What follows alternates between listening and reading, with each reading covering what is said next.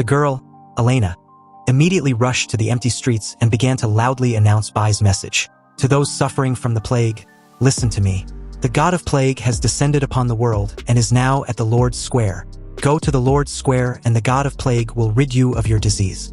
As the announcement drew the attention of the entire neighborhood, Elena was relentless, repeating her announcement over and over again until several infected individuals curiously rushed to the streets. Someone stared at Elena from her window as she calls everyone to come witness her recovery if they don't believe her. Her husband, also curious, asked her who was shouting outside. Sleeping beside his crouching figure was their 2 children, a boy and a girl, who were helplessly under the influence of the illness. She replied that it was the pitiful Elena. She thought Elena might have gone mad due to the illness. Back outside, Elena joyfully introduced herself as the daughter of Henry, the wealthy merchant who donated all his fortune to the church. Everyone should come witness. She, Henry's daughter Elena, had been healed completely. Someone in a house not far away questioned Elena if she was really healed. Yes, Elena replied. You've heard me shouting in the streets for so long. Have I coughed even once? She questioned. Shortly after, several infected individuals had crowded around Elena as she urged them to see for themselves. No one need donations, bloodletting, or prayers. They just need to go to the Lord's Square. Someone placed a hand on Elena's forehead to examine her, and after confirming that Elena had no fever and wasn't coughing like the rest of the bunch, the person who was none other than the woman who was by the window earlier was absolutely dumbfounded. She touched her face as tears of joy and hope flowed freely from her eyes. With this marvelous news, it meant that her children could be saved. The scene shifted to the Lord's Square of the city of Florence in medieval Europe, whereby, upon a close-up observation of the city's situation, judge it to be the 14th century, a time when treatment of the Black Death Plague relied solely on faith and bloodletting. In the 14th century Europe, the Black Death Plague claimed 25 million lives and 80 million lives globally. Bai was in a bit of a dilemma. He didn't know if he had to traverse the globe if the seed of the plague wasn't in the city. But at that moment, Elena loudly called out to him, referring him as the merciful god of plague. She then asked for forgiveness for not knowing the etiquette or proper title to address her god. But as per his instructions, she had brought as many people as she could. Bai spread his arms and told everyone to come closer. May the poor and neglected children not fear him. The first people to rush over were the parents of the 2 children, each carrying one of them. And although they were a bit hesitant, they knelt down as Bai stretched a hand on them and activated his virus absorption. He declared for everyone to be freed from their torment or disease. The moment the virus absorption kicked in, the disease of everyone in the entire vicinity got sucked out of them. And just like that, everyone was healed. The children hugged their parents, and with eyes full of relief and joy, told their parents that they weren't unwell anymore. They also questioned if their parents were also okay. The woman hugged her son tightly and replied that she was also healed. The crowd rejoiced and also questioned each other in wonder. Someone among them claimed to feel so light, while another added that she no longer has any fever, and her constant coughing was also gone. Another also declared it to be a miracle. His strength had returned. Hearing this, the person beside him naively announced that the great Lord of the Church of Light must be responsible for such a miracle. But almost immediately, the woman beside him reprimanded the fool that it wasn't the Church of Light. How can he foolishly give credit to the church, thereby insulting the god of plague like that? The crowd knelt down and began to worship Bai as the great god. Thank you for saving us from the plague. The naive fool even vowed to always worship Bai, the great god of plague. Bai told them to rise up. If they still feel some discomfort, that's because the plague had left some damages on their bodies. They should leave and rest for a few days to allow their bodies to recover. As another group approached them, Bai urged the previous crowd to leave. There are still many children behind that were still plagued by the disease. Bai declared that their worship and kneeling were not what he desired. What I want is for you all to be free from the plague's torment. Hearing this, an old lady, shaking profusely, began to tear up. She was amazed by Bai's magnanimity. The god of plague truly cares so much for them sinners. How can she praise Bai's nobility and greatness? Elena loudly told the healed crowd to not disturb the god of plague's effort in dispelling the plague. Those who had been healed should follow her across the Arno River Bridge. They need to spread the god of plague's mercy throughout Florence together. Suddenly, someone loudly stumped a foot on the ground, drawing the crowd's attention. And the moment they realized that the knights of the church had appeared at the scene, they immediately got frightened and bolted away. Bai stood there as the 3 knights from the church announced that someone had made a report, stating that a person was claiming to be a god and was spreading heretical beliefs at this location. Unrelated people in this matter should leave the Lord's square immediately. The moment they spot Bai, the leader questioned him if he was the one spreading heretical beliefs. He also heard that Bai was claiming to be the god of plague. Without waiting for an answer, he unsheathed his sword and launched towards Bai, branding him a foolish heretic. Bai, on the other hand, smiled knowingly underneath his beak mask. This was his chance. His opportunity to fully become a god in a sense that's relevant. So, in one swift motion, the leader's sword pierced Bai in the tummy, followed by 2 additional swords by the remaining knights. The leader raised his sword high in the air and declared that the heretic was gone. Why were they, the sinners, not repenting for their mistakes? They should kneel and confess. How could they be deceived by a heretic? This was why they suffer from the plague. Almost immediately after this announcement, they saw something that scared and confused them at the same time. Obviously, it was Bai, who remained unharmed. They were genuinely puzzled how Bai was fine after being pierced by 3 swords. Elena suddenly picked up a stone and was about to confront the knights when Bai stopped her. He was unhurt anyway. Elena replied that she understands that the great god wouldn't be harmed by these weapons, but how can they dare to strike him? Bai should punish these foolish and ignorant knights of the Church of Light. He should bring down divine punishment. This, of course, scared the 3 knights even more. They clenched their teeth in horror, silently hoping for Bai to refuse Elena's request. Fortunately for them, the magnanimous god of plague stated that Elena was wrong. These knights cannot hurt him, and he won't hold a grudge or punish them. No matter how many times they stab him, he would continue freeing everyone from the plague's suffering. Hearing this, the crowd erupted in praise and celebration, declaring Bai as the true god, a truly merciful lord. They vowed to follow him forever. The 3 knights were speechless as they stared at the crowd. But then again, they couldn't do shit about it. Anyway, at this moment outside the Holy See of Light Cathedral, 2 members of the Holy See of Light discussed the current situation of the church. Apparently, it's been 3 days, and Bai had used this time to make 90% of the people in the city to become his believers. It was Sunday and only 7 people showed up at the cathedral. Referring the white-haired guy as Bishop John, Bishop Haken gritted his teeth in frustration, annoyed and regretful that they didn't kill Bai at the Lord's Square 3 days ago. Apparently, Bishop John stopped him back then, and now everyone had sided with Bai. There were only 5 knights left, and they weren't enough to even guard the cathedral. Bishop John still stands by his opinion. You saw what happened during these 3 days, he continued calmly. That person appeared too suddenly and showed the ability to cure the plague. He only used 3 days to cure everyone in this city. He taught his believers the method on how to prevent and control the disease from spreading. He led his believers to fight against the plague. He cared for the people who still haven't recovered. And although his doctrine was hard to understand, it was all about microorganisms, hygiene, bacteria, and words that I don't even understand. Not a single doctrine was about restrictions on the believers and the need to make contributions. He even told everyone that a kind God would never make kind people fight against each other just because of beliefs. If we had killed him that day, in front of everyone else's eyes, there would have been a clear distinction of who the demon was and the God was. Hearing all this, Bishop Haken was annoyed even more. In his eyes, Bishop John sounds more like a plague believer. Isn't he a little bit worried about the Holy See of Light and their Lord? Our Lord is the Almighty True God, so we don't need to worry about him. Bishop John replied calmly. We should be worried about ourselves. I have already sent a mail to the Pope telling him about what happened here. The scene shifted back to Bai, who had, at this very moment, managed to get his hands on a fragment of the Seed of Plague after finally figuring out how to obtain it. He was currently inside a royal's room, and apparently, that tiny fragment of the Seed of Plague was concentrated using all the viruses he'd absorbed during his time in Florence. It was a good thing he now knew how to obtain the Seed of Plague, however. He made such little progress that it didn't seem like good news at all if he really thinks of the implications. His current concentration progress was at 0.001, but he was fortunate to gain a means obtaining the fragment Seed of Plague, which was to set up a pillar of plague. When the setup is complete, believers who pray in front of the pillar can transfer their disease into the pillar. The diseases inside the pillar will be converted into the Seed of Plague. Inwardly, Bai knew he has to travel the entire world to complete the concentration. Just then, Elena knocked, opened and stood at the door, informing Bai that his loyal believers were waiting for him. He replied he will be out shortly.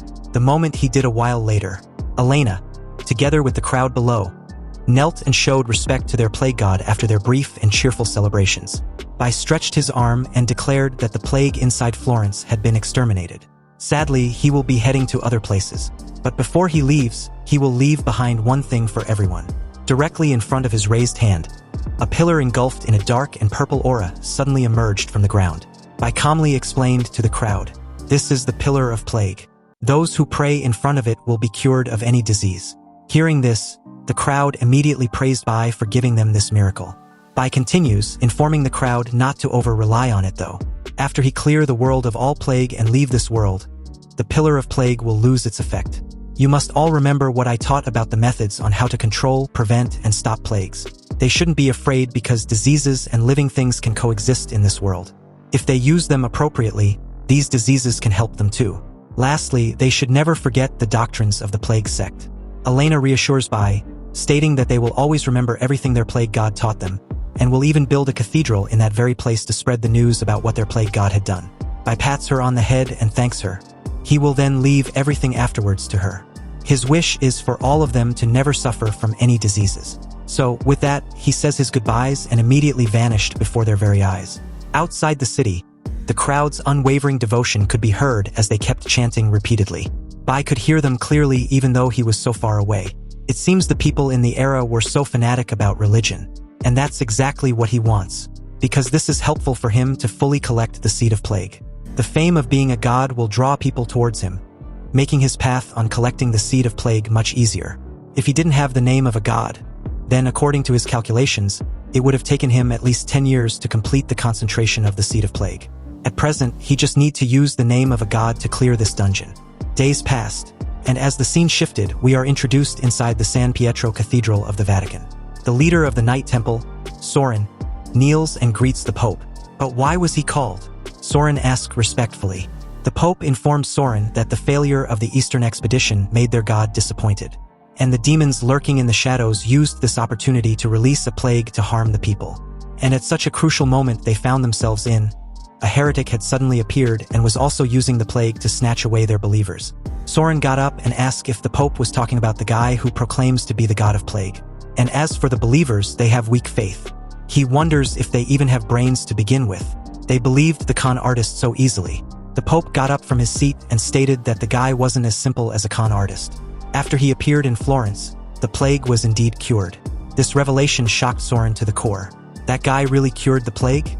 Is that even possible? No, Soren, the Pope replied calmly. Apparently, Bai was able to cure the plague because he's a demon. And this demon was responsible for releasing the plague in the first place. Now, he's retrieving it to make it look like a miracle, scamming the believers of the Holy Sea of Light, hurting them and using them to prevent them from going to heaven. The leader of the Knight Temple instantly got furious by such audacity. Such a cunning demon. It dares to use such sly tactics. The Pope continues, stating that the heretic has now arrived at Vatican, and he had already called people to bring him to the plaza. He even told the public to gather there. Soren, he gracefully called out, "Bring the spear of Longinus and kill that demon in front of everyone. Go spread the name of our God. For our Lord and the believers, go cleanse this world of evil." Soren vowed to do just that. He will kill the demon and let everyone know the truth. So may God protect him and everyone. At the plaza, a young boy guided Bai to that location, stating that it was the biggest place in Vatican. Bai should hold on for a minute while he goes and inform everyone of his arrival. They've all heard about him, and everyone was waiting for him to come there. Bai thanked the young boy and told him to hurry up. He will be waiting. He smiles, knowing full well that after he left Florence, all the other cities under the Holy Sea of Light have either blocked their gates or stopped him from going into the city. But after arriving at Vatican, this young boy, who was completely free of any disease, came to welcome him. What a stupid tactic. Do they really take him for a fool? It looks like the church were going to kill him at the plaza right then and there at their home base. However, Bai expected this, and had decided to use this as a chance to completely get rid of the troubles caused by the Holy Sea of Light. Let's see what these idiots are trying to accomplish. A crowd immediately gathered the moment the Church of the Holy Sea of Light appeared. They wondered if Bai could really cure the plague. But some also believed that Bai's a fraud. Otherwise, why would the church judge him to be guilty? Led by Soren, the Pope announced that Bai was a demon, and the Divine Lord has decreed the need for him to be destroyed right then and there. Soren took a step forward and added that the Spear of Longinus, which he was currently holding, had the power to destroy any demon, so Bai can't escape his faith. After a silent observation, Bai smiled, deducing the two to be the Pope of the Church of the Holy Sea of Light and his Temple Knight leader. Also, how thoughtful of them to even prepare a stage for this farce. If that's the case, then he needed to give the audience an Oscar-worthy performance. Servants of the glorious Lord, Bai graciously stated, "I have come to this world to take away the plague. How dare you, the church under the Lord, falsely invoke the Lord's name to slander me as a demon?" The Pope countered that Bai was spouting lies.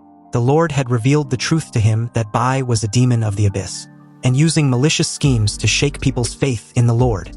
Apparently, the way Bai did these malicious schemes was to first unleash the plague to harm the lives of everyone, then suddenly began to cure the infected after deceiving them, those unaware of the truth, and making them abandon their faith in the Lord. Unexpectedly, the crowd, after hearing this, was only concerned about the authenticity of Bai's ability to cure the plague. A guy among them confirmed it, informing the people around him that he saw it with his own eyes on his way there from Florence. Hearing this, a woman, concerned about her baby, wondered why the church wasn't allowing Bai to cure the plague first before punishing him. Her baby was dying. The Pope noticed this, and judged that their fear of the plague had shaken their faith to the point that they could care less if Bai was truly a heretic. If that's the case, then he needed to make them fearful of the cure Bai was providing as well. The Pope explained to the crowd that if Bai was only taking away the plague, then the Lord might be merciful and spare them. But their fault lies in secretly being corrupted by Bai. Once healed by this plague god, the Pope continues, their souls would also be forever condemned to hell after death. The crowd, desperate and in search for someone to blame, were suddenly convinced and condemned Bai as a vile demon. They immediately sided with the Pope to bring forth the Lord's judgment and kill the heretic. Soren spared no time and immediately launched forward with the Spear of Longinus. But unexpectedly, Bai casually blocked Longinus with just a finger, shocking Soren immensely. He was momentarily speechless and couldn't believe how it was even possible. Bai told him to just give up. That spear of his had already made one mistake, thus harming the Lord's son. However, it won't make the same mistake twice, so Soren shouldn't force it anymore.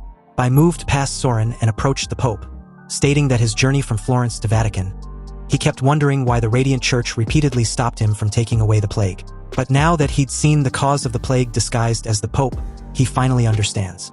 The Pope laughed at the absurdity and questioned if Bai was insinuating that he was the demon. What a ridiculous joke. The crowd also found that to be absurd. How could their Pope be a demon?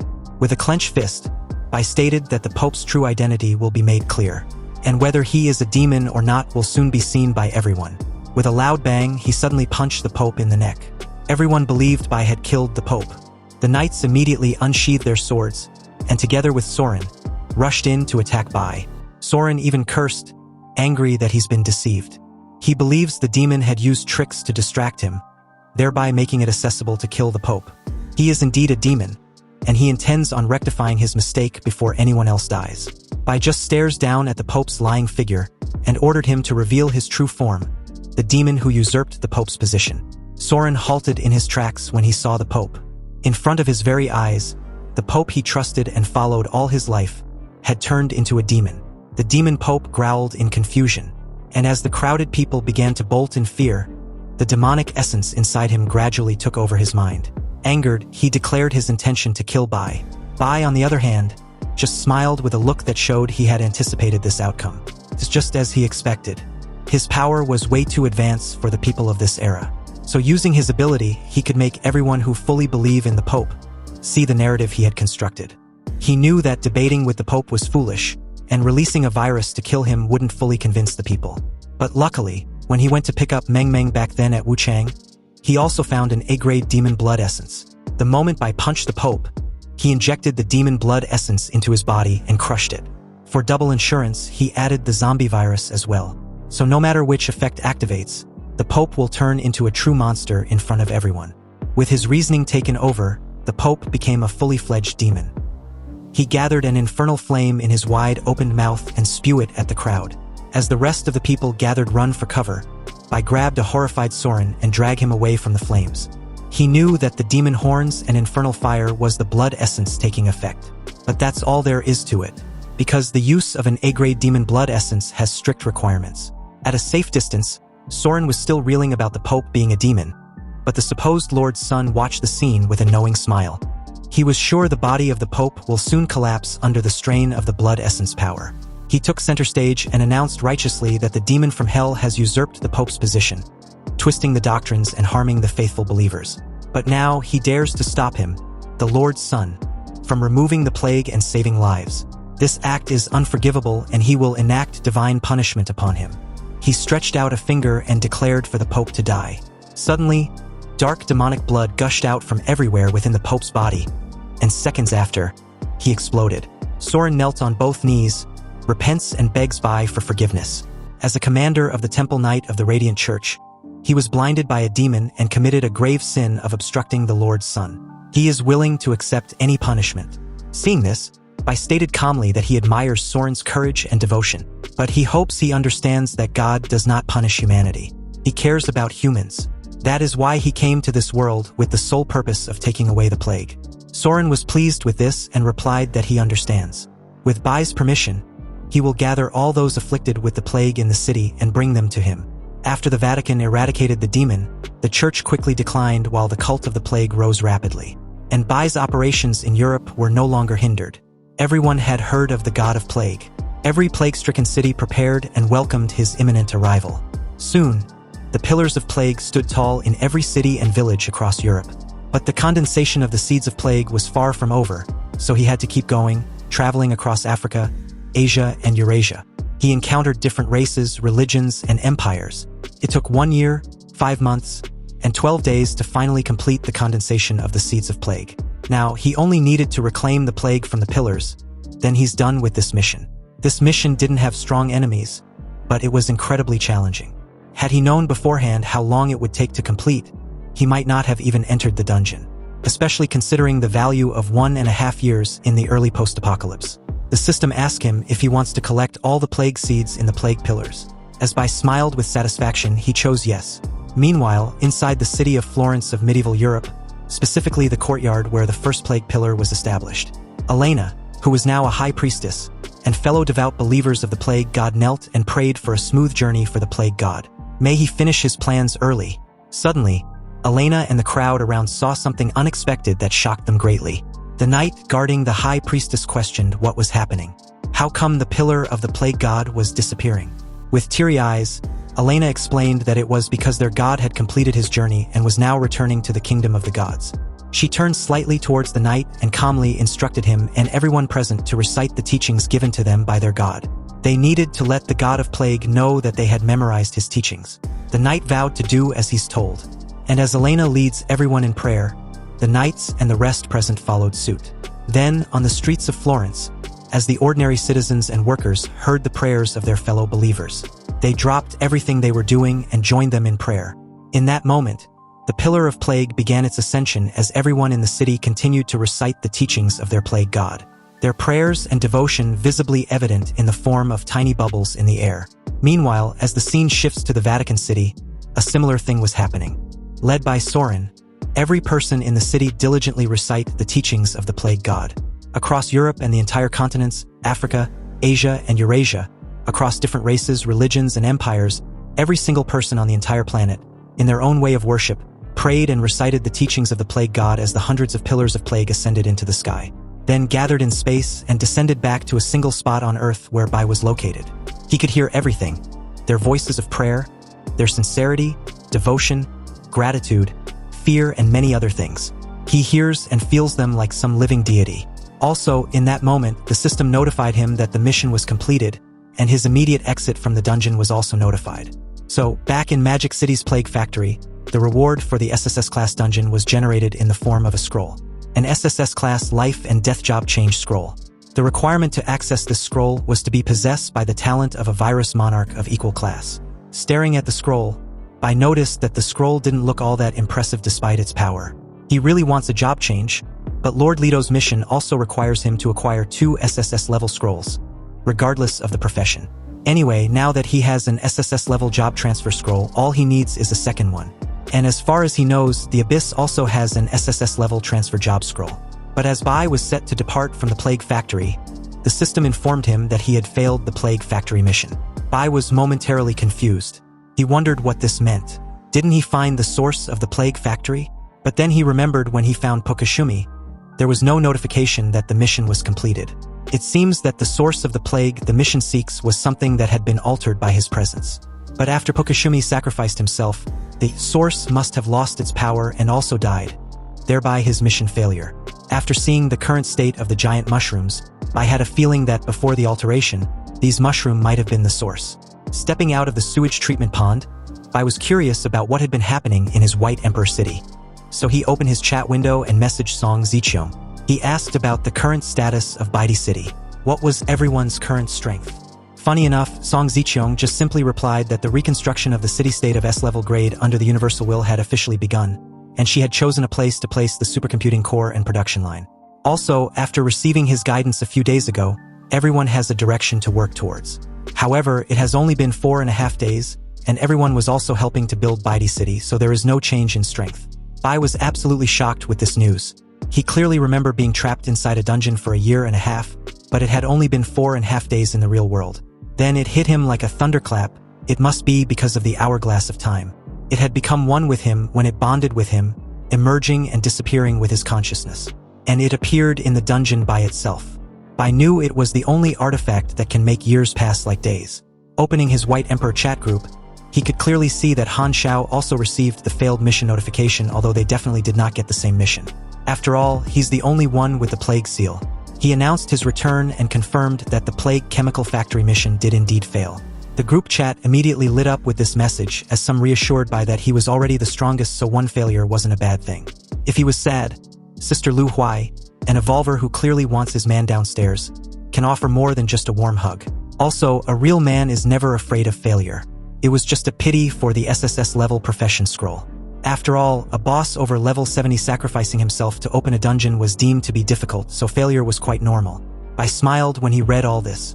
It seems these people believe the Chemical Plague Factory's mission and the dungeon's mission was one and the same, but that couldn't be farther from the truth. He posted his SSS class job change scroll in the group, leaving everyone speechless. I simply crossed his arms and waited for them to read and figure out what their mistake was. And just like that, comments started pouring inside the chat group like a tidal wave. Some were to congratulate him, while others were to voice their amazement and absolute disbelief. I smiled with satisfaction as he read through the comments. But then he saw that Han Shao was requesting they upgrade the chat group to a league. Overlord questioned what Han Shao meant by the league. Was it League of Legends or something? An evolver named Leaf replied that he knows what Han Shao meant by league. Apparently, after upgrading, they can put the name of the alliance in their speeches or announcements. Another evolver named Lu Huai added that he'd just read about the benefits of upgrading chat groups, and there are a lot of them. But it's expensive. I cut in at this moment, informing the group that he'd had this idea for a long time, but he didn't know whether everyone in the group was willing. The league was like an organization and it's all about honor and glory, but their chat group was much more relaxed. He then initiated a vote on whether to upgrade the chat group to a league group. He advised the group to think about it first and not rush to decide. If more than 2/3 of the people agree, they will upgrade. Of course, Han Shao was the first to kick in full gear and agree to this wholeheartedly. He then offered his place back in Magic City for Bai to relax and rest after just finishing up a dungeon. He has warm bed too. Bai was speechless. I mean, who wants to sleep in his warm bed? Nonetheless, he had no choice since Han Shao was the only person in Magic City he can trust. He told Han Shao to show him the villa area so he can go rest there. Han Shao agreed to do just that. Bai closed the chat group window, feeling a headache coming on. He arrived at the Magic City's high-class villa district a few minutes later. Seeing the villa, he was a little impressed by it. It seems good and safe, and neither thermal tracking nor virus tracking found any living organism inside.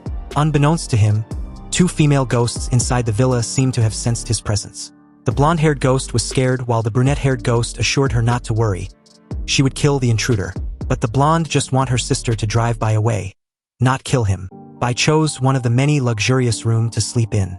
Laying on the bed, he looked relaxed, finally able to get some well-deserved rest after releasing all the pent-up viruses within him. Modern world sure is much comfortable. But as he laid on the bed, something wasn't feeling quite right. So he decided to use the medicinal pillow made by the traditional Chinese medicine he brought from the dungeon. As he took the pillow out from his inventory, he was surprised to see a system notification about the pillow. A grade D daily necessity item named the Ancient Dragon Chinese Medicine Pillow, which promotes tranquility, focus, and also calms the spirit. Crafted with a secret formula, this pillow enhances sleep quality and provides minor defense against mental attacks, soothes nerves and increases lifespan, and a prolonged use strengthens and develops mental fortitude. Bai sat up abruptly, staring at the pillow in his hands. The pillow had become an item? You see, it was just a normal medicinal pillow in the dungeon. Now, as Bai stared blankly at the system interface, lost in thought, he wondered what was going on. He starts to open his inventory to check his other belongings, only to be even more shocked. Everything has changed. The vase he had brought along is now listed as a sea-level city-state probe exhibit. The description reads, "This is a creation that embodies the painstaking efforts of craftsmen. When exhibited in the City-State Architecture Museum, it will grant a bonus to the craftsmanship of city-state facilities." The vase, which was simply a decorative item to him before, now has such an official-sounding title and effect he hadn't expected. The next item he checked was the Living Buddha relics. It has also been upgraded to a C-grade special material. The new description says, "The living Buddha's flesh is refined in a sealed environment at high temperature and is a rare material. When carried, increases luck by 1 and provides a defense against evil spirits, increasing it by 5. This is truly surprising.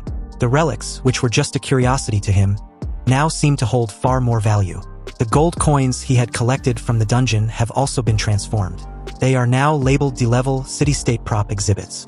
The description reads, "Weathered ancient coins. These coins have historical value. Exhibiting them in the City-State Architecture Museum will increase the income of city-state facilities." Seriously, how could something as simple as coins become so important? He moves on to the next item, the gold ring he had brought with him. Now labeled Eye of Horus Gold Ring, C-level, the description states, "A ring decorated with the Eye of Horus has a 5% recovery ability and can actively release a shield once. A shield is charged by moonlight. The ring seems far more powerful now, and its use of moonlight for a shield and adds a mysterious touch."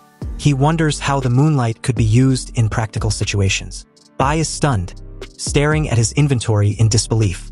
More than half of the items he brought out of the dungeon have now been transformed into actual usable items with traits and characteristics. This is unlike anything he's ever heard of. Items from dungeons evolving into real functional props? That's wild. The concept seems almost too strange to grasp. How did this happen? And what does it mean for his future? He continues to scroll through his inventory, noticing that even the simplest materials have been upgraded into specialized items. He recalls something else he had brought back with him, the Spear of Longinus. This weapon, once handed to him by Soren before he left the Vatican, had always intrigued him. A sovereign-level powerhouse from his past life had wielded this same spear, and now Bai had his own version. He decides to take a closer look at it. As he opens the Spear of Longinus in his inventory, he sees that it too has become an item. The description reads, "Unawakened Spear of Longinus F-Class." He frowns, reading the rest. The spear is described as a special long-handled weapon with all attributes +3. It also has a skill called Dark Banishment, which allows the spear to repel evil, darkness, corruption, abyss, and filth creatures, increasing the damage caused to these creatures by 200%. This makes the spear especially useful for dealing with evil entities. Furthermore, it has a dusty seal, which states that the spear will gradually awaken as evil creatures are killed. The description shows the remaining kills for initial awakening, 0/10. Bai stares at the Spear of Longinus, his thoughts a mix of excitement and hesitation. The power it promises is immense, a weapon forged to repel dark forces, corruption, and evil, exactly what he would need in his quest. But the requirements for unlocking its true potential are clear. It needs to kill 10 evil creatures to activate it. The thought of wielding such a legendary weapon is thrilling, yet a tinge of doubt creeps into his mind. The task won't be easy. Bai reflects that the Spear of Longinus, which once existed on Blue Star, has now become an item, a manifestation of the universe's will, just like so many other things he's encountered. He reflects that everything that has become an item has hidden unique characteristics. Even the spear now in his hands seems to carry a mystery. What's even stranger is that it's the only Spear of Longinus he's aware of. He wonders if Mr. Lorga, the sovereign-level powerhouse from his past life, could still have risen to power without the spear. It's a thought that briefly occupies his mind. But then something unexpected happens. A sudden sharp pain shoots through his palm, making him gasp. His hand feels like it's on fire.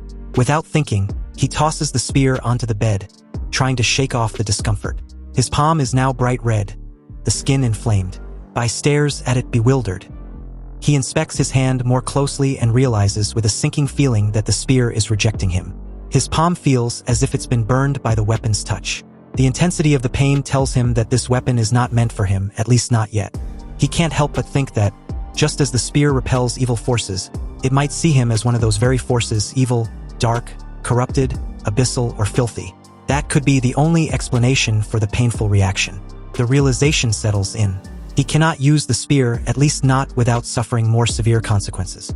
The fact that the spear is only F level makes it painful enough. If it were upgraded to S rank, he fears it might literally melt him. By sighs, rubbing his aching palm, he knows what needs to be done. The spear of Longinus is too dangerous for him to wield in its current state. There's no need for him to risk his own well-being. With a final glance at the weapon, he decides he will leave it in his inventory, gathering dust for as long as it takes. That way, it will be one less thing in the world that could pose a threat to him. Just then, the door of his room suddenly opens. He is sure he locked it earlier. Without warning, a knife appears and flies straight at him. He grabs the knife in midair with his fingers, stopping it. Bai senses that someone is trying to push the knife, but their grip is too weak for him. He thinks that he cannot see the attacker with either his virus detection or thermal vision. This means the person is invisible. It must be a spiritual being controlling the knife. Bai assumes that the spirit is weak because it can only manipulate objects to attack. He guesses that the level of the spirit should be low. Bai knows that he could use his hellfire to destroy the spirit, but that would also destroy the room. He feels frustrated. With merely 300 spiritual power, he only has one skill that can harm spirits. He knows he needs a better way to deal with this kind of attack.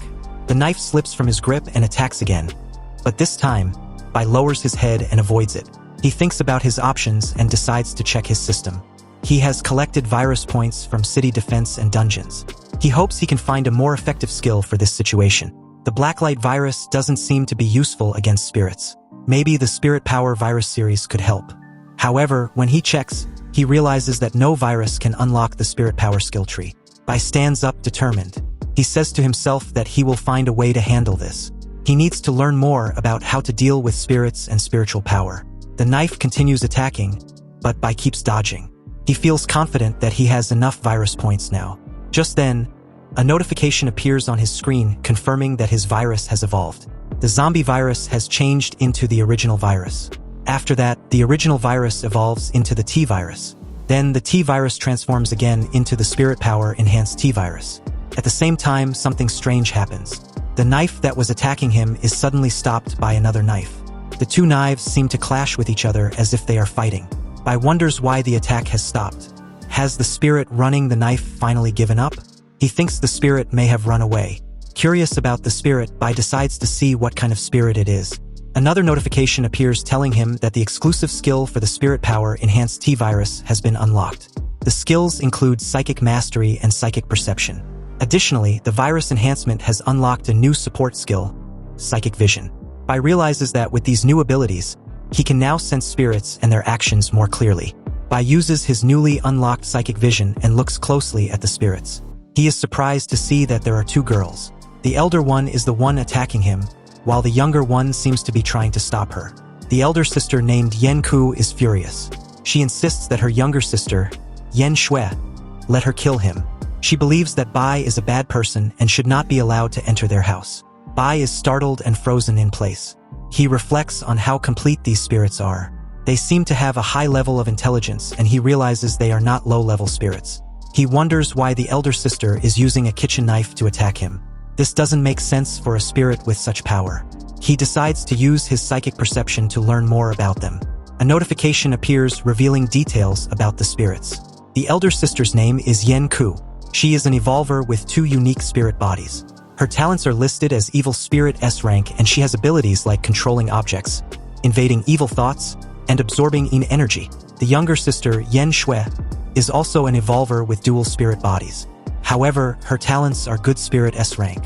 Her abilities include controlling things, soothing with kind thoughts, and containing yang energy. Bai is amazed by the power these 2 spirits possess. Yen Ku is still furious, demanding that her sister allow her to kill him. But Yen Shui argues with her, reminding her that he has not hurt her and urging her to calm down. Bai crosses his arms thinking about what he just learned. Both Yen Ku and Yen Shui are evolvers. He hasn't seen many evolvers whose forms change because of their talents, and these 2 are unusual. He can sense their power, and he feels they are stronger than most spirits. Suddenly Yen Ku tries to attack again, but before she can stab him, Bai quickly grabs her hand. He tells her to calm down and explains that he won't hurt her. As he speaks, he releases his psychic energy so she can feel the difference between their powers. His spiritual power is much greater than hers, more than 20 times stronger. He gives her a warning. If she causes any more trouble, he will kill both her and her sister. Yan Qi clenches her teeth in anger, clearly unwilling to back down. At the same time, Yan Shui steps forward, asking Bai not to hurt her sister. Bai sits down on the bed, his tone firm. He tells both of them that he will not hurt them, but they must listen to him. Yan Qi, still furious, curses Bai. She accuses him of having perverted thoughts and tells him to come at her if he truly wants to fight, but not to bully her sister. Bai responds, clearly annoyed. He says that if anyone has perverted thoughts, it's her, not him. Yan Qi grits her teeth, her anger growing. She says she will kill him if he doesn't back off. Bai instructs both sisters to stay still. He tells them that he is going to ask them a few questions. He starts by asking if they know what happened to this world and if they can use the evolver panel. Yan Shui answers first. She says that they both know what happened and that she has even read the evolver forums. She also confirms that they can use the evolver panel. Yan Qi responds quickly, saying that she knows very well. She adds that a lot of people have died and that many pets are gone now. She says it's a good thing they are gone. Bai frowns and asks why they are only level 2. He wonders if Yan Qi is too scared to go out and kill monsters to gain experience. Yan Shui steps in, explaining that it was her who stopped Yan Qi. She says that the monsters they face today were once humans. She can't bring herself to hurt them, especially since the monsters can't hurt them anymore. She adds that it's not easy for her to fight them when they were once people like themselves. Bai calls Yan Shui foolish. He warns her that sooner or later, someone strong enough to hurt them will appear. He asks how they will deal with them if they only stay at level 2. He stresses the danger of their power, explaining that it is tied to their emotions. If they let their emotions control them, they could become foolish and unpredictable. He tells them to close their eyes and focus. He wants them to feel their power and learn to control it. Then they should think carefully about what they need to do. Both sisters close their eyes and suddenly, they start shouting. Yan Shui cries out that she should help others, be a good person, and do her best to help everyone. Meanwhile, Yan Qi shouts in anger, saying she will kill everyone who harms her sister and anyone who tries to bully her. Bai watches them concerned. He realizes that their rationality has been severely affected. If he doesn't discipline them properly, they might end up becoming low-level spirits, acting only on pure instincts. In that case, they would lose their humanity and turn into mindless monsters. Bai stood up, looking at the two struggling spirits before him. He considered how to help them. Training these emotionally charged spiritual entities first, I need to minimize the impact of the energy on them. He extended his hand towards them, a bright violet energy emanating from his palm. As if grasping the solution, he muttered, just use telepathic energy and play with them for a bit. This can also train my telekinetic control. First, try complete suppression. The violet energy swirled around his hand, then lashed out, throwing Yin Shui and Yin Qi against each other. They cried out in unison, questioning what Bai was doing. Bai's face hardened. Lowering his voice, he instructed the sisters, that's right, resist with all your might until your energy is depleted. He manipulated the swirling energies, now red and blue, to envelop them with both hands. He thought to himself, I can practice shaping and controlling telepathic energy. After all, in my past life, I wasn't a specialist in the spiritual realm, so this ability isn't very strong. Yin Shui and Yin Qi were pressed tightly together by Bai's power. The two girls trembled uncomfortably. Yin Shui especially, contorted into an awkward position. Bai, continuing to control them, clicked his tongue, controlling two spiritual bodies at once. I can grasp the overall form, but the finer details are still lacking. Furthermore, he added, because they're still resisting, their movements look a bit off. After a while, exhausted from their struggle against Bai's control, Yin Qi and Yin Shui drifted into unconsciousness. Suddenly, like this, Bai was taken aback. He looked at them with confusion. Why aren't they resisting anymore? There's clearly still energy within them. It seems their intelligence has recovered somewhat. Do they think I won't hurt them? He approached them, both hands radiating energy. Perhaps you two still don't understand the situation, he warned as he walked. If you don't learn to control your emotional energy, you'll sooner or later become mindless monsters. The Yin sisters jolted awake, straining against his control once more. Their resistance nearing its peak, Bai swept his arms back and roared, then I might as well just finish you off now. He threatened them, engulfing Yin Shui and Yin Qi in a tempest of energy. The energy ripped their clothes to shreds, leaving the two sisters exposed before Bai. Immediately following this, distorted, wavering screams, echoing and vibrating intensely, could be heard clearly from beyond the door. Bai was healing both sisters at once. 1 hour later, the two sisters, ecchi and echui, exhausted after their ordeal with Bai, lay nestled together under a blanket. Ecchi rested her head on echui, both drifting off to sleep. Bai, feeling quite satisfied after his exertion, sat at the foot of the bed and posed a question. Now, if you encountered a monster attacking a human, what would you do? Ecchui's eyes snapped open. She pushed the blanket aside and answered without hesitation. I would save the person and send the monster packing. Ecchi, her voice softer now, added, act according to your strength. If possible, send the monster straight to hell. Bai, having observed their responses to his test, offered serious praise. Very good. It seems you've regained your reason. Although you still differentiate between good and evil, you're not driven to extremes by your energy. Echui, beaming, replied, thank you, big brother. Ecchi, however, bristled like a small, angry dog. For the rough treatment you put us through, I'll make you pay sooner or later. Ignoring Ecchi's threat, Bai leaned forward and slowly stood, continuing his explanation in a calm tone. Before, you didn't know how to control your energy, but with your yin-yang talent, you can still absorb it automatically. Now, you're starting from scratch. I'll teach you some basic techniques. He turned, raising his right hand and clenching it slightly. Try to gradually release the accumulated energy outwards. Manifest it in the form of clothing. The sisters blushed, glancing at him with a mixture of excitement and apprehension. Immediately following his instructions, Echui manifested the energy as an adorable bow on her head, while Ecchi formed a pair of alluring gloves. We did it, they exclaimed. Bai continued, drawing closer. The energy retained within your bodies must be managed based on your individual capabilities. Once you've fully mastered this, I'll use these few days off to guide you in leveling up. Later, at the Red Star Mental Hospital dungeon, now fully clothed, Echui, with practiced ease, channeled her energy towards a benevolent spirit zombie. Soul transcendence, she declared. Nearby, Ecchi, equally adept in her new attire, focused her power on another undead creature. Twisted evil spirit. The sisters enthusiastically dispatched the remaining enemies within the hospital, honing their skills and coordination. A system notification appeared, announcing the defeat of the mini-boss, the head nurse. With the mission complete and a newfound understanding of Bai's benevolence, Ecchi's demeanor softened considerably. She rushed over to him, eager to show off. How do we do, big brother?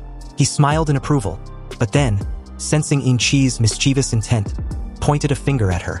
Don't try sneaking evil thoughts into my body. It won't work.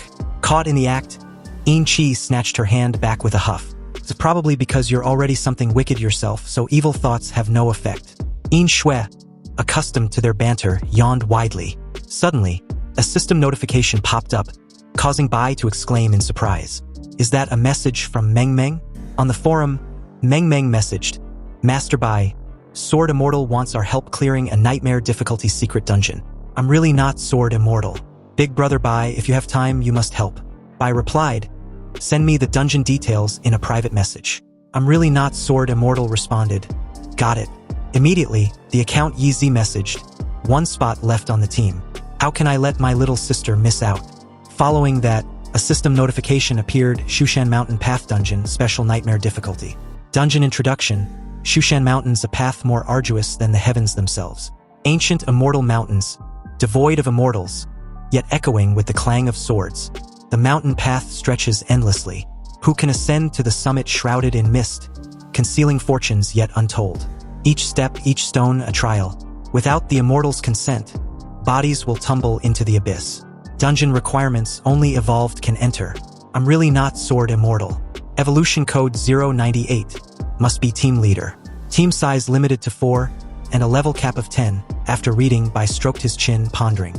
So that's why they're in such a hurry. It's the level restriction. Scratching his head, lost in thought for a long moment, Bai continued to mull it over. Perhaps he'd never heard of this Sword Immortal in his past life. Or perhaps he couldn't find reliable teammates and ultimately perished in this dungeon. The forum buzzed with activity. Bai's message arrived at the perfect time. I haven't transcended yet, so my level is capped at 10. Let's team up. Overlord replied. The last team spot goes to the highest bidder. Fair's fair. Now Lu Huai joined in, announcing that he was here. The account really not fake, replied. Fellow Taoist Sword Immortal has already announced it on the channel. I'll be going this time. Apologies, everyone. Scrolling down, Hing Han, using his Overlord account, messaged, what's with the backroom deals? Old Taoist, did you sell Sword Immortal some chrysanthemums? Overlord retorted, how much did he pay? I'll double it. Ignoring the chrysanthemum comment, Yeezy added, not fair. I'm really not Sword Immortal intervened, trying to calm the situation. Everyone, please don't be upset. This dungeon is related to our country's traditional cultivation practices, so I decided to bring a true comrade. Next time, I'll prioritize everyone for dungeon runs. I chuckled softly, observing the ongoing discussion in the chat. Closing the system window, he turned to the Een sisters. Alright, let's stop here for today. Time to head home. Een Chi, still feeling unfulfilled, asked with a hint of disappointment. No more? I can still fight. He frankly explained their current limitations. Alright, you two can't handle the monsters further in. The boss uses mental attacks. Going now would be suicide. Een Chi crossed her arms, pouting and letting out a huff of displeasure. Her younger sister, Een Shui, however, was more agreeable, chirping, we'll listen to you, big brother. The scene shifted to the Shushan Mountain dungeon, a small thatched hut at the foot of the mountain. Bai, now inside the dungeon thanks to Meng Meng's abilities, stood beside a man. Seeing him arrive, she greeted him, Master. Meng Meng politely introduced the newcomer. Master, this is Jinshu Buxu. The handsome man, dressed in ancient garb, politely waved. Greetings, Senior Bai. Please just call me Chun Hu. The sudden appearance of another character startled Chun Hu, who looked up to see an energetic, stylish young man with a sword strapped to his back. He clapped Chun Hu on the shoulder good-naturedly as he entered. Big brother, finally found you. This is the owner of the account. I'm really not a sword immortal, the young man announced, pointing to himself as he introduced himself to Bai. My name is Chu Zixuan. I am sword immortal. Bai responded with equal friendliness, waving a greeting. Hello to both of you. Nice to meet you. Meng Meng, ever eager, took Bai's arm and pulled him closer. Bai stared at Chu Zixuan, wide-eyed. You have so many swords, he said, astonished. Do you have a talent for weapons? Chu Zixuan grinned, reaching behind him and drawing a sword with a flourish. You're right, he declared. Take a look, everyone. Chu Zixuan's system interface displayed. Sword Immortal S-rank talent. When equipped with a sword, can activate sword chi. The power of sword chi depends on the user's spiritual power, can create original sword techniques. Each time a new sword technique is created, all personal attributes are permanently increased. The increase depends on the grade of the sword technique. After quickly scanning Chu Zixuan's abilities, Bai nodded. Not bad at all. A decent talent. Chu Zixuan burst in a laughter, blushing and scratching his head. It's nothing special, really. You're too kind, big brother Bai. The four, now properly acquainted, stood together. Bai gestured with his hands and said excitedly, well, if everyone's here, let's get going. Chu Zixuan beamed with enthusiasm. Meng Meng and Jinshu Buxu also expressed their eagerness. Inside the dungeon, at the foot of Shushan Mountain, Chu Zixuan led the way, turning back to ask, everyone got the quest message, right? Bai nodded. We start climbing from here to the summit. That will complete the Shushan Mountain path. Meng Meng, her eyes wide, looked in the direction Chu Zixuan indicated. This mountain path definitely won't be easy, she observed, as if offering a brief introduction. Bai, his gaze fixed on the distant peak, spoke with quiet determination. I'm looking forward to the surprises this climb has in store for us. Let's go. The group of four, with Bai in the lead, climbed halfway up the mountain. Chu Zixuan, glancing around, exclaimed, is that fog? Bai, seasoned from numerous dungeon runs, called back a warning. Everyone, keep a close eye on your surroundings. I suspect this is the first trial. Looking ahead, Bai spotted a hunched figure in the distance. The man, cloaked in leaves and wearing a wide-brimmed hat, muttered to himself repeatedly, the mountain path is difficult.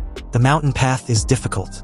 Intrigued by the newcomer, Bai, his excitement bubbling over, channeled his cultivation and shot forward, leaping up the steps with preternatural speed. Hello, old man, he called out. Suddenly, he stopped, planting his foot hard on a stone step. He landed abruptly, his gaze fixed on the distant, diminishing figure of the old man. Astonishment filled him, panting. He murmured, I just ran with all my might, and I couldn't even get close to him. Could it be? He spread his arms, focusing his cultivation, and locked his eyes on the figure ahead. He began to channel the power of the Virus Monarch, a purple spectral arrow of viral energy forming in his hand. Bai, with a practiced flick of his wrist, sent the arrow hurtling towards the shadowy figure of the old man, climbing the mountain. Aside from a few wisps of white smoke that puffed out around him, The man remained unharmed, continuing to mutter incessantly, "The mountain path is arduous. The mountain path is arduous. The 5 elements of heaven and earth are difficult to pass." He then swiftly returned to his original state. Bai watched intently, a thought solidifying in his mind. Indeed, this is an illusion. Meng Meng and the 2 new companions had caught up with Bai. Nearing Sword Immortal, Chu Zixuan, he immediately asked, brimming with curiosity, "Master, what's with that old man?" Bai, his gaze fixed on the illusion before him, replied, "It seems to be a guiding illusion. Everyone, remember the words he's chanting." Hearing this, Chu Zixuan, his eyes crinkling in a proud smile, excitedly recited the words he had heard. "I heard him clearly," he said. "The 5 elements of heaven and earth are difficult to pass," he said very slowly, contemplating the situation so far. Jinshu Buxu remained fixated on the fog. Stroking his chin thoughtfully, he mused. This fog could be considered water within the 5 elements. Could climbing in this limited visibility be the first trial? Just then, the illusory old man above them recited another line of verse. "Water rises, mist obscures. Within the mist, flowers appear, a difficult return for man." Now realizing the situation was far from simple, Bai summoned his system and equipped his gear. Biohazard gauntlets equipped, clenching his fists, now brimming with surging energy, Bai muttered anxiously, "This sword force, unexpectedly, it's this powerful." No sooner had the thought crossed his mind than a sword materialized, shooting from his right side towards his head. With his current abilities, Bai's detection of the assassination attempt was incredibly swift. He recoiled in alarm, a clang of metal ringing out. A flash of light, impossibly fast, illuminated the scene. Bai had managed to transform his right hand into a protective shield, blocking the long sword wielded by an unseen force. Even he was taken aback by the power, exclaiming, "Even with my physique and the shield's defensive strength, it still managed to pierce through." Moments later, the sword withdrew from the shield, hovering eerily in midair before slowly drifting away. A moment later, it vanished completely. Just then, Bai stumbled, nearly losing his footing. Meng Meng rushed to his side, concern etched on her face. "Master, are you hurt?" Chu Zixuan and Jinshu Buxu remained on high alert, scanning their surroundings. Chu Zixuan, his brow furrowed in concentration, spoke gravely, "Everyone be careful. My sensory abilities can't detect its sword intent." Even Jinshu Buxu was unnerved. He turned to Chu Zixuan, his voice laced with apprehension. "Chu Zixuan, activate the talisman I gave you. My spiritual sense can't locate it either." Heeding Jinshu Buxu's words, Chu Zixuan produced the talisman. Instantly, a golden barrier of spiritual energy enveloped the 4 of them. Chu Zixuan shouted the 4 words, "Golden Light Protection Talisman." Jinshu Buxu immediately assumed a defensive stance, 2 of his fingers glowing and pulsing with spiritual energy. His eyes darted around, vigilance radiating from him. "It's coming from the east," he stated, channeling a lightning incantation. The sword reappeared, this time caught by the energy emanating from Jinshu Buxu's incantation. However, even his power couldn't fully restrain the blade. It continued to push forward, aimed directly at the protective circle surrounding the 4 it's fixed on. Bai stood at the front as Meng Meng, terrified, covered her eyes, unable to watch. The sword paused against the barrier, gathering force for a final thrust. Bai grabbed the blade just before the tip. "A truly fine sword," he acknowledged, noticing the cracks spreading across the protective barrier. Chu Zixuan cried out in alarm, telling Bai to be careful. The golden light barrier won't hold much longer. He watched as Bai, holding the sword in his hand, seemed to have completely mastered it. Bai, gazing at the sword with a look of fascination, reassured the others that it was all right. He had subdued it. Meng Meng, brimming with admiration, exclaimed that her master was so amazing. Jinshu Buxu, who had thought they were done for, looked at Bai with a newfound wariness. "How did you manage to subdue it so quickly?" he stammered. Chu Zixuan, equally curious about the sword, mused, "This flying sword, it's almost as if it has a consciousness. Why didn't it resist at all?" As Bai's gaze fixed on his newly acquired treasure, he decided to show the rest how powerful the sword really was. 5 elements: Sword Spirit, Azure, Zephyr Blade. Level 12, Strength 60, Speed 120, Constitution 60, Spirit Power 60, Azure, Zephyr Dragon. The more water vapor present, the greater its power. When submerged in water, all attributes are multiplied by 10. Armor penetration is also multiplied by 10. Without water, all attributes are reduced to 1/10 of their original value. 5 elements: Synergy. When battling a metal attribute, sword spirit, it gains the metal attribute. When battling an earth attribute, sword spirit, all attributes are reduced. When all 5 elements are present, all attributes are doubled. Sword integration can be attached to various other swords to enhance their abilities and grant attribute bonuses. Jinshubaksu scratched his head after hearing the description. The more water vapor, the stronger it becomes. No wonder my golden light barrier couldn't withstand it for even half a second. With this misty water vapor here, its power could be amplified 3 to 5 times. Chu Zixuan also expressed his admiration. A fine sword, an excellent sword spirit. Unexpectedly, Bai offered the sword to Chu Zixuan. If the sword spirit were in your hands, Chu Zixuan, it could probably be used to even greater effect. However, I control it through special means. Chu Zixuan, slightly embarrassed, waved his hands in refusal. With a smile, he replied, "There's no need. I'll cultivate my own sword spirit. That way, we can truly connect." Meng Meng, her curiosity piqued, edged closer to Bai. Master, she asked. On this mountain path, the trials of the 5 elements are said to be incredibly difficult. Does that mean there are 5 different sword spirits? Bai paused, considering her question before answering with a hint of regret as he examined the scabbard. Unfortunately, I can only control 3. If there's a chance later, I'll return to collect all 5 sword spirits. A system notification then appeared, displaying the description of the biohazard skill. High-level Overlord's Brain Initiative can permanently control up to 3 beings whose spiritual power is lower than your own. With the situation resolved, Bai turned his attention back to the treacherous path ahead. The danger has passed. Let's continue our ascent. Jinshubaksu and Chu Zixuan, impressed by Bai's display of power, follow behind. Jinshubaksu, grinning, praised him. "Senior, you are truly both powerful and versatile. I have a feeling this dungeon will be a piece of cake." Chu Zixuan, glancing back, added, "Now I understand why Ouyang gave me equipment and skill books and requested a position in the group." They continued their journey up the mountain, their spirits high. 10 minutes later, Bai, Meng Meng, Jinshubaksu, and Chu Zixuan, the Sword Immortal, reached the top of the towering cliff face, their climb complete. They paused on a patch of vibrant green grass. After a moment of taking in their surroundings, Bai announced, "The fog has cleared. It seems the first trial is over." Meng Meng stretched, then asked, "This mountain path is incredibly long, and if the 5 elements trials are this difficult, doesn't that mean we've only completed 1/5 of the journey?" Chu Zixuan's eyes widen as he senses something. Pointing ahead, he exclaimed, "Everyone look, from far off, beyond the towering trees halfway up the mountain." Chu Zixuan pointed and said, "It's the old woodcutter." Bai turned, straining to see. He narrowed his eyes, focusing on the distant figure. A jolt of recognition shot through him, as he realized it was the same illusion from before. "It's that elderly man again," he murmured. The man's straw had obscured half his face.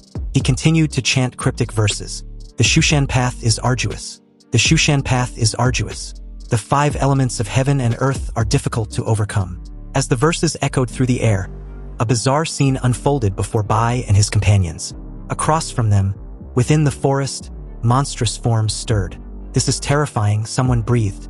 Massive, ancient trees with gnarled, wrinkled roots and gaping maws came to life.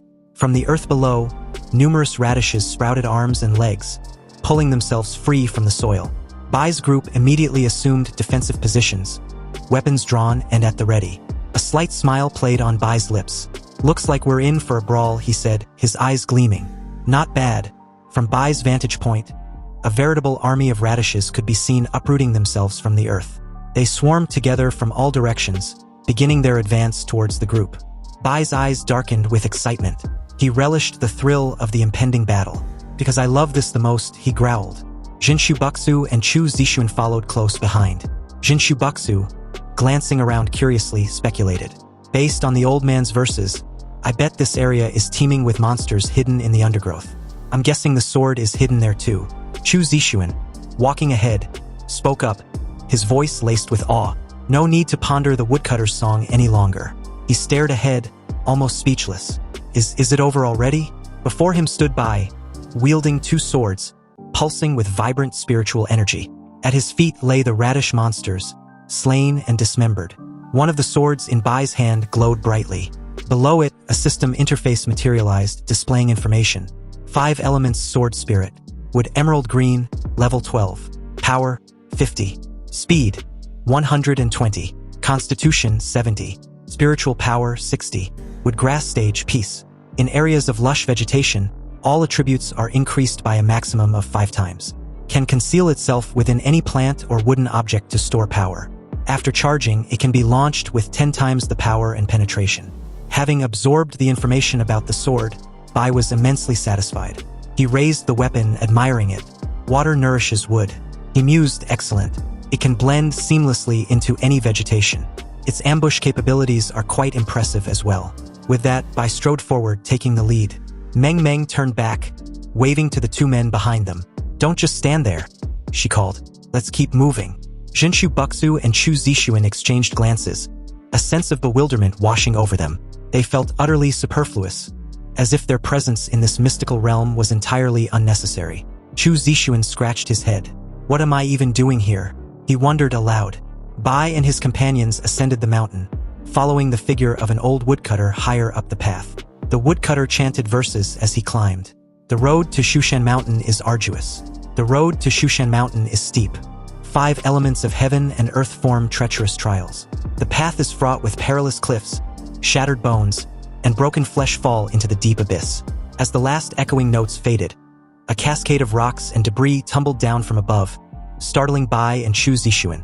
The dust cloud quickly enveloped Bai's group, forcing them to shield their eyes.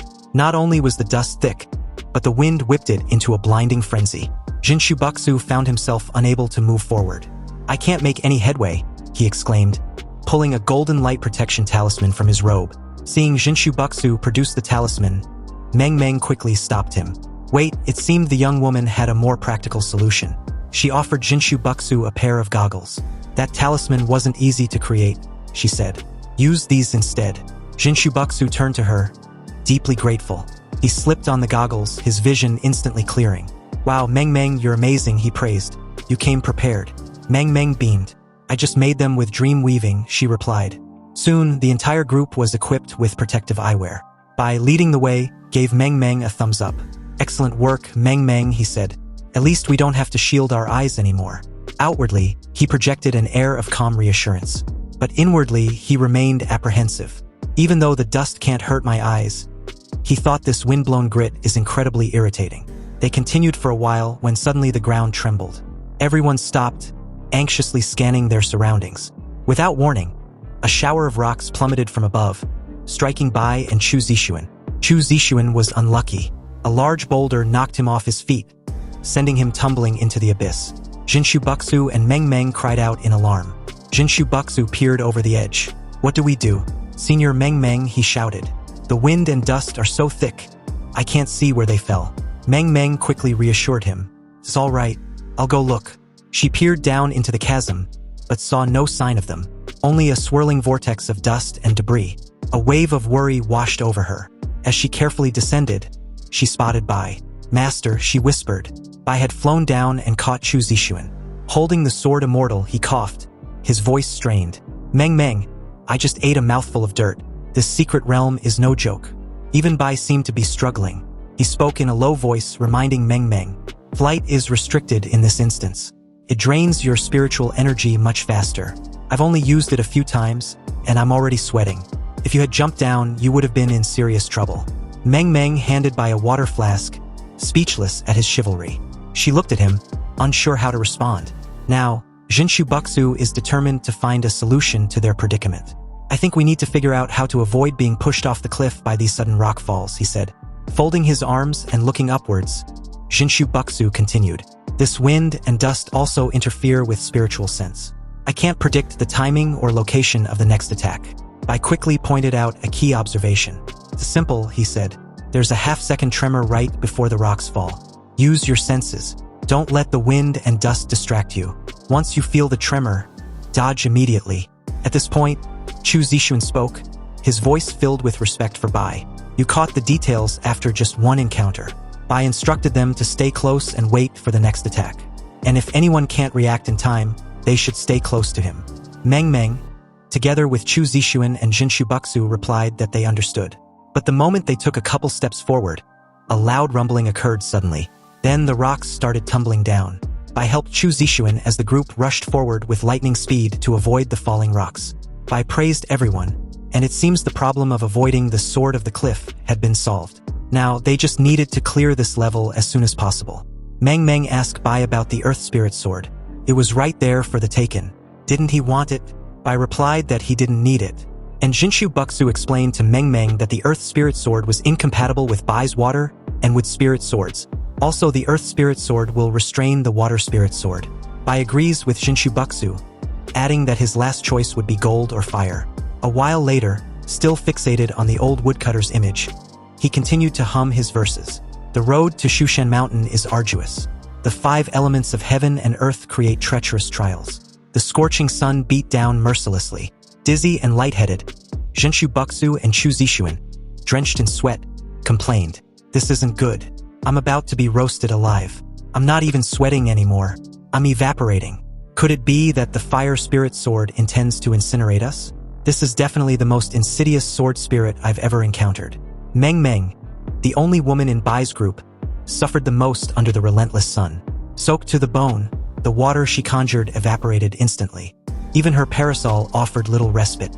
"Master," she cried, "your disciple is about to become a dried-up corpse." Despite the exhaustion, Bai showed no weakness. He strived to be a pillar of strength for the group, turning back to encourage them. "Don't worry, it's almost here." He paused, a thoughtful look on his face, before continuing. "Explosive power isn't fire's only form." He gazed intently ahead as he spoke. Slow burning, patient waiting, gathering strength until the wind provides enough fuel for a raging inferno. That too is fire. Understanding dawned on Chu Zixuan, and with renewed hope, he approached Bai. "Master Bai," he asked, "does that mean you've figured out when the fire sword spirit will arrive?" Bai replied, "Of course. The woodcutter's song makes it clear. It will arrive when you become dizzy and lightheaded, unable to speak." Jinshu Buxu, overwhelmed by the heat, hadn't been able to speak for some time. He managed to stammer. As he swayed precariously, his gaze fixed on the sky. His eyes began to droop. He was at his limit. Suddenly, a sword lunged towards his face. It was by pointing a sword directly at Jinshu Buxu. With quiet confidence, he declared, "I've got you." It turned out Bai had acquired another sword, startling the already exhausted Jinshu Buxu. The sword in Bai's hand displayed its stats. 5 elements: sword spirit, fire, pre-heart, level 12. Power 70, speed 100, constitution 70, spirit power 60. Pre-heart burning fire. The higher the temperature, the greater its power. When the temperature reaches over 100 degrees, all attributes are multiplied by 10. It can use sunlight for concealment, regardless of the environment, and vaporize water within a designated range. Maneuvering the sword to hover in the air with his abilities, Bai looked at it with immense satisfaction. "I've subdued the fire spirit sword," he announced. "Let's quickly finish this section of the path and then replenish our water." After escaping the scorching stretch, Bai's group rested near a large rock, everyone gulping down water to quench their desperate thirst. In the distance, the figure of the old woodcutter remained, still humming his verses. "The road to Shushan Mountain is arduous. The road to Shushan Mountain is arduous. The 5 elements of heaven and earth create treacherous trials. Golden light flashes, the path splits, making return difficult." Bai, noticing this, glanced back and donned a new glove, seemingly preparing himself. He looked ahead, thinking, "It sounds like the metal spirit sword is a combat trial. Good timing, I'm still fired up in the heat.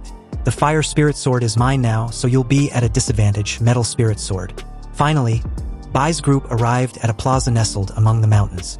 In the center stood a large arena with what appeared to be a sword floating in midair. Chu Zixuan surveyed the area. "It looks like the next stage is the metal spirit sword." Bai replied, "Yes, it seems to be a straightforward and easily understood combat trial." As they drew closer, the massive sword came in a sharper focus. Its surface was etched with intricate, archaic patterns, though time had clearly taken its toll, leaving it looking somewhat worn. Chu Zixuan, gazing at the weapon, voiced his bewilderment. Wasn't this supposed to be an unforged blade? Jinshu Buxu, equally perplexed, chimed in, "Unforged and unsharpened at that." A flicker of golden light emanated from somewhere within the sword, hinting at a power that lay dormant within. "It seems more complicated than we thought." Bai shared their skepticism, but he wasn't one to overthink things. With a flick of his wrist, he sent 3 swords spinning into the air.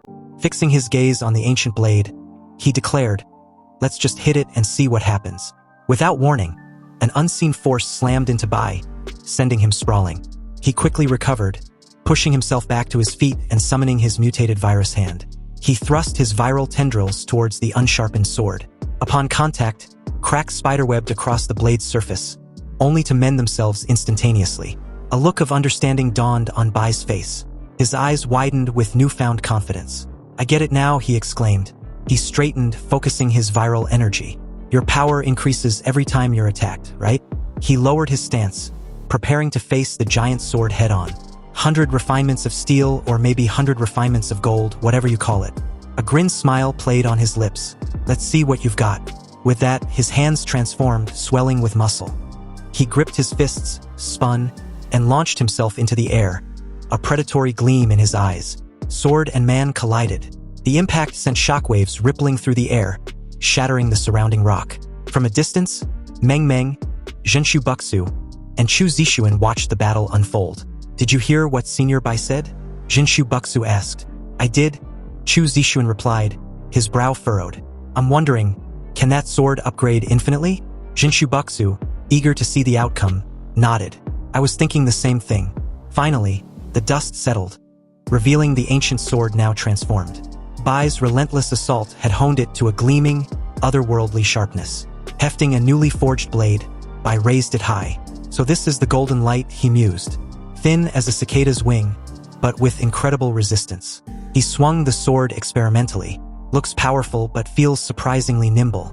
He examined it with a critical eye. Now that that's done, the estimated power was close to 200. I guess the decrease in durability went into increasing strength and speed. The other swords all had a total stat of 300, but this sword has been shifted from durability to power and speed. Gripping the impossibly thin blade of both ends, he felt it vibrate in his hands. "So how much durability do you have?" he murmured. Then, with a sudden, decisive movement, he snapped the sword in two. A notification appeared. "Metal Spirit Sword, 100 refinements destroyed. 25,000 experience points awarded based on combat contribution." Bai released his grip, letting the sword clatter to the ground. "This feeling," he muttered, "is only a 10 out of 10. Good thing I didn't choose the Metal Spirit Sword. I don't like the feeling of being constantly beaten down, relying on one final blow. Besides, this one died too easily." A moment later, Meng Meng, Chu Zixuan, and Zhenshu Buxu rushed over. Meng Meng, arriving first, reported, "The woodcutter has come out." Bai's eyebrows shot up in surprise. The woodcutter's figure reappeared, his voice echoing through the air, reciting the same verse. "Shushan Mountain's path is arduous. The 5 elements of heaven and earth are difficult to pass." Through the swirling dust, the woodcutter walked directly past Bai, who stood motionless as a stone, straining to hear every word. The woodcutter continued his chant. 5 elements spread across the mountain peak. The endless road is even harder to tread. This old man advises you to turn back, for without a firm Tao heart, the path remains blocked. The woodcutter then walked beyond their area, returning to the stairway, his voice still carrying the melody of his verse. "Better to return to the path of immortal cultivation." Meng Meng, utterly bewildered, turned to Bai. "Master," she asked, "what should we do now that he said that?" Bai crossed his arms, his head bowed. "This isn't good," he murmured. He abruptly turned and called out to Chu Zixuan. "From now on, we have a long road ahead. You must lead the way." Chu Zixuan, startled, stared blankly. Zhenshu Buxu, a gleam his eyes, clapped Chu Zixuan on the shoulder and repeated the old man's words. "The endless road is hard to tread. Without a firm Tao heart, the path remains blocked. And this trial is yours, Sword Immortal. The heart-seeking Tao title, only you possess it." Chu Zixuan, however, remained lost in confusion. Bai, a playful glint in his eyes, turned to Zhenshu Buxu. "Your understanding of the Tao is quite profound. So, tell me, what is the underlying meaning of the woodcutter descending the mountain?" Zhenshu Buxu, scratching his head, sheepishly replied, "Well, I can't say for certain." Bai's expression turned serious. "I feel like it's a deception," he stated, "meant to trick those seeking shortcuts, those who feel they've come a long way." He paused, recalling the woodcutter passing by, and continued. "Moreover," he said, a chill entering his voice, "when the old woodcutter passed us, I felt a shiver down my spine. He could kill anyone who tries to descend the mountain." Listening to Bai and Zhenshu Buxu, the others began to grasp the rhythm of this enigmatic trial. Chu Zixuan, clutching his head in frustration, cried out, "I'm doomed. I can't figure anything out. Am I truly unworthy to pass this gate?" Chu Zixuan's bewildered expression prompted Bai to offer a word of encouragement. As long as you have a heart seeking the Tao, you'll be fine. Stay resolute. I don't want to be stuck on this endless road forever. Please. A moment later, Chu Zixuan brightened, declaring, "Of course I have a heart seeking the Tao, and it's incredibly resolute." 4 hours later, a system notification appeared, Shushan Mountain Path Secret Realm Trial complete. Everyone stared at the notification, a mixture of astonishment and elation washing over them. Moments later, where the four stood, for beams of golden light descended from the heavens, rewards for completing the trial. Each beam carried a small fist-sized orb.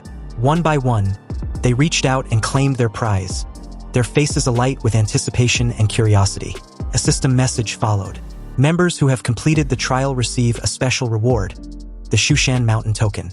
Then, a large chest appeared from the ground. A notification flashed, announcing the distribution of rewards and granting permission to leave the instance at any time. The notification further explained that the instance would be inaccessible afterward, transforming into a standard instance for all to use. In Bai's hand rested a Shushan Mountain Token, its details displayed within the system, a special item granting the title Shushan Mountain Disciple upon possession. This title, the system revealed, allowed access to a special Shushan Mountain map for levels 10 through 89.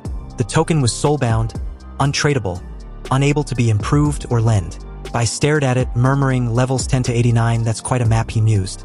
Shushan Mountain is truly powerful. Bai's mind raced, formulating plans amidst the myriad tasks that lay before him. His most urgent objective was to acquire the second-tier 3S rank scroll and complete Lito's quest to advance his class.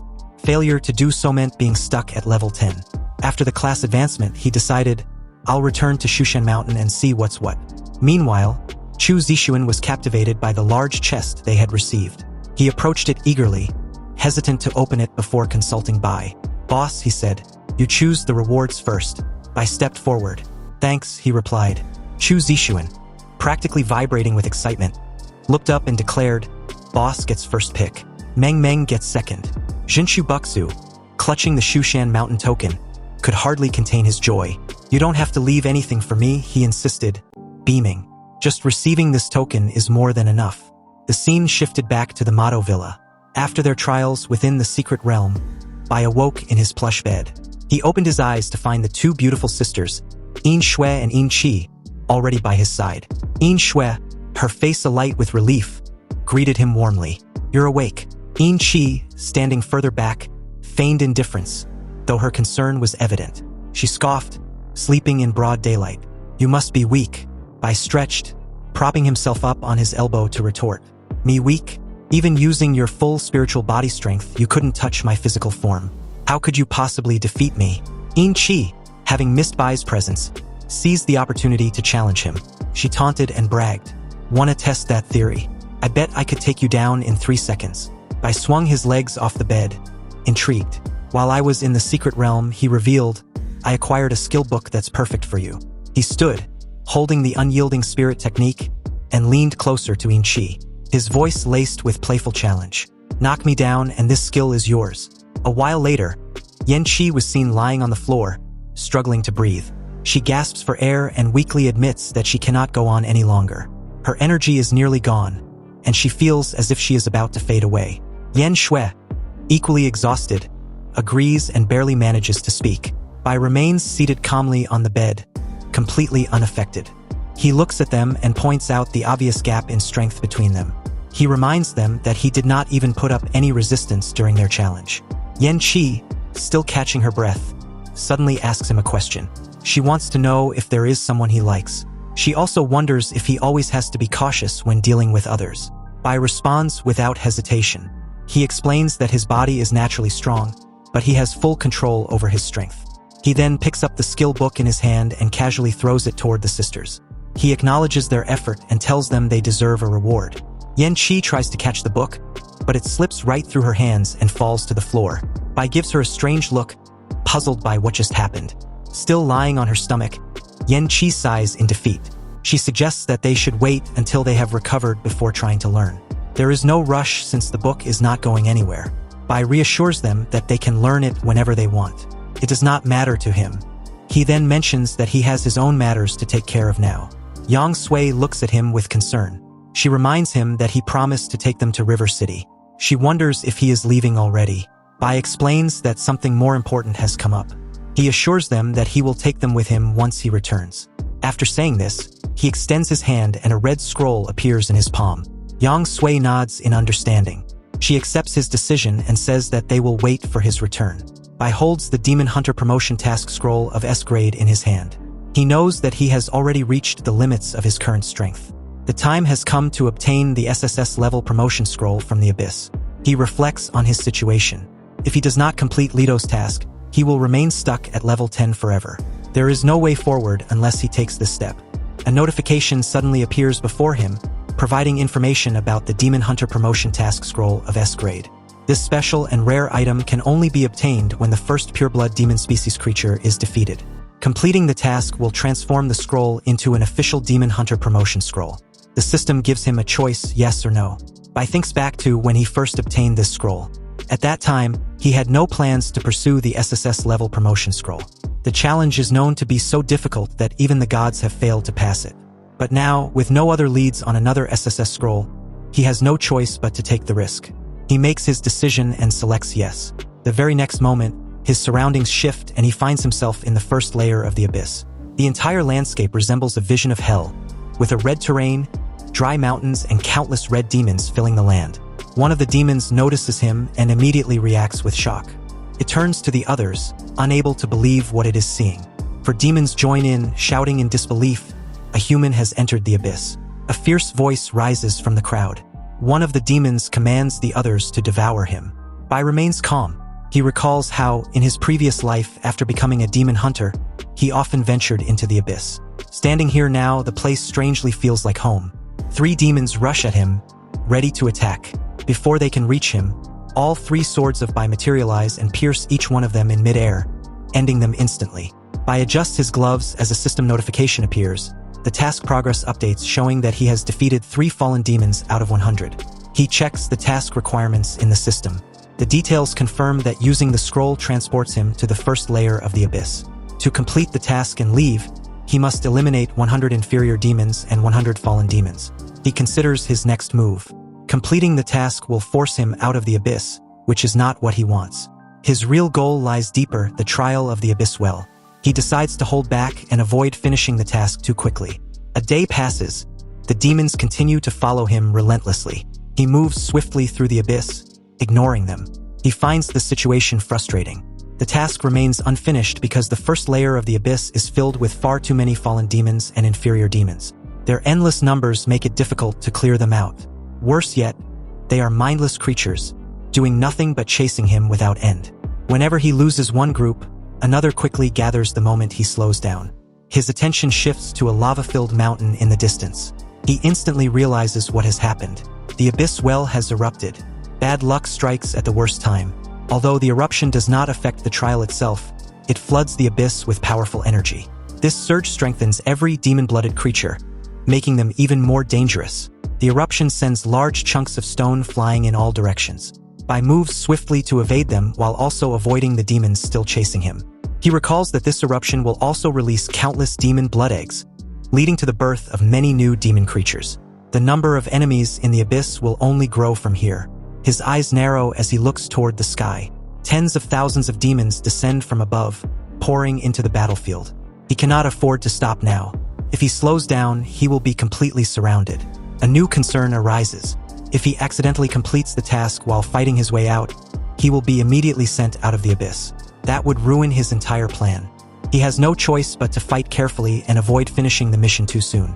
A sword suddenly flies toward Bai, but he dodges it effortlessly without breaking his focus. A demon appears in the distance and lands on the sword, his sharp eyes locking onto him. With clear excitement in his voice, the demon declares in demon language that he has found himself a fine meal. This is Fergus, a level 16 demon warrior. Fergus addresses Bai arrogantly, demanding that he kneel down and show gratitude. He claims that Bai should feel honored, as he is about to service as his next meal. Bai studies Fergus carefully. A pure-blooded demon warrior is not something commonly seen in the first layer of the Abyss. He immediately suspects that Fergus has come from a deeper level and asks him about it in demon language. Fergus confirms it with pride. He then expresses surprise that Bai, who has done nothing but run away, knows so much about demons and can even speak their language. However, he dismisses this knowledge as meaningless, stating that food does not need to understand its master. Bai remains calm and questions Fergus's claim that he is merely running away.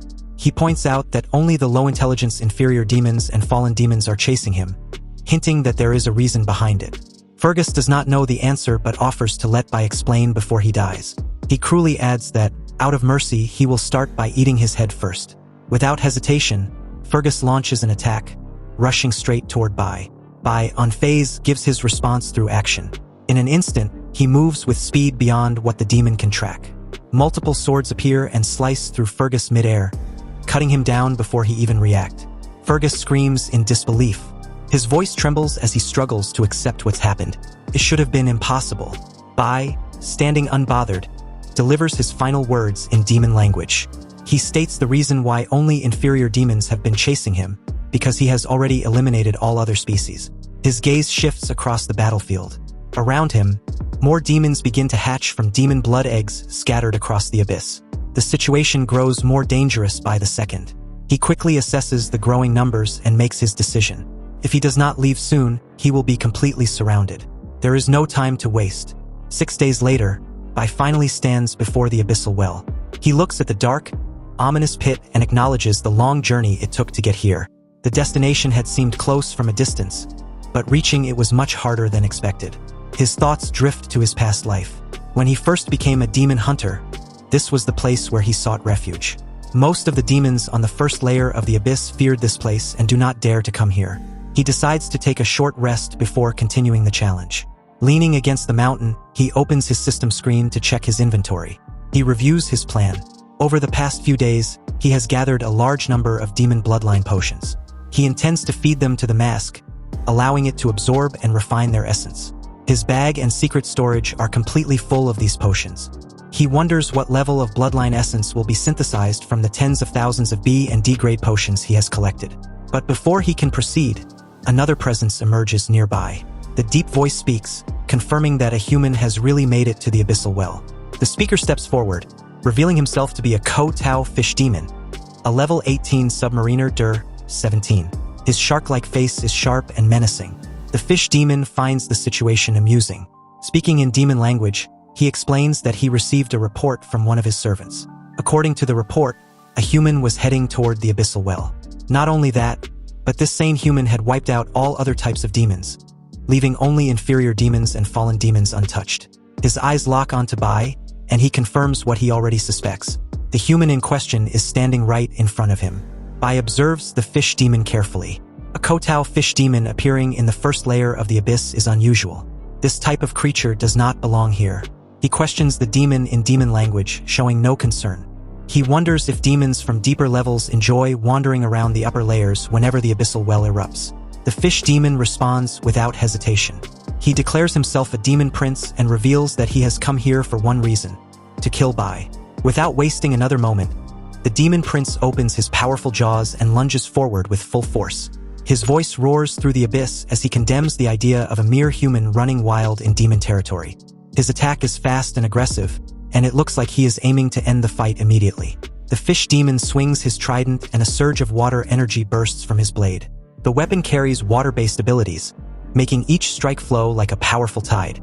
He attacks with full force, aiming to overpower Bai. Bai activates his hellfire armor just as the trident makes contact. A loud bang echoes through the air, but he remains completely untouched. He speaks in demonic language, questioning the demon's title as a demon prince. His curiosity grows as he asks which layer's lord the demon is a descendant of. The fish demon responds without hesitation, revealing that his royal father is the lord of the 17th layer. Without giving Bai a chance to react, the demon prince swings his trident again, refusing to slow down. His anger erupts as he mocks Bai, calling him worthless for relying on inferior hellfire armor. He demands to know if fear has already consumed him. Bai dodges effortlessly, showing no sign of struggle. His expression remains calm as he decides to put an end to the demon's arrogance. Activating muscle reinforcement, he moves in an instant. His hand grips the demon's head, and with overwhelming strength, he slams him into the ground. The impact shakes the earth beneath them. Without wasting time, 3 swords materialize behind Bai, summoned in an instant. Their sharp edges gleam, filled with a deadly aura. He He steps back slightly and orders the fish demon to stand up, giving him a chance to face what comes next. Bai stands over the fallen fish demon. He states that his mask had been ready to consume something valuable, but the demon prince's sudden appearance interrupted the process. The item in his inventory is not pleased. Without hesitation, the 3 swords hovering behind him move on their own. They strike the fish demon repeatedly, piercing through its flesh over and over again. The demon prince has no way to resist. Bai watches the scene and declares that, as an apology for the interruption, the fish demon's bloodline will serve as the mask's appetizer. The mask in his possession suddenly comes to life. His mouth opens and a clattering sound echoes from within. Bai continues speaking, explaining that his backpack and inventory are overflowing with bloodline potions, numbering in the tens of thousands. The clattering noise continues as the mask feeds, absorbing the demon's essence. His curiosity grows. He wonders what level of essence will be synthesized from this massive collection of potions. A notification suddenly appears, informing him that he has obtained a new weapon, Blackwater Trident C-Class. It is a long-handled weapon that enhances strength and agility, increasing both attributes by +25. The weapon possesses a unique ability called Blackwater Depths, which allows the wielder to breathe underwater and grants dark vision. Additionally, it comes with a tidal strike skill, which releases a powerful attack boosted by water currents. The equipment requirements to use the Blackwater Trident are a strength stat of 60 and a minimum level of 15. Bai studies the details of the weapon and finds the underwater breathing ability particularly interesting. It is not something he needs right now, but it could be useful later. Turning his gaze toward the abyssal well, he takes a deep breath. With all obstacles cleared, nothing stands in his way anymore. The time has come to begin the next challenge. Bai climbs to the top and steps onto the edge of the abyssal well. His eyes fixate on the endless darkness below. He speaks, knowing that as he stares into the abyss, you will soon receive the expected prompt. Suddenly, dark purple circular waves of light begin to spread from the depths of the abyssal well. A deep echoing voice resonates through the air, repeating a warning. When someone stares into the abyss stares back. Bai sharpens his focus, sensing something unusual. He recognizes the moment and confirms that it has arrived. A notification appears in front of him, stating that it saw you, a sentient being. A wave of unease grips his chest, a pressure unlike anything before. He reflects on the fear creeping into his heart. This feeling is unavoidable when facing the gaze of the abyss. His instincts scream at him to step back, but he knows that retreat is not an option. If he moves away now, it will mean instant rejection, a permanent failure with no chance to try again. Another notification appears, analyzing him further. It confirms that Bai's current level is 10. His thoughts drift back to his previous life. Many level 10 geniuses, even disciples of legendary powerhouses, reached this point only to fail. Some among them, rare prodigies who managed to withstand the gaze, never made it out alive. More notifications appear, exposing his current state. It saw that you have not advanced your class yet. It saw that you have no bloodline. It saw that you possess no equipment above grade S. It saw that you lack temporary and powerful external boosts. It saw that everything you own was earned by your own hands. It saw that your strength belongs to you alone. It saw that you have enough ability to control yourself. It saw that you do not know what you will face. It saw your name. It saw your fear and hatred. The abyss continues its silent observation, locking onto him with an oppressive force. Something presses down on him, weighing on his entire body. A deep exhaustion sets in, as if an invisible force is crushing his very existence. A new notification appears before Bai, confirming that he meets the requirements. The system announces that the passage to the Abyss trial will now open for him. If he successfully completes the trial, he will receive the SSS Grade Abyss Overlord Class Advancement Scroll. The scroll will be bound to him as the challenger, ensuring that no one else can claim it. Bai remains firm, showing no hesitation. He acknowledges the challenge and prepares himself for what lies ahead. Another notification appears, instructing him to jump into the abyssal well to begin the trial. It warns that retreating will be considered permanent abandonment, meaning there will be no second chance if he turns back now. Without wasting any more time, he commits to the decision. He tells himself that there is no turning back and then leaps into the abyss. And just as he falls, a new notification outlines the conditions of the trial. He must defeat the 10th level projection avatars of each demon lord on every abyss layer under specific conditions. For each completed layer, he will receive a rest period ranging from 1 minute to 1 hour before the next challenge begins. If a layer does not currently have a demon lord, the projection of the previous lord from that layer will be summoned instead. His status will be fully restored before each battle. All items and skills will have their cooldowns reset. All equipment will be repaired. He continues falling deeper into the abyssal well, and while he does, he processes the information. The full reset on cooldowns is particularly significant.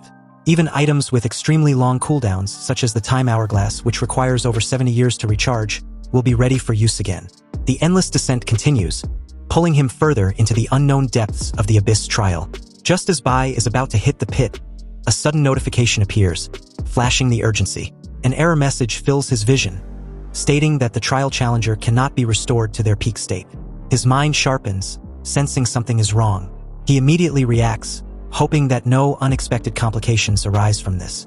The new notification follows, revealing that his return to the past skill has activated. This ability allows him to return to any point in the past, but at the cost of erasing everything gained in the vanished timeline. The system confirms that the remaining cooldown time is still locked at 72 years, 6 months and 7 days. Unlike other abilities, this skill cannot have its cooldown reduced by any external effects, whether through skills or equipment. Bai quickly realizes what has happened. The time hourglass has appeared automatically, unaffected by the abyss reset mechanics. It seems that even the abyss cannot override the restrictions placed on this unique ability. His thoughts race as he considers his options. He must decide quickly what his next move should be. Before he can react, more notifications begin flooding the system, each one flashing the same error message repeatedly. Something is clearly wrong with the process. Just before he lands, another notification appears. This time, the return to the past skill activates again, but with a crucial change. The system now states that he can still return to any point in the past, but only after entering the abyss well. Additionally, the cooldown restriction has been removed entirely. At that moment, the trial challenger status is fully restored, and the trial officially begins. Bai finally lands with a heavy thud, steadying himself. A quick scan of his status confirms that everything is back to normal. With relief, he acknowledges that the cooldown of the time hourglass skill has completely disappeared. Now, with his abilities fully restored and no lingering issues, clearing the abyss trial no longer seems of a challenge. The trial begins, and within no time, a level 10 inferior demon lord, named Bakek, appears in front of Bai. The demon warrior carries a sword on his back, ready to fight. A notification states that there are no special conditions for this layer. Bai looks at the demon with complete indifference. He recognizes Bakek as nothing more than an inferior demon, posing no real threat to him. Before Bakek can even make a move, Bai dashes forward at incredible speed. With a single slash, he cuts the demon cleanly in half, ending the fight in an instant. A notification appears, confirming Layer 1 is cleared and asking him to select his rest time. Without wasting time, he advances to the next layer. The second demon lord falls just as quickly. Another notification appears, confirming Layer 2 is cleared and again prompting for a rest time. Bai continues moving layer by layer, eliminating each demon lord effortlessly. Notifications keep popping up with every layer he clears. Upon reaching Layer 66, he finally faces a greater challenge. Standing before him is the Blood Kai Clan Demon Lord, Demon Sword Servant Adu, also at level 10. Unlike the previous opponents, Adu immediately lunges forward, filled with rage. He curses Bai, declaring that his journey ends here. A notification appears, revealing the special condition for this layer. Only weak point attacks are effective. Strikes to other parts will be ineffective. Bai quickly assesses the situation. This restriction makes the battle far more difficult than before. He reflects on his current state. Since the 50th layer, his attribute advantage has started to diminish. The difference in raw power is no longer enough to dominate his enemies. He considers the experience gap between him and the Demon Lord. While he has battle skills from 2 lifetimes, Adu has spent his entire existence fighting. With such a disadvantage in layer restrictions, this battle will not be won easily. The fight begins and the two engage in fierce combat. They exchange attacks, each one testing the other's limits. At a crucial moment, Bai manages to stab Adu in the neck, targeting a weak point. However, Adu retaliates, landing a deep wound on Bai's shoulder. Bai quickly realizes the problem. With no clear advantage in combat skills or attributes, he is also forced to identify weak points mid-battle. This means he has only one option, to trade injury for injury and fight through sheer tactical precision. The battle between Bai and Adu continues, both fighters refusing to back down. Bai skillfully avoids Adu's attacks, but his evasive maneuvers only fuel the demon's rage. Adu, now furious, launches a reckless and powerful assault. In a final act of aggression, He throws his sword directly at Bai, shouting with absolute confidence. This time, Bai fails to dodge. The sword pierces through his stomach, causing him to collapse onto the ground. Adu slowly approaches, his expression filled with triumph. He acknowledges Bai's strength and resilience, but mocks him for his foolishness. With complete certainty in his victory, Adu grips his sword and pulls it out of Bai's body.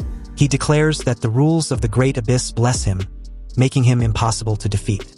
Believing the fight is over, Adu turns away and begins to walk away. However, Bai is not finished. A notification appears, confirming that his saved status is being read. At that moment, Bai's eyes snap open and he immediately calls out to Adu, his voice cutting through the silence. Adu turns back in shock, unable to believe what he is seeing. Bai is still alive. Before the demon can react, Bai moves at an unimaginable speed, faster than Adu can process.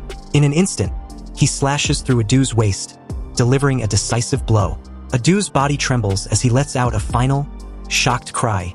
His form begins to dissipate, unable to comprehend what just happened. A notification appears, confirming that Layer 66 has been cleared. The system prompts Bai to select his recovery time before moving forward. Bai stands over the fading body of Adu and declares that the true fool was Adu himself. The demon had made the fatal mistake of neither dodging nor defending when his weak points were safe. On top of that, he had arrogantly let his guard down, assuming victory before the battle was truly over. Because of that stupidity, Bai was able to clear the level with ease. With no reason to linger, he moves forward, continuing his rapid progress through the abyss floors. Bai arrives at the 100th floor. Standing before him is fallen Swordmaster Gilbert, level 10. A notification states that there are no special conditions for this battle. Bai is surprised.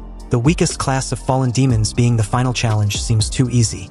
Even more unusual is the complete lack of any restrictions. However, Gilbert is nowhere to be seen. The arena remains empty, and his opponent does not appear. Bai quickly senses something is wrong. He questions why Gilbert hasn't shown himself yet. If a final floor does not impose a direct combat challenge, then the real difficulty must be elsewhere. His mind begins to analyze the situation. The Abyss is a complex place filled with diverse races, personalities, and strengths. Each floor lore does not necessarily hold their position because of sheer strength alone. There could be other factors at play, alliances, intelligence, or hidden advantages. It is not impossible for a weak fallen demon to rise to power under the right circumstances. It now seems that the true challenge of this floor is finding Gilbert. This is not a straightforward battle, it is a game of hide and seek. Before he can process further, a shadow moves silently behind him. Gilbert has already found his opportunity. Without warning, the fallen Swordmaster strikes with absolute precision. His blade slices through Bai's neck in an instant. Bai has no time to react. He barely begins to turn before his vision goes dark. He is dead. An instant later, he wakes up back at Abyss Level 1. The trial has reset, throwing him back to the very beginning. He remains still, his breath heavy and uneven. Moments ago, he was dead. Sweat drips from his forehead as the reality of the situation sinks in. He reflects on what just happened. He was killed so quickly that he didn't even have the chance to respond. For the first time in the trial, he realizes something terrifying. He was not just defeated once, he was killed instantly twice in a row. Bai processes what just happened. The moment he was beheaded for the first time, he had immediately accessed his saved status, hoping to undo the fatal blow. Yet, even after resetting, he was killed again instantly without any chance to react. Before he can fully recover from his shock, the first floor, inferior demon Lord Bakek appears once more. Without hesitation, Bakek lunges forward, launching an attack against him. Bai is still huffing, his mind clouded from his previous death. Despite being in a trance, his reflexes take over just in time. He swiftly grabs Bakek by the neck and slams him into the ground with overwhelming force. His breathing remains uneven as he tries to gather his thoughts. He reflects on the nature of his death on the 100th floor.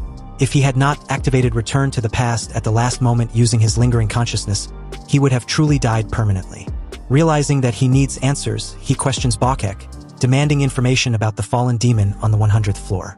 He asks if Bakek knows the current floor lord of the final trial stage. Still pinned to the ground, Bakek refuses to answer. Even in his weakened state, he remains defiant. His voice is filled with spite, making it clear that even if he knew the answer, he would never reveal it. Within moments, Bakek succumbs to his injuries, letting out a final cough before his body disappears. A notification appears confirming that Layer 1 has been cleared and prompting Bai to select his recovery time. Bai takes a moment to analyze the situation. The demons in the Abyss trial are merely projections, and they are fully aware of this fact. Since they know they are not truly alive, they feel no fear of death and endure pain without hesitation. This realization forces him to rethink his approach. If he wants to gather intelligence about the 100th floor, he will need to change his strategy. Charging forward blindly will only lead to another instant death. He must find a way to uncover the truth before facing Gilbert again. Later, at the Abyss, 72nd floor in the midst of the burning grasslands, Bai stands over the floor's demon lord, who lies defeated on the ground with a sword piercing his body. Bai takes this opportunity to question the demon, finding it unusual that a fallen demon, the weakest of demon races, has managed to rise to the rank of Forelord. Their base attributes are even inferior to humans, making such a feat seem improbable. The demon lord, still struggling, refuses to accept defeat. His voice is filled with defiance as he warns Bai that his arrogance will cost him. No matter how strong he thinks he is, he will eventually fall to the hands of a fallen demon. Bai presses further, doubting the possibility of a fallen demon lord existing in the deeper abyss layers. He demands to know the truth about the 100th floor. The demon lord finally gives in and confirms what Bai suspected. Gilbert, the lord of the 100th floor, is no ordinary opponent. Unlike other fallen demons, Gilbert is a legendary figure, one who has mastered the Shadow Swordmaster class despite the limitations of his inferior bloodline. His power is so great that his shadow sword has even killed a demon duke. The demon lord speaks with certainty Bai will not survive against Gilbert. Bai, now satisfied with the information, wastes no time. Without hesitation, he steps forward, lifting his left foot, and smashes the demon's head into the ground, ending him instantly. A notification appears confirming that the 72nd floor has been cleared. The system prompts him to select his recovery time before advancing further. Bai once again arrives at the Abyss 100th floor, standing in the same place where he previously met his end. His mind quickly analyzes the Shadow Swordmaster's abilities. In addition to having a one-hit kill technique, this class is capable of using shadows to launch unpredictable and deceptive sword attacks. He recalls that the Shadow Swordmaster is a third advancement class of the Night Assassin, an S-tier combat specialization. The power behind it is undeniable. However, despite having no direct advantage against a Shadow Swordmaster, Bai knows that his own attributes surpass those of a fallen demon. This gives him a fighting chance. As he moves carefully, he begins formulating a strategy. To counter Gilbert's attacks, he reminds himself to always stay cautious of his own shadow, avoid large shadow areas, and keep moving. A new idea crosses his mind. While running, he considers spreading a virus. If Gilbert patiently waits for an opening, he will eventually try to exploit a weakness. The virus could serve as an unexpected weapon, something that might be able to infect him. Time passes and Bai starts feeling exhausted. The constant vigilance required to stay on guard against Gilbert is mentally and physically draining. He realizes that if he does not recover his energy soon, his focus will slip. His only choice is to access his saved status to restore himself. Before he can act, a sudden bright light flashes in front of him. The intensity is unexpected, making him question if this is one of Gilbert's tricks. A sense of danger rises in his chest. Something feels wrong. In an instant, a sword flies straight toward him, but he reacts just in time, dodging the attack. Immediately after, Gilbert emerges from the shadows, launching a full-force strike, meant to end the fight in a single blow. This time, however, Bai is prepared. He is extra cautious, fully aware of Gilbert's tactics. As the blade swings toward him, he moves swiftly, raising his shield and deflecting the powerful attack. For the first time, he successfully blocks the strike of Gilbert. The battle is no longer one-sided. Gilbert suddenly halts his attack. His stance relaxes, and he acknowledges Bai's victory. He instructs him to sheath his blade, signaling that their battle has reached its end. Gilbert then reveals the true reason for his defeat. The trial's restrictions have prevented him from unleashing his full power, placing limitations on his abilities. However, even if he had been at full strength, it would not have mattered. Bai's virus has already infected him. He explains that the last attack he just delivered was the final strike at his maximum strength. With his body weakening, he can no longer continue. Bai is momentarily stunned. The battle had seemed far from over, yet Gilbert himself declares the fight is finished. Still uncertain, he questions the words of Gilbert, trying to confirm if this is truly the end. Gilbert responds with confidence. He acknowledges his caution, understanding why he hesitates to accept victory so easily. He then offers him a future challenge. If Bai ever clears the full Abyss trial, he is welcome to return and face him again on the 100th floor under real battle conditions. However, Gilbert makes one thing clear. With Bai's current strength, he is far from capable of surviving the true depths of the Abyss. Despite this, he looks forward to the day they meet again, expecting him to grow much stronger. His form begins to fade, and his body dissolves into the air, leaving nothing behind.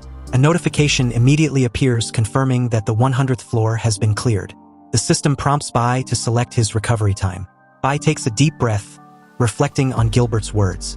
He recognizes the difference in their strength, but does not let it discourage him. Instead, he sees it as a goal to surpass. His eyes remain focused as he accepts the challenge.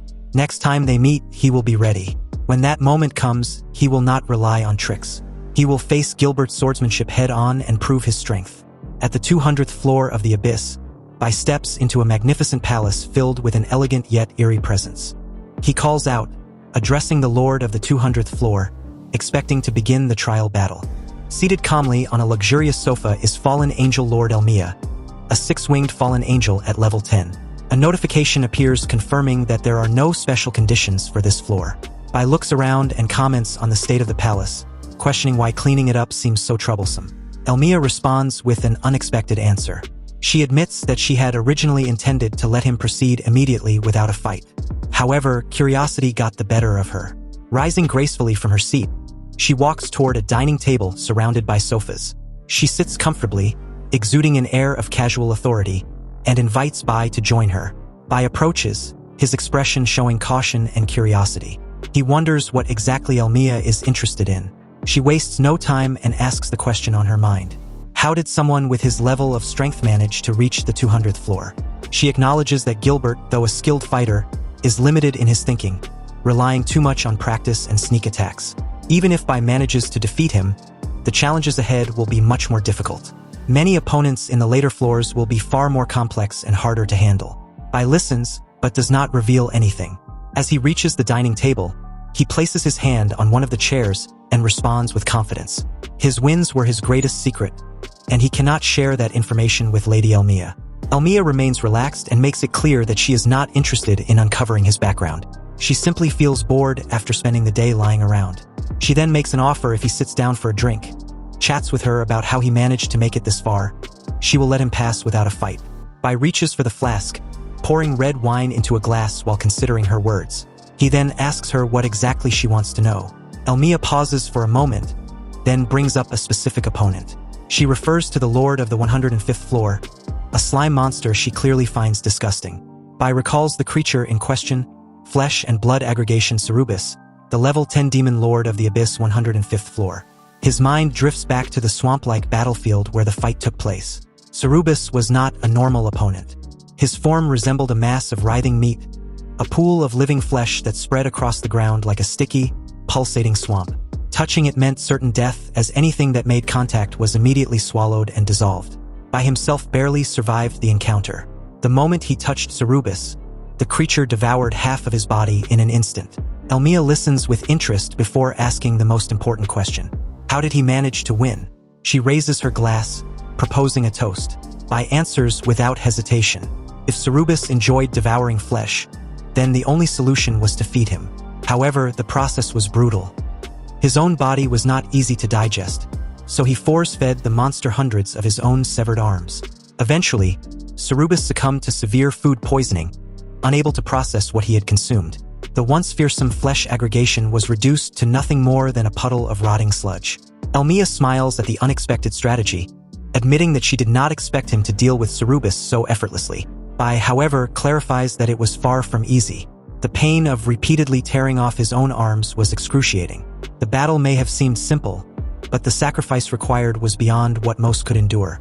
Elmia, still enjoying the conversation, brings up another name, Fingo, the 136th floor demon lord.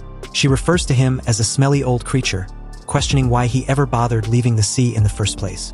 Bai immediately recalls the battle and admits that his victory was only possible because of a good piece of equipment that was gifted to him by Fingo's own grandson. Hearing this, Elmia laughs, clearly amused by how Bai took advantage of the situation. Her curiosity does not stop there. She then mentions another opponent, the girl from the 153rd floor, pointing out that unlike Fingo, she had no place to hide. Bai's mind shifts back to the 153rd floor, where he faced Hartley, the barrow flame spirit who ruled over the mountainside lava pool. He acknowledges that she was truly strong. During her battle, she had killed him 15 times in a row. Her extreme body temperature rendered his virus abilities useless, making it impossible to infect her. The lava-based form of her body made direct physical attacks ineffective. Even when she sustained injuries, she would simply retreat into the lava pool to recover instantly. The fight dragged on for 5 full days, with both of them continuously battling until the lava pool overflowed completely. Eventually, she became exhausted and her relentless aggression faded. Out of all the opponents he had faced across 200 floors, Hartley was without a doubt the toughest. Elmia listens with interest but then reminds Bai that if he is talking about difficult opponents, the 186th floor Demon Lord is just as bad. At the mere mention of that name, Bai quickly refuses to continue. He insists that during such a pleasant conversation, there is no reason to bring up that memory. His thoughts briefly return to the 186th floor, where he encountered Amandai, the filthy queen, inside her massive, rotting pit. Unlike Hartley, whose strength was formidable, Amandai was simply disgusting. Among all the beings in the abyss, no one was filthier than her. She lived comfortably inside a giant pit filled with rotting corpses and excrement, thriving in the putrid stench. Bai had tried his best to erase the memory of that nightmarish floor, but now, the mere mention of her name brings it all back. He sighs and sets his wine glass down, saying he cannot even now drink this wine. Elmia acknowledges that Amandai is not particularly strong, yet no demon dares to challenge her or seize her territory. The sheer disgusting nature of her existence is enough to keep others away. She then shifts her attention back to Bai, noticing something peculiar. She points out that, despite all their conversation, he has not taken a single sip of his wine. Bai remains calm and responds with a careful explanation. He states that he dares not drink wine infused with the spiritual power of fallen angel lord. If he did, it would mean certain death. However, in his mind, he reflects on the real reason. The thought of drinking reminds him of a previous experience, one where he died simply from consuming a drink. Knowing this, he has no intention of making the same mistake again. Elmia, still composed, smiles knowingly. She admits that he figured it out.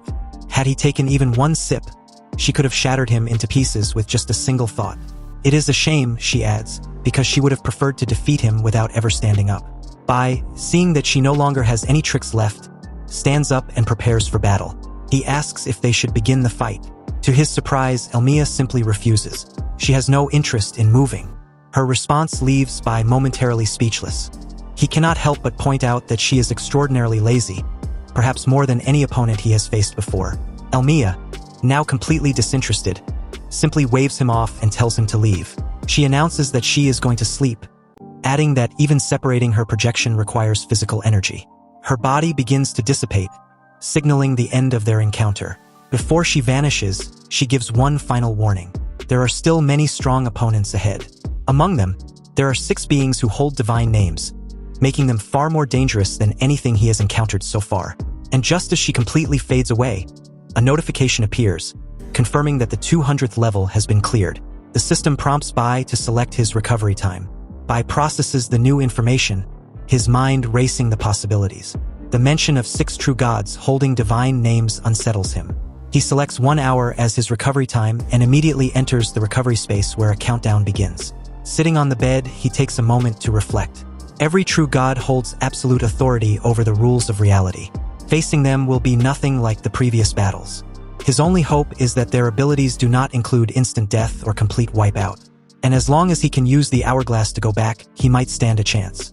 Even if his opponent is a god, if given enough time, he will definitely find a way to kill him. On the 235th floor of the abyss, the land stretches endlessly, covered in a vast wilderness.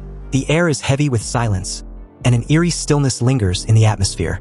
Salisbury, the alien lord of the Abyssal Eye Demon clan, is watching Bai from a distance, who is lying motionless on a mountain stone nearby. The single glowing eye of Salisbury is locked onto Bai. A system notification appears, stating that the special conditions for this floor remain unknown.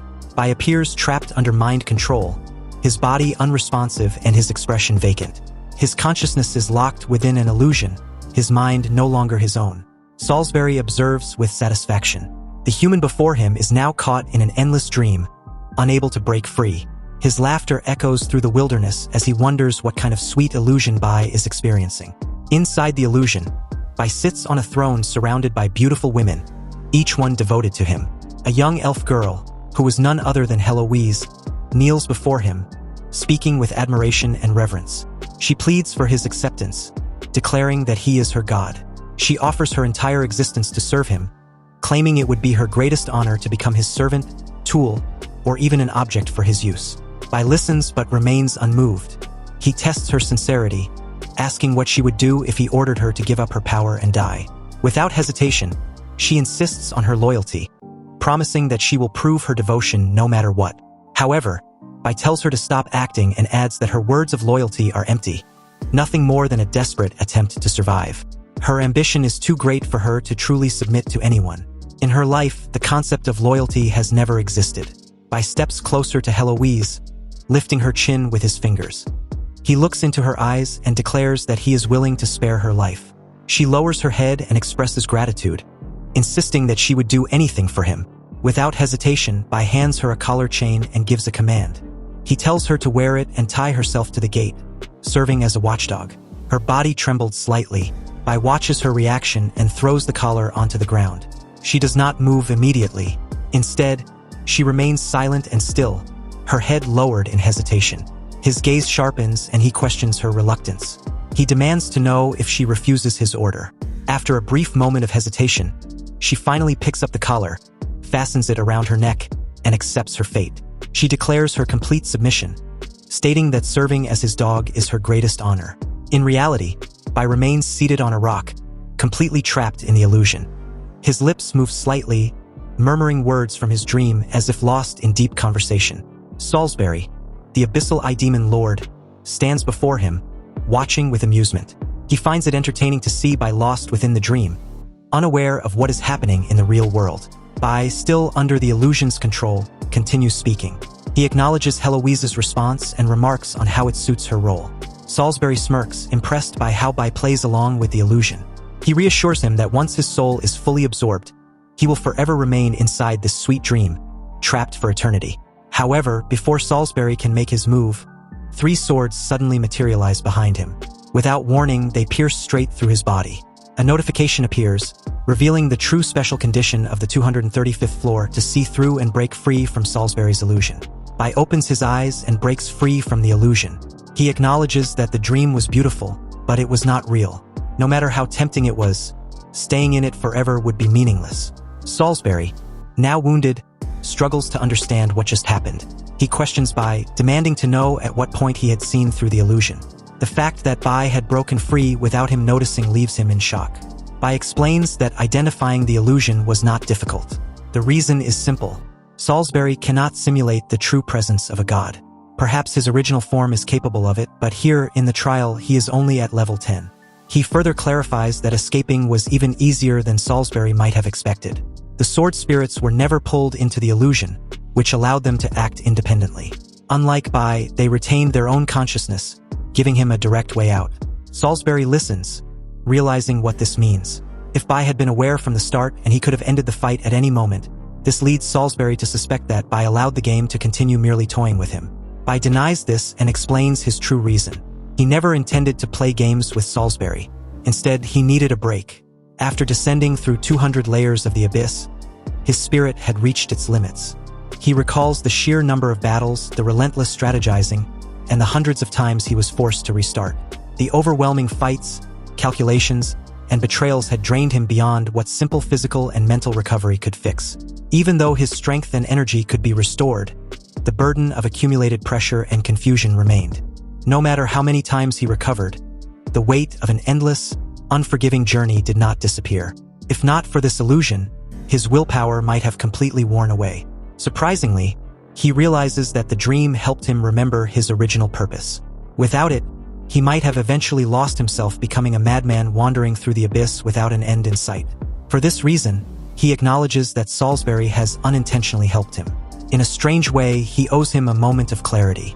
Salisbury looks at Bai and remarks on his choice to rest inside the illusion. He finds it amusing that after enduring the exhaustion of 200 floors, Bai chose to recover inside his fantasy world. He reassures him, however, that there are not many battles left ahead. Bai listens carefully and asks if they are approaching the final floors. Salisbury begins to walk away, casually revealing that fewer than 300 floors remain. However, not all of them are occupied.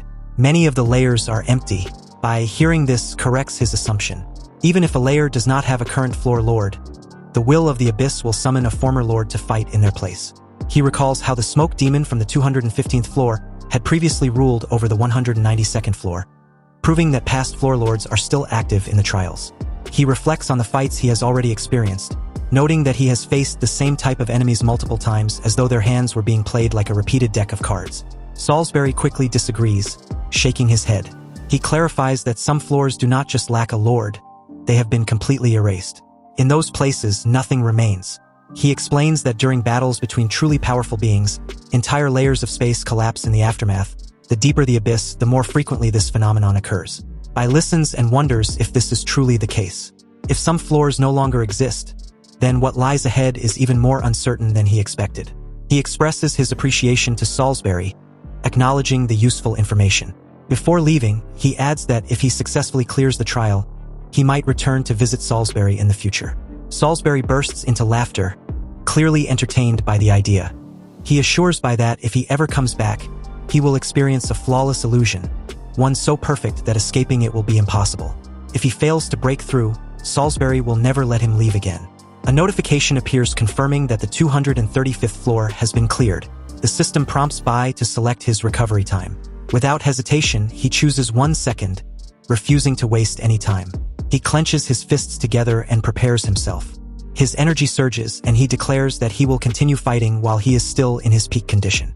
Another notification appears, informing him that the 236th floor has collapsed, automatically transporting him to the 237th floor. Before he can react, a second notification follows, confirming that the 237th floor has also collapsed, moving him straight to the 238th floor.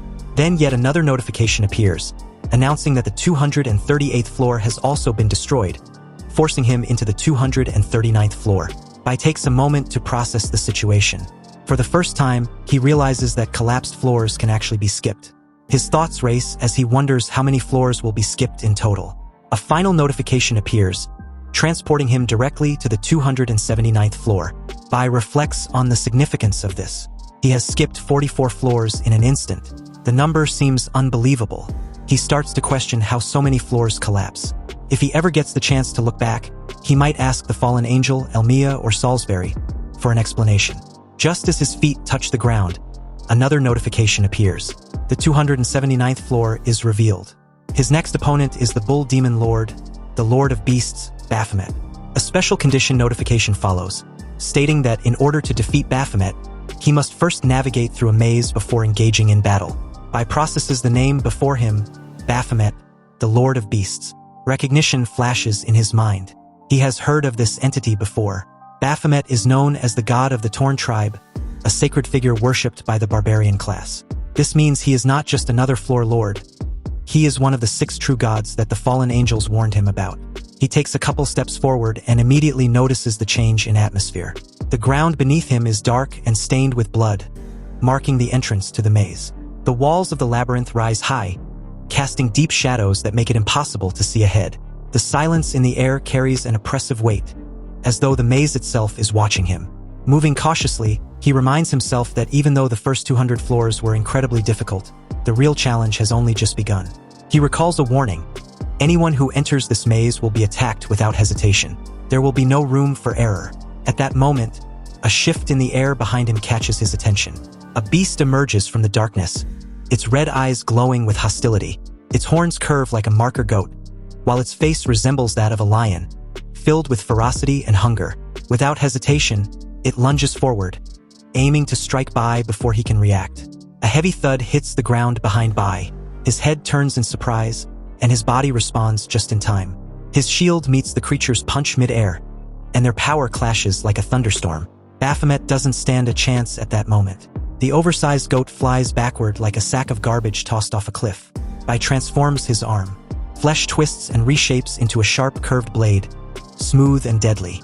With a quick motion, he swings it across Baphomet's chest, tearing a deep wound. The beast crashes onto the ground, making the floor tremble beneath its bulk. Bai looks down at the motionless monster. For a moment, it seems like the fight is already over. But then something strange starts happening. The body doesn't stay still. It begins to sink into the floor like it's melting into the ground itself. Bai notices, but not fast enough. He throws a punch, hoping to land a finishing blow, but the creature vanishes before his fist connects. It leaves behind no flesh, no bones, just a splash of nothing that quickly fades. The realization hits him. What he just fought wasn't the real Baphomet. That thing turned into nothing.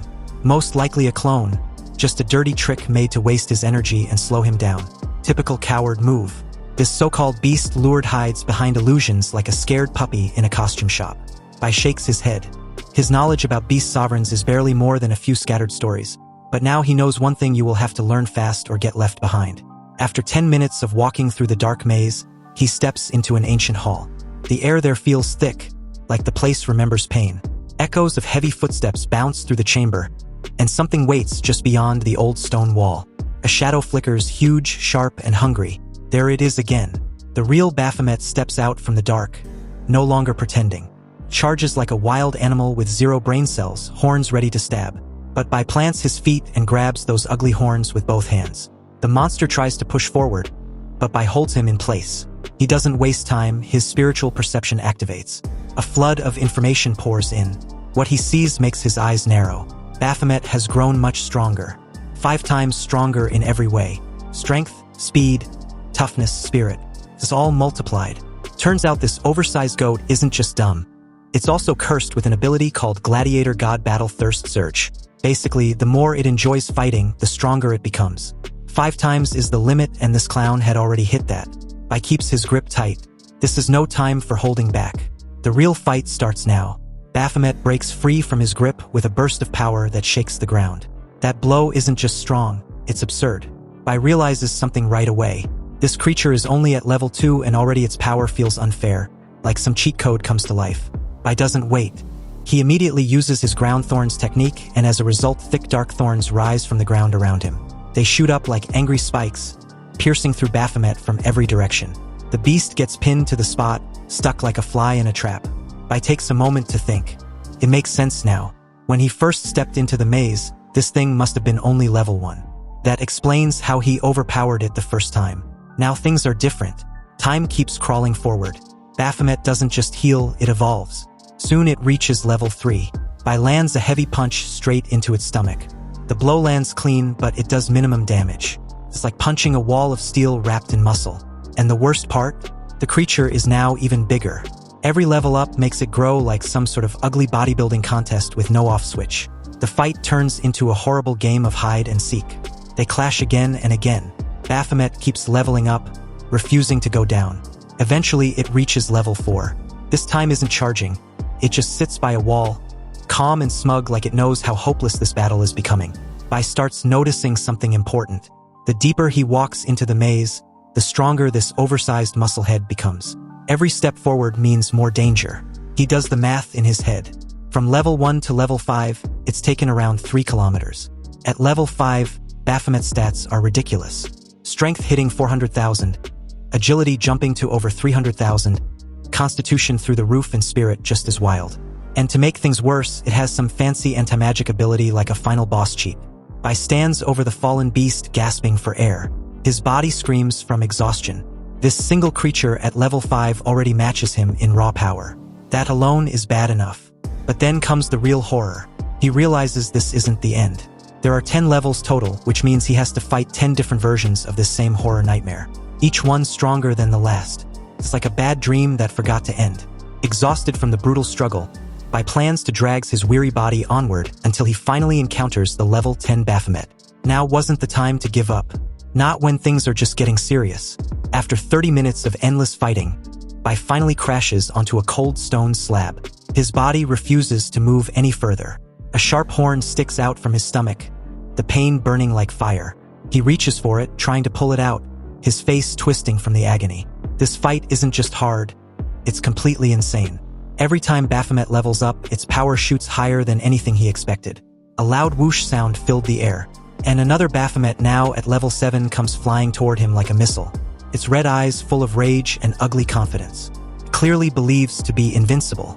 Bai's chest tightens not just from fear, but from knowing he's almost at his limit.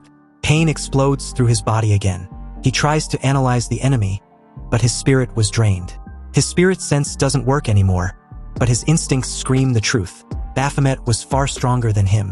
The stats are nearly twice his own. This isn't just a beast anymore. It's a full-blown nightmare with horns and no manners. The creature crashes into him like a speeding subway train, slamming him deep into the stone. Dust and rock flew everywhere. His bones feel like they might snap. His vision blurs, but something unexpected happens. The hourglass around his neck lifts into the air. It glows with a strange golden light. In this moment of desperation, time rewinds. His body resets and his wounds vanish. The pain also fades. Bai's thoughts rush all at once. He knew he had lost badly.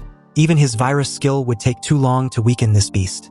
He finds himself lying on the cold ground again, right at the entrance of the maze exactly where he started. This moment feels like a second chance. His heart calms. He breathes deeper. He knows what's coming now. This time he won't rush like before. He sharpens his focus. He prepares for a new plan. His eyes narrow with resolve. He thinks carefully. What if he doesn't kill the lower-level Baphomets at all? Maybe, just maybe, that's the key to breaking the pattern. A system notification appears. Baphomet Level 1. Bai lures the warring beast down a narrow corridor. The idea is clever. Bring it close to where the Level 2 version should appear, and then trick them into fighting each other like a pair of wild animals fighting over a toy. But things don't go as planned. He stops and waits. Nothing shows up. The air stays still. Confusion creeps into his face. The second Baphomet doesn't appear at all. He stands there blinking, looking around like someone who just missed their bus. And then, without warning, the entire world around him twists.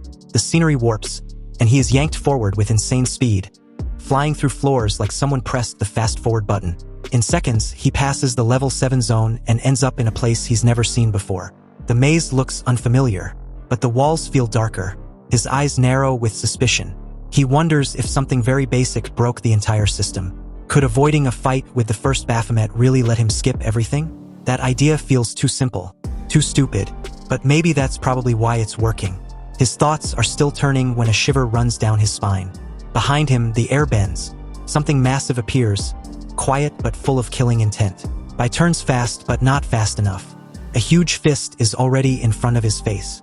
The monster wasted no time, throws a brutal punch, and just like that, Bai was dead again. He didn't hesitate and activated the hourglass in the nick of time. The power of time sends him back to start a new round of chaos. Bai's heart kept beating like a war drum. That strike was brutal and moved faster than anything he could react to. So, back at the maze entrance, cold sweat covering his skin. Level 8 Baphomet felt suffocating. But before that, the lower level versions didn't even show up. After being killed and dragged back through time again and again, the truth finally begins to click in Bai's mind. The pattern wasn't random. This labyrinth had only one Baphomet. Just one. And it is always the same monster. Growing, chasing, learning. If he kills it early, it doesn't really die. And the deeper his target goes into the maze, Baphomet levels up and becomes stronger. If he lets it live, it would relentlessly pursue him. A clear strategy begins to form in Bai's mind. He imagines a mental map of the maze. Near the entrance, the Baphomet is weak, almost pathetic. Its stats are low, its attacks are sloppy, and its arrogance is bigger than its actual strength. That early version could be finished off easily. But the real problem begins later. The deeper it follows him into the labyrinth, the more power it stacks up. Like some boss fight on steroids. Every few steps deeper, its attributes skyrocket. Strength, speed, endurance. All of them explode like fireworks. If he keeps moving forward without a plan, it's only a matter of time before the beast catches up. Bai knows what he must do. He has time. Not much, but just enough. That means one thing: he can finally make use of the virus. The Baphomet may grow stronger physically, but if its mind collapses from within, all that power becomes useless. He opens his system screen and studies it with care. What comes next might change everything.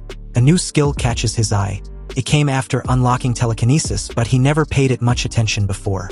Now it looks like a game changer. This ability allows him to split his spirit into tiny worms, yes, spirit worms. And once these worms infect a target, the enemy's mental stability drops fast. Not just a small dip, but a full collapse.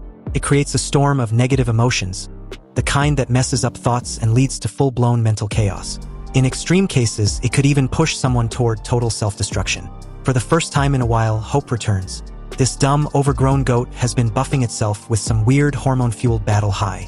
But no matter how strong it becomes, if its mind falls apart, then it's just a walking bag of muscles with no control. Bai realizes that these negative emotions can suppress the unnatural strength boosts of Baphomet. And once that happens, it's game over for this ugly beast. With confidence returning to his eyes, he steps into the maze again. His walk is calm. His mind is focused. Baphomet might be charging through the levels like some unstoppable freak, but now the tables have turned. This time, Bai isn't running. This time, he's hunting. Bai grabs the Baphomet by its horn and starts running like he's dragging a sack of potatoes. The creature struggles, but at level 1, it's too weak to resist. Probably still thinks it's scary with its big horns, but right now, it's just a powerless goat with muscles that don't matter. Bai keeps pulling it along the maze, speaking to it like it's some lost kid who needs encouragement to grow up. The sarcasm is thick. Eventually, they reach the end of the maze for level 1 Baphomet. There, without wasting time, Bai drops the creature. The beast got on 4s almost instantly, reborn at level 2. Now it's bigger and louder, and the system shows all of its abilities have been multiplied by 3.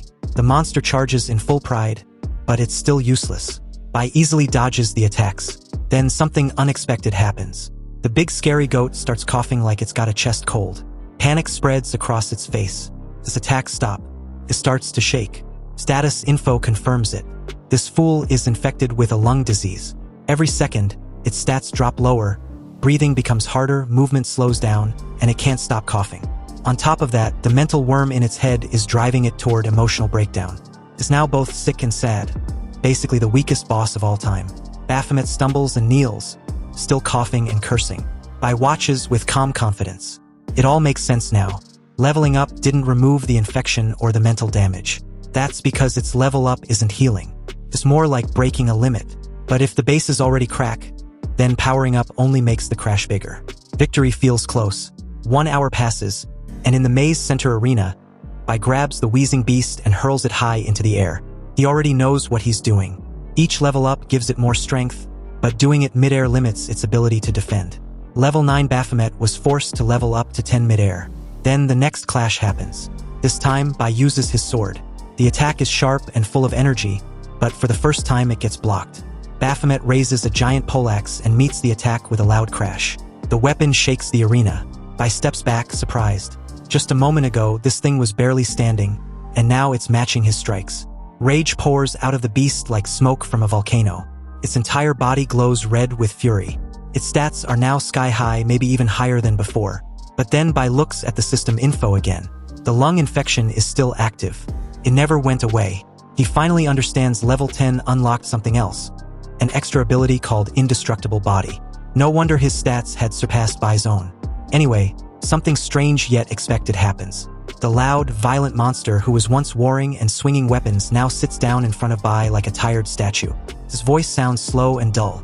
It starts talking nonsense about how fighting was boring and pointless. The system screen flashes with a clear update. The mental worm is still active. Emotional disturbance is at its peak. Depression, self-doubt, and extreme pessimism have fully taken over. Bai watches closely and thinks to himself the parasite worked perfectly. The beast is not just infected, it's spiraling. A monster that once smashed without blinking is now sitting there talking like a washed-up philosopher. The monster keeps talking. It lies down, sighing like it's giving up on the world. Apparently, it destroyed 44 levels of the abyss just because it was obsessed with battle. Back then, it thought it was cool. Now it thinks it was just being stupid. For a creature that used to scream with bloodlust, it now speaks like a washed-up villain who regrets every decision. Bai listens quietly, then plays along. He suggests skipping the fight and just letting him pass the level. To his surprise, Baphomet agrees. It no longer cares. It says its entire life has been nothing but battle and more battle. Now even living feels pointless, like it's just wasting oxygen with every breath. The conversation keeps going. Baphomet reveals something important. It can be revived over and over again with full health right here in this maze. Even if it dies, it will come back like nothing happened. Normally, that would be terrifying, but right now it sounds more like a punishment. Bai doesn't panic. He calmly points out that the same rule applies to him. If either of them dies, they both return. But Baphomet says something unexpected. It believes real victory comes when someone admits defeat willingly. Then it pauses, asking if Bai thinks it's mentally broken now. The answer is obvious. Bai tells him the truth just a little twisted. Honestly, the beast has gone from being a muscle-bound monster to a dramatic wreck in record time. He reflects for a moment. That was way too close. If the beast had respawned with all its mental problems erased, it would have turned into an unstoppable monster again. And he'd be dead in seconds. Now Baphomet lies there like a tired old warrior who just wants to be left alone. Says it surrenders. It doesn't want to fight anymore. It wants to reflect on life. Maybe find a new hobby to fill his time. A system message appears right after. Level 279 is complete. Bai is now asked to choose his recovery time. Bai finds himself back in the rest space.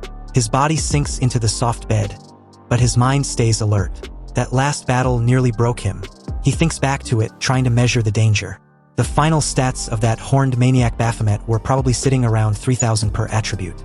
Compared to that, his own average stats, barely over 500, seem laughable. If it wasn't for the mental worm, he'd be fertilizer in the maze right now. The skill saved his life, plain and simple. Now that the first so-called god has been taken down, his mind begins to drift to the next challenge. If that depressed goat was just the beginning, what kind of overgrown freak show is coming next? Soon a new system alert pops up, flashing across his screen. It's a warning. Abyss level 350. This isn't just another floor. It's a towering structure, one massive column, like a pillar holding up the world. Giant chunks of land float around it, connected like pieces of a broken puzzle. In the distance, the largest landmass draws his attention. That's where the eye of the abyss sits, watching like some creepy cosmic camera. Every level after the first now carries these strange cone-shaped eyes hanging from the sky. They hover upside down with volcano-shaped craters rising from the ground below. Thick purple beams stretch between them, surrounded by twisting black energy that looks alive. Bai steps into this bizarre new realm. His first thought focuses on the one skill that's carried him so far. The mental worm continues to be a game-changer. Since clearing level 279, he's only had a retreat 3 times. For the abyss, that's almost a miracle. But level 350 gives him a bad feeling. Something about this place feels heavier. Just when the thought finishes, a figure appears ahead. The system identifies it quickly: level 350, Serpent Demon Lord, World Devourer, Winifred, level 10. And the special rule is to survive the 9-headed trial. Failure means death, of course. Bai doesn't even get a moment to process before the monster appears. The enormous serpent rises like a nightmare, its body coiling with power, and 9 massive heads swaying in the air like it's showing off.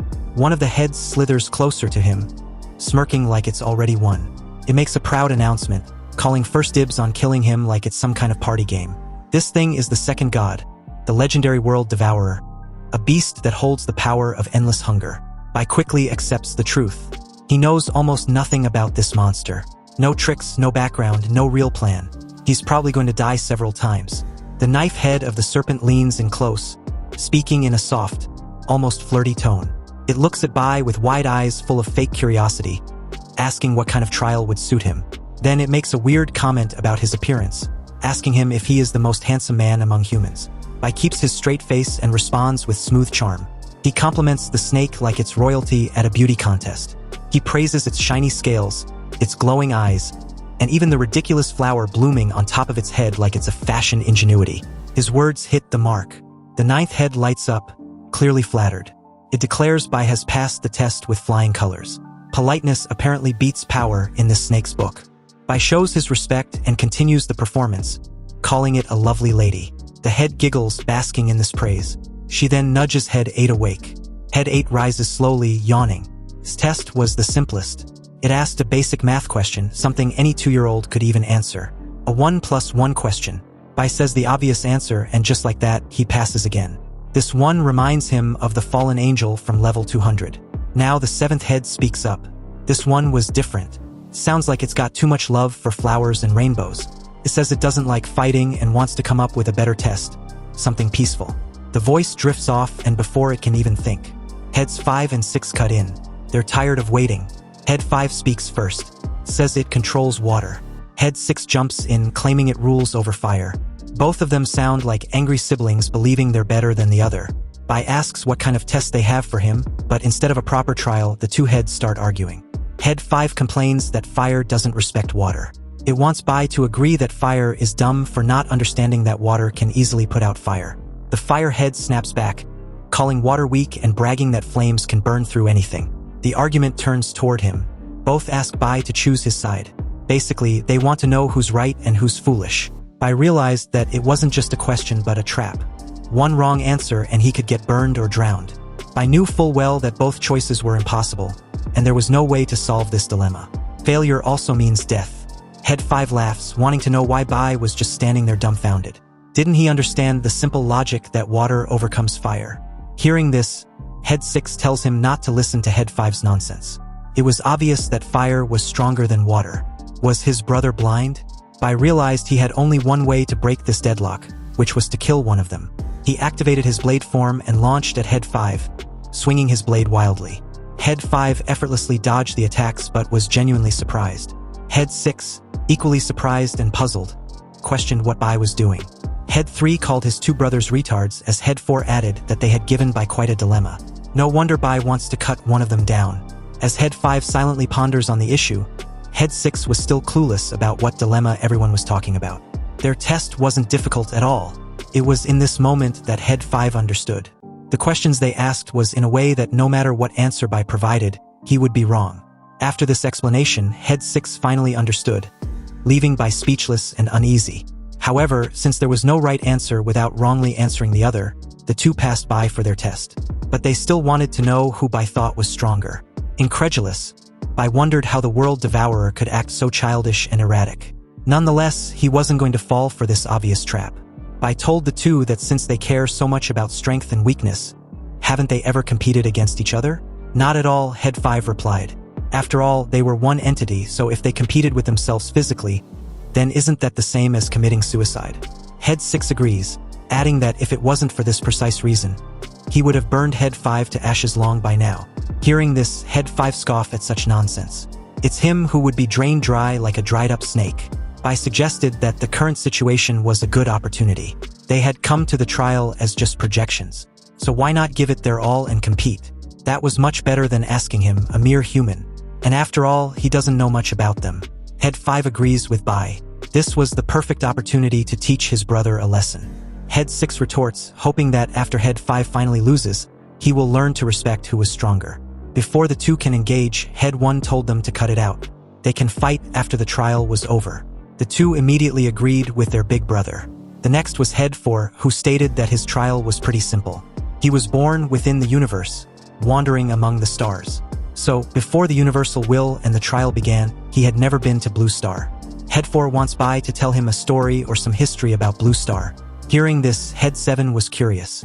He wanted to know if Bai knew of any beautiful scenery or delicious food on Blue Star. Bai's answer can be considered as a pass on his trial. Bai was silent for a moment, speechless. Head 2, also curious, stated that he often ponders if humans had any famous thinkers or philosophers. If they did, then Bai should tell him about their thoughts and he'll also pass him. Head 3 got pissed off after a while. Seriously, were they having a freaking chat conference? How long was Head 4's test going to take? Head 3 didn't have the patience to listen to them ramble on and on about boring stuff, so he will go first. Head 3 opened his mouth, condensing a dark void sphere engulfed with a purple glow.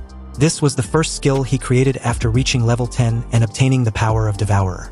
He told Bai to prepare himself to dodge or take it head-on. Seeing this, Bai was amazed that Head 3 could already create his own skill at level 10. No wonder he was a god. Anyway, Bai chose the latter, deciding to block the attack with his telekinesis. After all, the flying speed of the skill was slow, the devouring range was limited, but the suction power was huge. As the suction intensified, he wondered if he could really block the power of the devouring bomb. It was far stronger than his blacklight virus, which could only devour flesh and blood. Head 3 informed Bai that the attack was the initial version of the devouring bomb, and it's limited to level 10. He would be able to block it, right? Bai activated his shield as the attack slowly approached. And apparently, he was slowly retreating in sync with the speed of the skill, trying to use his regenerating ability to feed the skill. This was because he could tell that the skill's devouring had a limit. However, once the devouring energy reaches its limit, the skill will explode.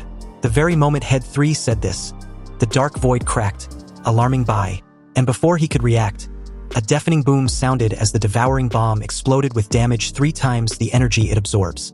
Head 9 was shocked and a bit incredulous that his third brother actually blew Bai up. And the 7th brother, always the peace-loving person, couldn't bear to see such a bloody mess, so he looked away. But amidst the dusty aftermath, Bai's coughs could be heard, confirming that he was still alive. His figure came to view seconds after, and as his status was being restored, he felt lucky that although the explosion was powerful, it wasn't enough to kill him. Head 3 was impressed that the human survived unscathed. He immediately tried to launch a second attack, which was the improved version of the first. But luckily, Head 2 stopped him, reminding him that his test was over so he should quit messing around. Cursing, Head 3 was disappointed that he didn't use the improved version on his first try. When it was Head 2's turn, he wanted Bai to tell him about the philosophy of humans. When Head 4 and 7 heard this, they were immediately intrigued and also wanted to know. Hearing this, Bai visibly relaxed. After all, the test was simple. But after quite a while of narration, Head 2 found human philosophy to be quite interesting. Bai had passed his test. Head 4 and 7 also passed him. And now only the final test was left.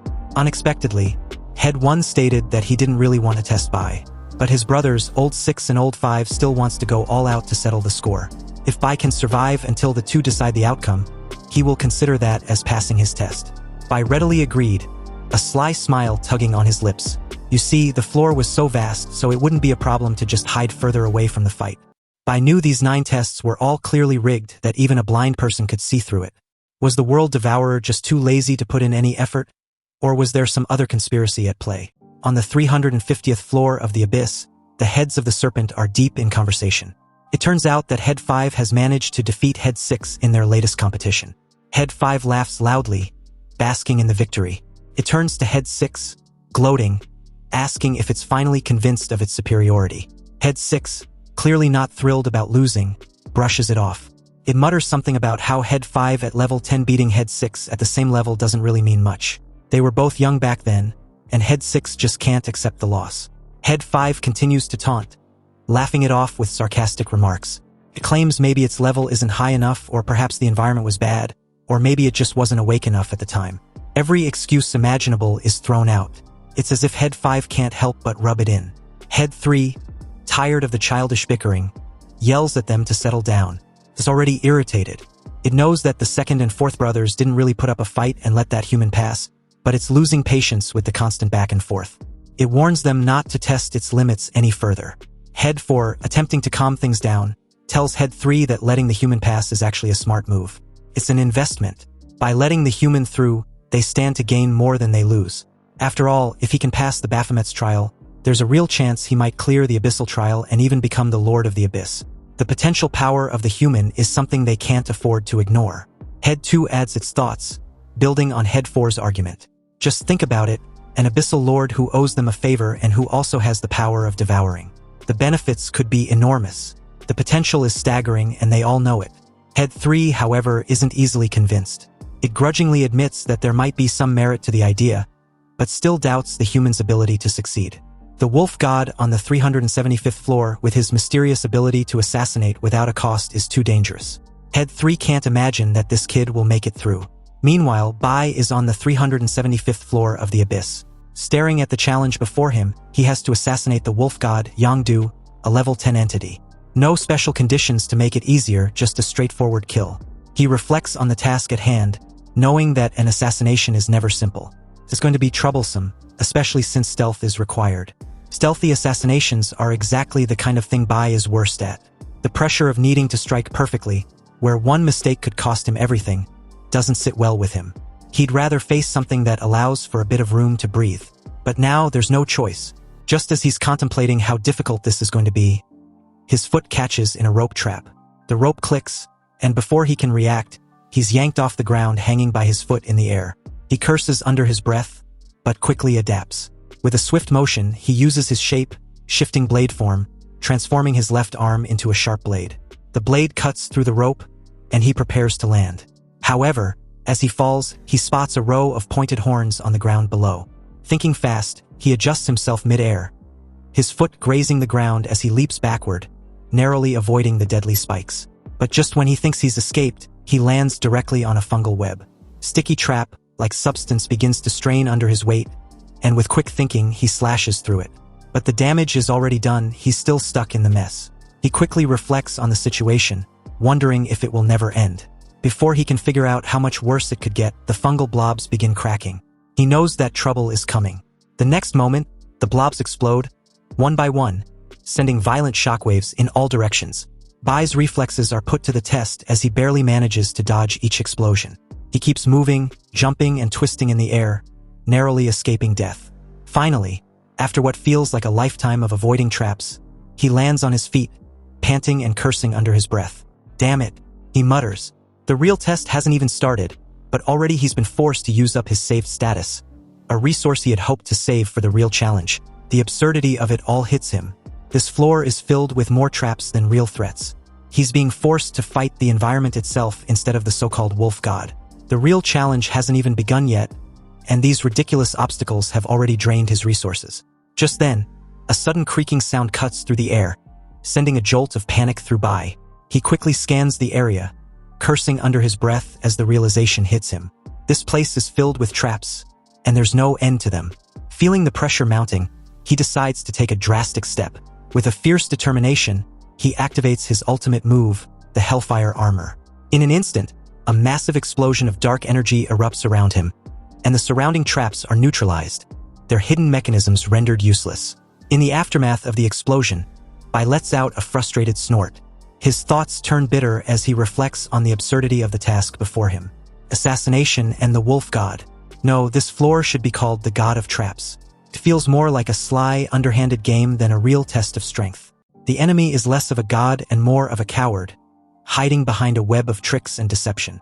Just then, he hears a voice, smooth and mocking, thanking him for the compliment. Bai freezes, looking around, but finds no one in sight.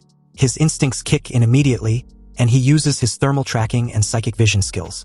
The skills activate, and he's able to visualize the thermal energy radiating from the wolf god.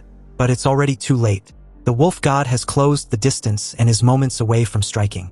Before he can react, the wolf god pounces, slashing with razor-sharp claws. The attack is brutal and precise, leaving Bai severely wounded. The pain is overwhelming, and he falls, succumbing to the power of the strike. He dies. But then, time rewinds, and everything goes back to the moment he first entered the 375th floor. He feels the sting of failure, but he doesn't give up. This time, he knows what he's up against. He reflects on the previous attempt, realizing just how much stronger the wolf god is compared to him. His stats far surpass Bai's, and the traps are endless, designed to wear him down. To top it off, the wolf god's insane stealth ability makes it nearly impossible to detect, even with thermal tracking. Bai resolves that this time he'll be ready. He won't fall into the same trap again.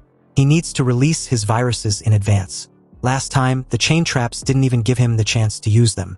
But now he's prepared. If he can infect Yongdu with the virus, he'll be able to track the wolf god's position using the virus vision. This time, he won't be caught off guard. Bai isn't wasting any time. He decides to tackle the traps head-on using his own strategy. With a determined look, he transforms his hands, turning them into powerful extensions of his will. He thrusts both hands into the ground, sending pulses of viral mana energy deep beneath the surface. The energy spreads, and soon, spikes of mana begin to rise from the earth. Every trap in the area is triggered by the energy, setting off a chain reaction of chaos.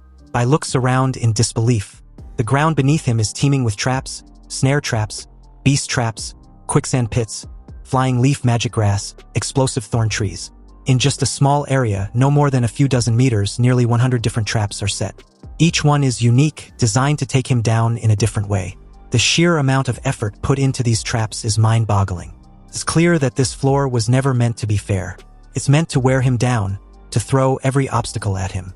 But just when he thinks he's made some progress, he senses a shift in the air. He feels the presence of the wolf god behind him, and his heart races. The wolf god speaks, almost taunting him. He can tolerate the poison, but the forest of traps, that was a real pain. Before Bai can even turn to face the threat or respond, the wolf god strikes. The attack lands squarely on his chest, and Bai is sent tumbling, his body crumpling under the force. The world goes dark, and he dies once again. Time rewinds, but this time, Bai is left in pure shock. He realizes that the wolf god has known everything from the very beginning. The god wasn't fooled by his traps, he was there, lurking, watching from the start. His realization is a cold shock to the system. The wolf god is far more dangerous than he first thought. Bai quickly checks with his peripheral vision, using his skills to track the wolf god's thermal energy. He can see the god's presence clearly now, moving with deadly intent. The trap, however, is already set. The realization hits him hard. This isn't a simple fight anymore. The wolf god has outplayed him at every turn. He's been monitoring Bai's every move from the shadows, and now, with the traps useless, the real fight begins. Bai reflects on the situation, wondering how he can possibly deal with an enemy this powerful, this prepared. This isn't just about skill or strength, it's about cunning, and the wolf god's craftiness is on a level that Bai wasn't ready for. The question now is simple: how should he solve this? The usual tricks won't work, and every second counts. It's time to change the approach entirely. Bai continues his attempts to assassinate the wolf god on the 375th floor of the abyss, but with each failure the wolf god proves to be more than he bargained for. Time resets again and again, each time ending in failure. The 5th attempt ends in his defeat. The 8th attempt follows the same pattern. Bai's strategies are too predictable, and the wolf god's counterattacks are far too fast and powerful. Bai's frustration builds. He knows the wolf god's strength may not match Baphomet's, but it's still 3 times greater than his own. The traps scattered throughout the forest are lethal, one wrong step, and death is certain. It's clear that the only way to survive is to use his viruses, but every time the wolf god senses its stats dropping, it kills him immediately. Even his mental worm, which should sap the wolf god's will to fight, only seems to fuel its anger and impatience. The virus isn't working as he had hoped, and he can feel the mounting pressure. Determined, he leaps onto a nearby mountain, then starts jumping from one tree to another, his mind racing with thoughts of strategy. He knows there's only one way to win this: he needs to outsmart the wolf god, using the very traps the god created against it. He releases his virus pulmonary infection first, followed by the virus mental worm. His strategy is clear: use the flu virus and mental worm to wear down the wolf god's stats while making sure the traps buy him enough time. With his plan in motion, Bai keeps dodging the traps. Every moment counts, and he knows that one misstep could mean the end. The forest is alive with danger, but he stays focused, determined to get the wolf god caught in its own deadly web. And then, just as he predicted, the wolf god appears, but due to the traps Bai triggered, it can't attack directly. The wolf god is momentarily stalled, its ability to strike neutralized by the very environment it's created. Bai reflects on the success of his plan. This is a small victory, but it's a victory nonetheless. He pushes forward, keeping his momentum. He knows he needs to continue dodging and strategizing, figuring out the locations of more traps. Each trap he learns about brings him closer to his goal. If he can drag the fight long enough until their stats are more evenly matched, he's confident he can take down the wolf god. The wolf god's speed continues to be a serious problem for Bai. No matter how much he dodges or tries to stay ahead, the gap between them closes too quickly. In an instant, the wolf god is on him again, its presence crushing down like an inevitable fate. The wolf god sneers, its voice dripping with menace, and in the blink of an eye, it pierces Bai's back with its claws, killing him on the spot. Time rewinds. The 10th attempt begins. Bai reflects on the situation, realizing that with each failure, he's able to move further along, getting closer to his goal.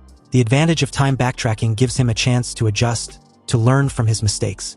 His thoughts are clear. Yongdu, your failure is inevitable. But even as he tries again, the wolf god proves to be too much. Each time the outcome is the same: Bai is overpowered, overrun by the sheer strength and speed of the wolf god. No matter how many times he backtracks, the result is always death. The 15th attempt ends in failure. The 23rd attempt ends in failure. Each time, the wolf god finds a new way to kill him, using a variety of methods to cut through his defenses. This time, the wolf god's approach changes. It rushes at him with even more fury, declaring its intent to torture him to death. Bai feels the pressure building. He knows that the more impatient the wolf god becomes, the more likely it is to fall into its own traps. That's his chance. Bai quickly adapts, transforming one of his hands into a shield just in time to block the wolf god's attack. The weight of the blow is immense, and he braces himself. His instincts tells him that this attack will be different. As the wolf god approaches, the killing intent is glaringly obvious. Just like the previous attempts, it can't control its rage and charges straight into the traps Bai has set. The wolf god's blind fury works in Bai's favor. The impact hits and the shield breaks apart under the force. Bai is sent sliding backward on the ground, but he manages to stay on his feet. His arm regenerates almost instantly, ready for the next phase of the battle. Bai reflects on the power of the punch. This time, the wolf god's stats are less than twice his own. It's clear that its strength has weakened, though it's still a formidable opponent. He wonders whether the wolf god will continue to force its way through the traps, or if it will bide its time, waiting for the current trap set to pass. The wolf god isn't backing down. Despite the damage it's taken, it leaps straight into the traps it created, seemingly unfazed by the danger. It charges forward, intent on attacking Bai once again. But Bai sees this as the perfect opportunity. The wolf god stats are no longer a crushing force, its strength is diminished, and it's taken more than a few injuries. Now, Bai knows he has a real chance to fight back. He transforms his hand into a long crescent sword, taking a combat stance that exudes confidence. He leaps into the air, cutting through the space between them with his blade. With precision and strength, he drives his arm forward, piercing the wolf god's chest. The impact is devastating, and the wolf god crashes to the ground, its form falling flat and lifeless. Bai, panting from the effort, stands tall. The battle has taken everything out of him, but he feels a wave of relief. Finally, I won, he thinks, a smile tugging at his lips. The wolf god, once an overwhelming force, is now nothing more than a defeated enemy, its body beginning to vanish into the air. Exhausted but victorious, Bai lowers himself to the ground, his back hitting the earth as a notification flashes before him. The 375th floor has been cleared. The system asks him to select his recovery time. He sits up and reflects on the battle. The wolf god may have had the upper hand at the start, but in the end, its power wasn't enough. Despite the wolf god stats still being higher at the last moment, its lack of effective frontal combat abilities gave Bai the opening he needed. After some thought, Bai selects a recovery time of 1 hour. He heads to the recovery area, his body aching from the fight. He pulls off his jacket, which is now nearly shredded, and tosses it onto the bed. It's completely ruined, he reflects. This equipment doesn't have durability, but it's not invincible either. With a sigh, he looks around, realizing the real cost of the battle. The bonus from the plague set has disappeared, and now only 3 of the 6 titled gods remain. There's still much to be done. Standing at the edge of the cliff, Bai reflects on his past encounters.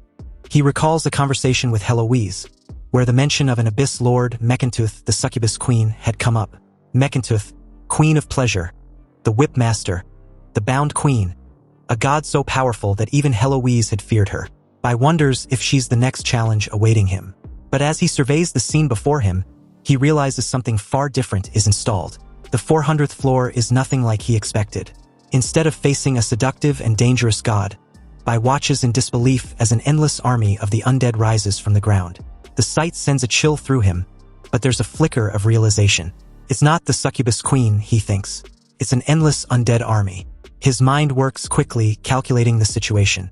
This might actually be the easiest floor he has faced so far, aside from the devouring serpent that was holding back. Without hesitation, Bai prepares for battle. He draws all 3 of his mythical swords, watching as they fly into the air, hovering around him like deadly sentinels. The swords are ready for the carnage ahead. Bai activates his biochemical disaster skill, material associated skill. This powerful skill comes with a significant benefit. Each time he kills an enemy, it triggers a recovery state that restores special energy, psychic power, stamina, and injuries. The skill also boosts his basic attributes, strength, agility, and stamina, stacking them for each kill with no limit to the increase. The duration of this boost lasts for 20 minutes. It's the perfect weapon for this endless onslaught of undead. The 3 swords begin their deadly dance through the air, each one piercing through the undead warriors with deadly precision. Bai watches as they shriek in death, their bodies falling apart under the assault. With every kill, notifications flood his mind. Strength, agility, stamina increases rapidly with every kill. And the relentless waves of undead didn't stop, but with every strike, Bai grows stronger, his power increasing as he cuts down more and more of the army. The floor is proving to be a test of endurance, but the undead are no match for his speed and the relentless power of his mythical swords. The real challenge, it seems, is not in the enemies before him, but in the time limit he has to make the most of his skill. Every second counts as he piles up strength, stamina, and agility, knowing he must use every advantage before the skill runs out. Bai charges forward, his 3 mythical swords slicing through the undead with ruthless efficiency. The swords work like extensions of his will, cutting down one enemy after another. This feels familiar to him, like the time he fought to defend a city. However, this time there's no one to protect. His mission is clear: destroy. The newly acquired flying swords give him a massive advantage, enhancing his ranged abilities and allowing him to deal with enemies from afar. With each swing, his stats climb, and he's now able to keep them above 2,000, a clear sign of his growing strength. Determined to make this battle memorable, Bai decides to finish it with style. He jumps from the cliff, activating his earth-shaking strike. The force of his landing sends shockwaves through the ground, breaking it apart and sending the undead flying in every direction. The scene is one of chaos and destruction, with the enemy forces scattered by his overwhelming power. However, just as the dust settles, Bai senses someone approaching. He quickly activates his psychic shield, raising the barrier just in time to block the incoming attack.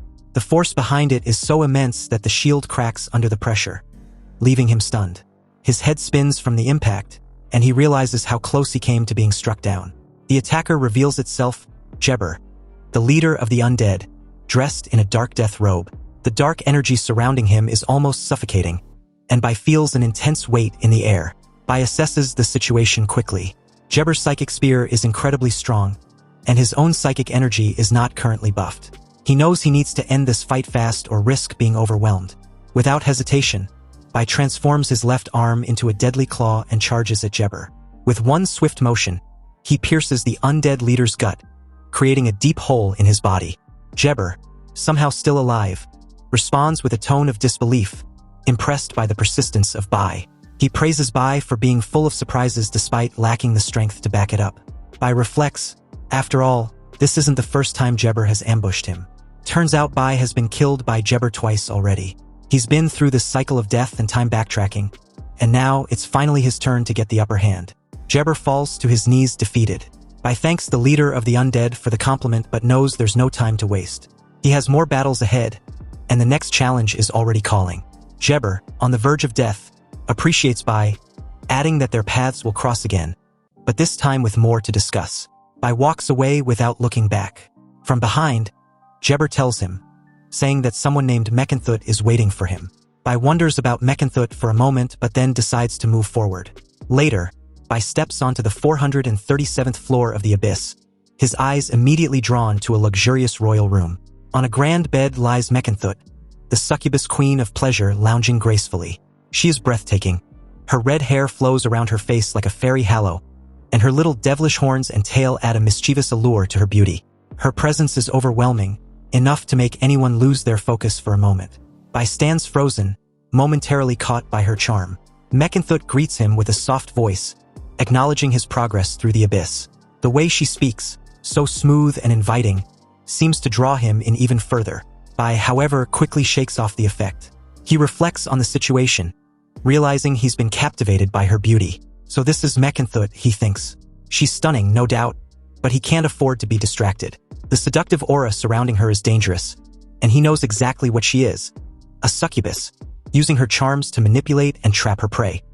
He must resist her tricks, or he'll fall into her grasp like so many others. Mechanthut notices his hesitation and calls him in a seductive tone. She tells him she can feel his desire, claiming that it's natural and shouldn't be suppressed. But despite the tempting offer, Bai doesn't move. He stands his ground, staring at her, still aware of the threat she poses. His mind races, reminding himself not to fall for the temptation. Noticing his resistance, Mechanthut smirks and decides to take matters into her own hands. Slowly, she rises from the bed, walking towards him with a measured, confident stride. She teases him, claiming that his desire is so strong it's about to burst, and implies that it must be unbearable. With each step, her aura grows stronger, and Bai feels a small part of him start to waver. She inches closer, running her tongue along her lips in a gesture meant to test his resolve. Then she demands that he kneel before her. She tells him that with his looks she could easily make him repent, completely under her control. Bai stands still, frozen by her proximity. She towers over him, ordering him to bow and kiss her feet. Her long whip hangs by her side, ready to leave marks on his skin, an intimidating reminder of her power. For a moment, he feels an overwhelming urge to submit, the seductive charm of the succubus nearly breaking through his defenses. Mechanthut promises that well-behaved, obedient pets will be rewarded by their owner. Bai, still fighting his inner turmoil, feels his will begin to waver. Slowly, he kneels before her, his body betraying his resolve. Mechanthut's smile grows wider, pleased with his submission. She looks every bit the epitome of beauty, a being that embodies temptation in its purest form, with a mocking tone. She comments on how predictable males are, even though Bai has lasted longer than most. Despite his endurance, she believes him to be just like the rest, lowly, willing to give up everything in pursuit of desire. Then, suddenly, Bai finds himself at the restaurant of Heloise. Beauty queen Heloise is sitting in front of him by a dining table. Bai stands beside her, and for a moment, everything feels familiar and comforting. He doesn't realize it yet, but he's caught in an illusion crafted by Mechanthut. Casually, Bai begins speaking with Heloise. They talk about the methods she had taught him to control desire. Bai can't help but mention how well they worked, especially when it came to the succubus he faced during this mission. She had posed no real threat to him at all, thanks to the teachings that Heloise had passed on. Heloise, sitting gracefully, smiles knowingly. There's a flicker in her eyes as she explains that the method she taught was specifically designed to counter beings like Mechanthut, the goddess of desire. Then, she shares a fascinating story about the succubus, revealing a surprising side to her. Heloise explains that when Mechanthut first inherited the power of desire, she had long admired someone, a person she had desired for so long. When this person finally fell under her charm, their desire consumed them entirely. They made a fool of themselves, begging for affection in front of her, and the result was that Mechanthut's hopes for the opposite sex were shattered. This disappointment became a turning point for her. From then on, every time Mechanthut found someone she desired, she unleashed her full charm to test their will. According to Heloise, very few have made it through this trial unscathed. Bai is taken aback by the story. He had always thought of the goddess of desire as a calculating manipulator, but now he sees her in a new light. Mechanthut, a being who controls all desire, is actually an innocent and pure succubus, someone who was hurt by her own desires. He shakes his head in disbelief, unable to fully understand how such a powerful being could be so vulnerable. Heloise, with a knowing smile, teases him. She suggests that if one day Bai were to fall under the charm of Mechanthut, it might lead to something quite interesting. Heloise has always seen Bai as someone who would never submit to anyone, someone who would rather walk away than beg for something. She finds his resistance fascinating and enjoys watching him wrestle with his own convictions. A little defensive, Bai insists that he isn't opposed to giving in, just not to someone like Mechanthut. He admits that he would stay loyal to strong and capable people like Heloise. Heloise asks him if he really means it. Bai replies, of course. Bai somehow realizes he isn't an illusion, and all this is a trick of Mechanthut of trying to break his will and make him surrender. The pieces fall into place and Bai snaps back to reality. He refuses to submit to her charm, even as she attempts to lure him in. Without hesitation, he attacks, but Mechanthut easily dodges her movements graceful and fluid. She's far more than just a pretty face. She's a deadly, powerful being, and she proves it with ease. In her hand, she holds a hunter's whip, and with a swift flick, the whip wraps around Bai, halting him in his tracks. She mocks him, telling him that he can never defeat her. Kneeling before her, she promises he will find true pleasure only at her feet. The seductive tone in her voice is meant to break him, but Bai refuses to bend. He responds defiantly, making it clear that it's either they do this his way or he dies. He'll never beg for pleasure. Mechanthut, unfazed by his defiance, smirks. She promises to see how long he can hold out before finally submitting to her will. She casually walks back. Her movements are slow and seductive. She then sits down in a very naughty position and tells Bai that she is so lonely, and it would be nice if there was a good dog to play with. Bai breathes heavily. The whip tightens more and more around his chest. The pain keeps growing like it's digging into him. It's not just pain anymore. It starts to feel like something is crawling under his skin. It's itching now in the worst possible way. He realizes this thing is not just hurting him, it's trying to mess with his mind too. On the other end of the whip, Mechanthut acts all smug and creepy. She even licks the whip like some kind of drama queen who thinks she's starring in a twisted love story. And of course, she's not just playing around. She believes this whip is her masterpiece. It's powered by her so-called divine authority and designed to control anyone who dares to feel even a bit of raw emotion. Basically, she's turned into the queen of cringe and bondage. Bai stays calm, he doesn't break under pressure. Even with that painful whip wrapped around him, he mocks her like a true pro. He isn't impressed at all, and he's already thinking that if this is her big opening move, she might want to rethink her whole act before he gives her a 1-star review. Mechanthut walks over, acting all seductive, like she's in some kind of cheap romance drama. She tries to insult him by saying he's still too lovely, even after all that pain, so now she plans to step it up a notch. She gets way too close and grabs his chin, then suddenly plants a kiss on his lips. Yeah, she's not just a villain, she's a whole red flag factory. That kiss messes with Bai's head. His mind drifts into nothingness, like he's falling into a strange dream world.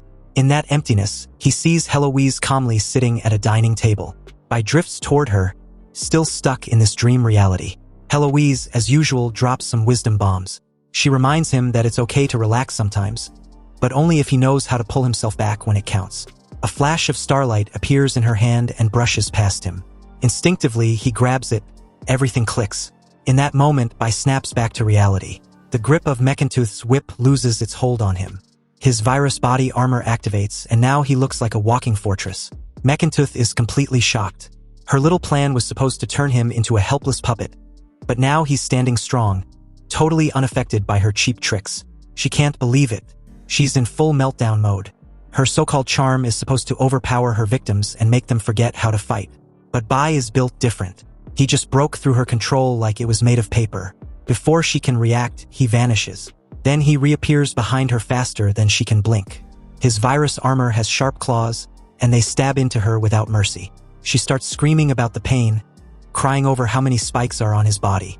Maybe next time she should think twice before trying to seduce a man who literally wears pain-like armor. Bai lifts her up and jumps onto the bed behind them. At this point, he's done playing nice. He decides to let the man downstairs do all the talking from here. It's time for some well-deserved punishment. Mechantooth lies flat on her belly, trapped under the unshakable grip of Bai. Her limbs don't budge, and her pride is now as bruised as her body. She tries to think of a way out, and her mind races to the easiest solution: killing him. Her deadly tail rises, sharp and shining, ready to strike him from behind. But something makes her stop. For once, hesitation creeps in. This man, unlike all the others, still hasn't fallen under her spell. That's the first. She begins to wonder, should she really kill the only person who managed to resist her overwhelming charm? That kind of challenge is rare, and she knows it. Bai immediately notices the change in her. She isn't attacking anymore. Her tail lowers instead of striking. He doesn't waste the opportunity, since she backed off. He decides it's time to finish this round with full force. No holding back for someone who just tried to stab him in the back. Literally. Mechantooth has given up. Admitting this is just a projection and not her real self. Now she's more interested in watching Bai spiral into madness. 3 days pass, and the same bed that was once a battlefield now holds two completely exhausted warriors. Both Bai and Mechantooth lie flat, barely able to breathe. The silence says it all. Bai reflects on the crazy battle they just had. It wasn't easy, not even for someone like him. A system message pops up. Bai has cleared the 437th floor. No backtracking this time. 21 save points used, but victory is still his.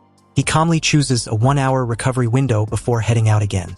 He stands upright and thinks over his journey. The Minotaur, Hydra, Golden Wolf, the Undead, and now this lovely Demon Queen. He had cleared the 5 powerful gods already. Each of them gave him something unique, something useful in battle. But what awaits him next is still a mystery. The 6th trial could be anything. Far away in the true abyss on that same 4037th floor, the real Mechantooth lies on her luxurious bed. Her eyes gaze into the void, and the name Bai slips from her lips. One of her servants asks for orders, but Mechantooth doesn't answer right away. She starts reminiscing. That projection of hers had quite the experience. For the first time, she got a taste of what it feels like to be overpowered. Not with brute strength, but with pure willpower and mental dominance. It's almost addictive. She slowly rises and gets a wild idea. Maybe she should go to the 500th floor and kill the next monster waiting for Bai. If she does that, she can help him move forward, and then face him again at a higher level. Maybe, just maybe, she can feel that thrill again. But her bold thoughts crash the moment she remembers who guards the 500th floor, the Lord of Eternal Night. That guy isn't just dangerous, he's terrifying. Even Mechantooth, with all her fake charm and over-the-top confidence, knows she wouldn't last 5 seconds against that beast. She sighs, already admitting defeat before even trying. All that big talk only to back off at the first real challenge. Truly fitting for someone who thinks licking a whip is sexy. What a disappointment. Later, on the 500th floor of the abyss, Bai finally arrives at the last stage of the trials. He looks up and sees his final opponent, the Lord of Eternal Night, Agars, sitting like a boss on top of a cliff, acting as if he owns the whole place. Bai, standing below, stares him down without a shred of fear. Agars, dressed in that typical over-the-top demon royalty fashion, tries to sound dramatic and mysterious. He talks like he's reading from a script, declaring that Bai's journey is supposed to end here. According to him, Bai might have made it far, but he'll never become a legend. Classic villain behavior, full of big words and zero results. The system then confirms it. This guy really is the Lord of Eternal Night, Agars. Level 10, the strongest of the strong. But strangely, there are no special conditions to clear this floor. That alone feels suspicious. Bai, clearly not in the mood for this theater performance, just grins. He's not here to talk. He jumps into the air, planning to end the fight fast and move on. But the moment he makes his move, Agar's vanishes into thin air. Not even a puff of smoke, just gone. Now that's just rude. Bai immediately switches into hunter mode. He activates heat tracking, tries using psychic vision, and even spreads a bunch of deadly viruses, everything from influenza to pneumonia to the mental worm variant. The whole battlefield turns into a biohazard zone. He climbs up the cliff to get a better view. Still, no sign of Agar's. Not even a shadow. His heat sensors can't pick up anything in this thick darkness. Psychic vision also fails. Everything seems designed to block his detection. Bai knows what this means. He'll probably have to die a few times just to figure out how to beat this guy. Nothing. Starts feeling like a really long loading screen. Then suddenly a system message pops up. The 500th floor is cleared. Recovery time selection available. Bai stands there, confused. That's it, no battle, no damage. And he just cleared the floor. It doesn't make any sense. He starts wondering if this is some sort of trap. Things were never this easy before. Something definitely smells fishy, and it's not just the viral cloud he spread earlier. Agar's, meanwhile, is sitting on another cliff behind Bai. Looking at Bai, Agar's remarks, "What an interesting human," and then he starts vanishing like some emo ghost king. Then, right before disappearing completely, he mumbles something cryptic about looking forward to meeting again. Bai turns around and tries to process what just happened. What does he mean by this, and why did he let him pass? The dude dodged the fight and dropped a mysterious message before ghosting away. Bai curses Agar's. These riddle-loving weirdos always leave behind some cryptic words, acting like the universe revolves around their half-baked philosophies. In his eyes, anyone who talks in riddles instead of being clear should be kicked off a cliff, preferably their own. Bai, not in the mood to waste time, picks the shortest recovery option available, just 1 second. However, the system gives him a reality check. Turns out, the shortest valid choice is 1 minute.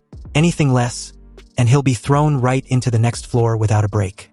Instead of hesitating, he taps yes like a champ and gets ready for whatever's next. He is instantly teleported, landing on the 501st floor, or at least where it used to be. There's nothing there now, just a mess of collapsed space. The system then informs him the entire floor has broken down.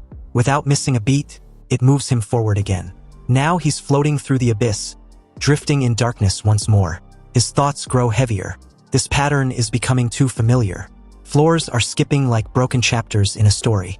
He wonders how many more have been erased. So far, he's defeated 6 god-level bosses. That means there can't be many left, or so he hopes. But reality doesn't care about his hopes.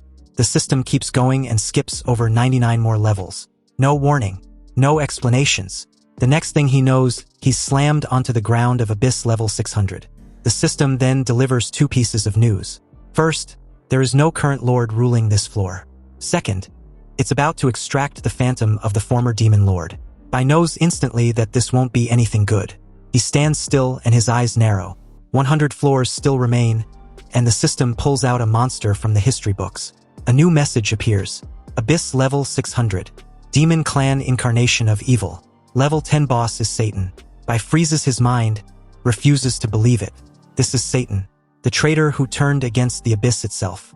The twisted genius who created hell. The original god of evil. And now, somehow, he's here reborn as a phantom.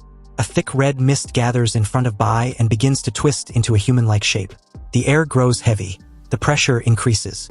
And then a voice echoes through the darkness. That voice claims surprise.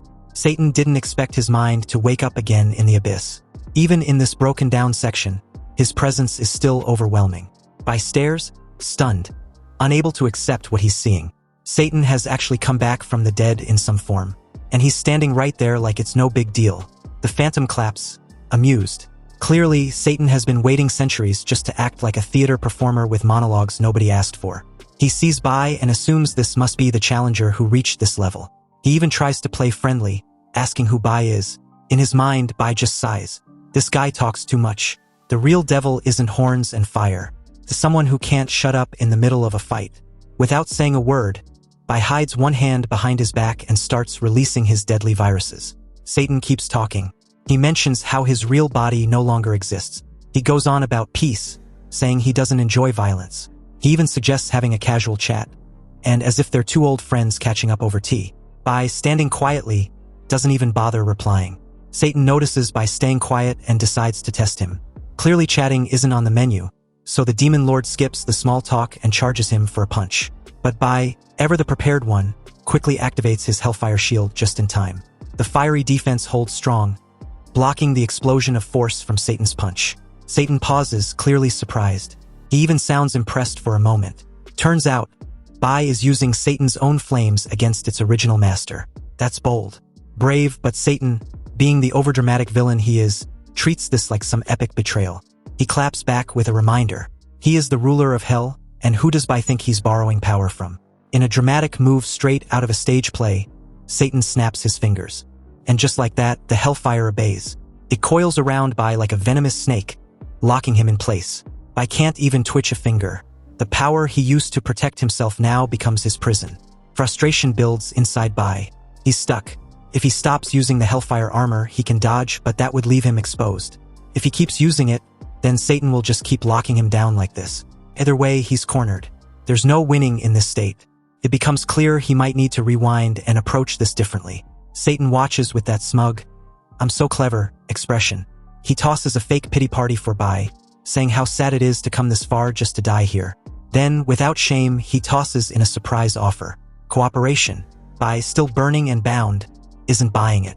He pushes back and questions if this is how Satan wants to cooperate. Realizing he might have jumped the gun, Satan pretends to be polite and snaps his fingers again. The Hellfire melts away from Bai's body, setting him free. Now face to face, Bai demands to hear the real deal. What kind of cooperation is Satan babbling about? Satan explains that his real body is long gone. Only this phantom version remains, created through the Abyss trial. But in his eyes, this is a perfect chance to make a comeback. Bai narrows his eyes. To him, this is just a phantom. Nothing real. Nothing dangerous yet. But Satan has an answer for everything. He claims the Abyss build projections based on what's left of a being's life force. And if someone manages to carry that life force out of the Abyss, then even someone like Satan could come back for real. Bai asks the most obvious question, what's the cost of this? Satan, still pretending to be generous, insists there is no price. Just walk out of the Abyss carrying his soul fragment. That's all. No danger. No deal with the devil. Just perks. He even throws in a bonus of a slice of his ancient hell legacy. Because clearly this demon is desperate for a ride out. In his mind, Bai is already rolling his eyes. A deal with zero risk and unlimited reward. Yeah, sure. And pigs probably fly in hell too. He isn't dumb enough to fall for the oldest trick in the villain handbook. Still playing along. Bai asks how exactly he's supposed to help. Satan then pulls out a ring. He claims this shiny little trinket can hold his life imprint. All Bai has to do is take it out of the Abyss. And once Bai takes him out, this ring will be his. Bai grabs the ring and stares at it in surprise. The system pops up, revealing this is the legendary Solomon's Ring, a top-tier SS-level treasure from the Lord of Hell himself. This ring boosts strength, agility, and body toughness by half. It adds 200 points to spirit and over 3,000 points to every other stat. Talk about overkill. The ring holds the soul imprints of the 72 most powerful demon lords of hell, known as the Pillars of Demons. That means it can call and command these demon big shots. Known as the Ring of Deep Knowledge, it slashes skill learning time by 80% and cuts cooldowns for main and sub-skills by half.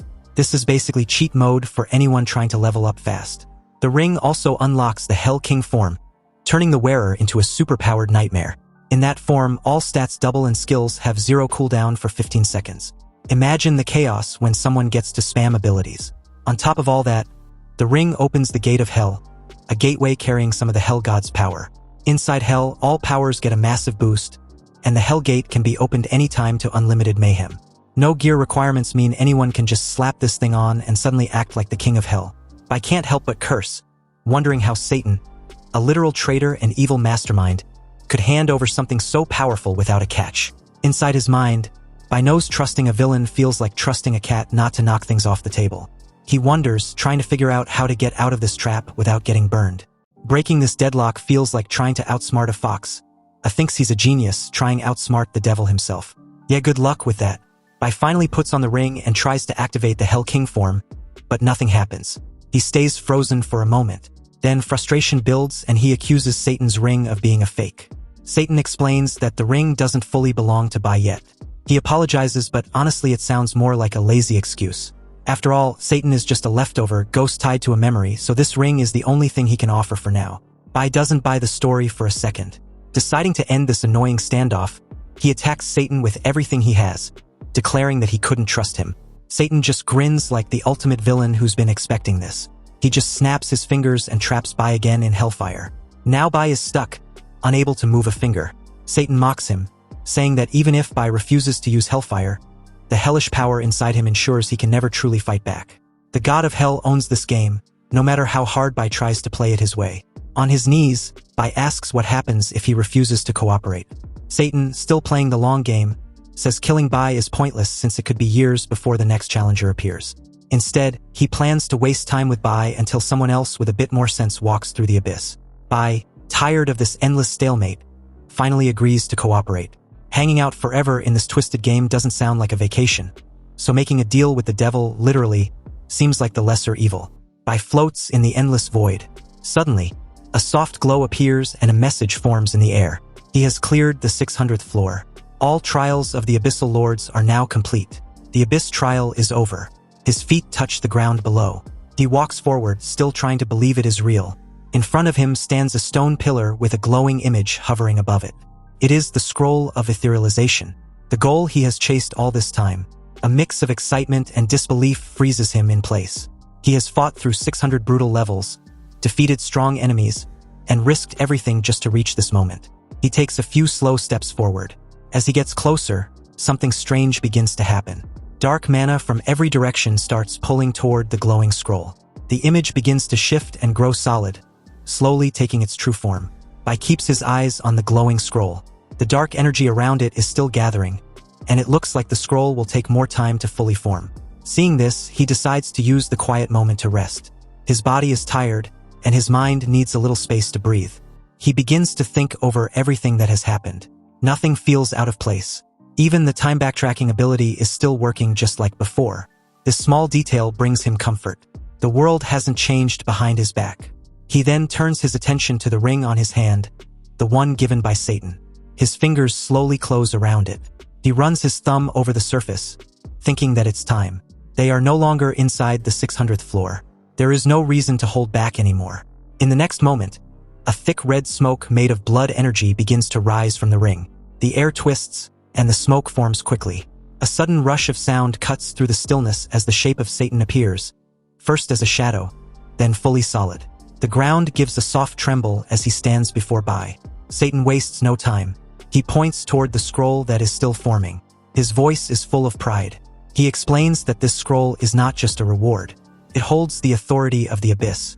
It is the scroll for a class transfer to become a sovereign of the Abyss. His gaze locks onto Bai. The mood shifts. Satan speaks with a tone that sounds almost like respect. He says that Bai's name will be remembered across the endless worlds. The trial he just finished is something even gods fear to attempt. Bai listens carefully, but a part of him doesn't feel satisfied. He thinks back to their battle. He knows in his heart that he never truly defeated Satan. Everything feels like it went the way Satan planned it. Satan shakes his head and reminds him of one important thing. Just managing to defeat Mekantooth is already beyond most. That fight alone proves Bai's strength. The words stay with him. Bai begins to reflect again. A thought comes to mind. A piece of the puzzle falls into place. He now understands something clearly. The Lord of the 500th floor, Agars, was never just another enemy. He was one of the minions of Satan. Satan nods without hesitation. He confirms that Agars is indeed one of his own, part of a group known as the 72 Godly Demons. Among them, Agars holds the second position.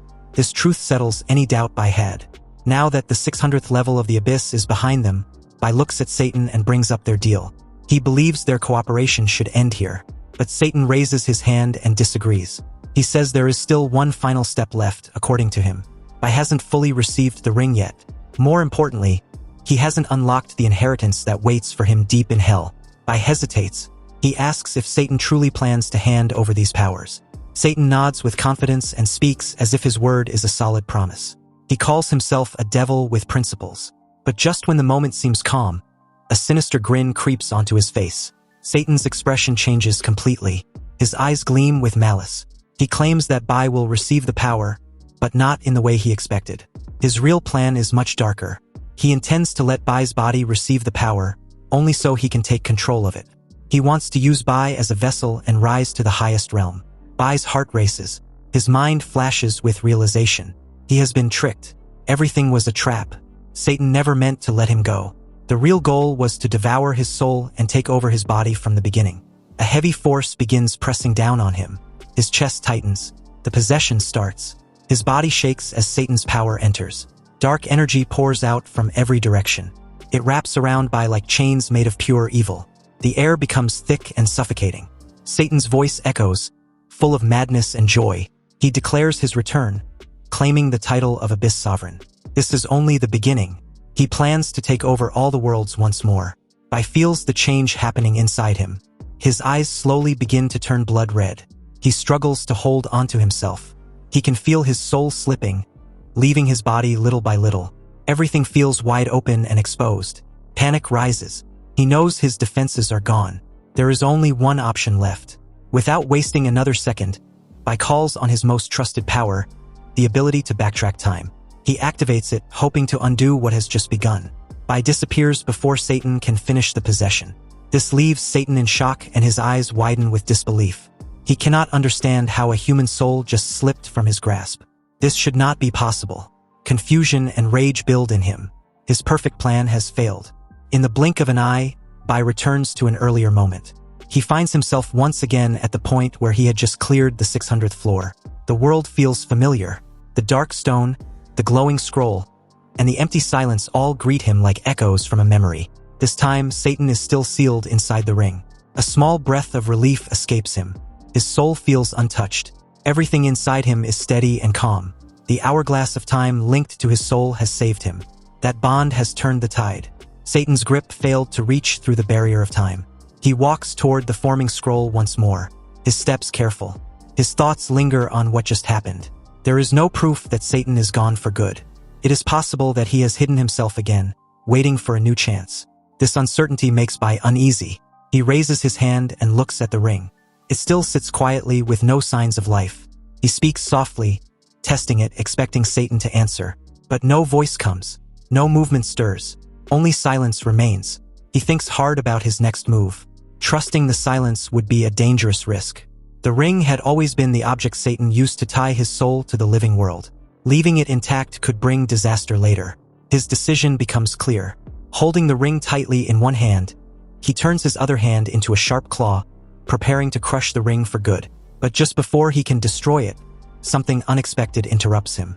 A magical screen appears in the air. It shows detailed information about the ring. The name, the powers, the conditions all appear clearly. It is called the King of Hell Ring, connected to the demon Solomon. Right now, the ring's true power is locked away. Most of its strength is sealed by a shattered barrier.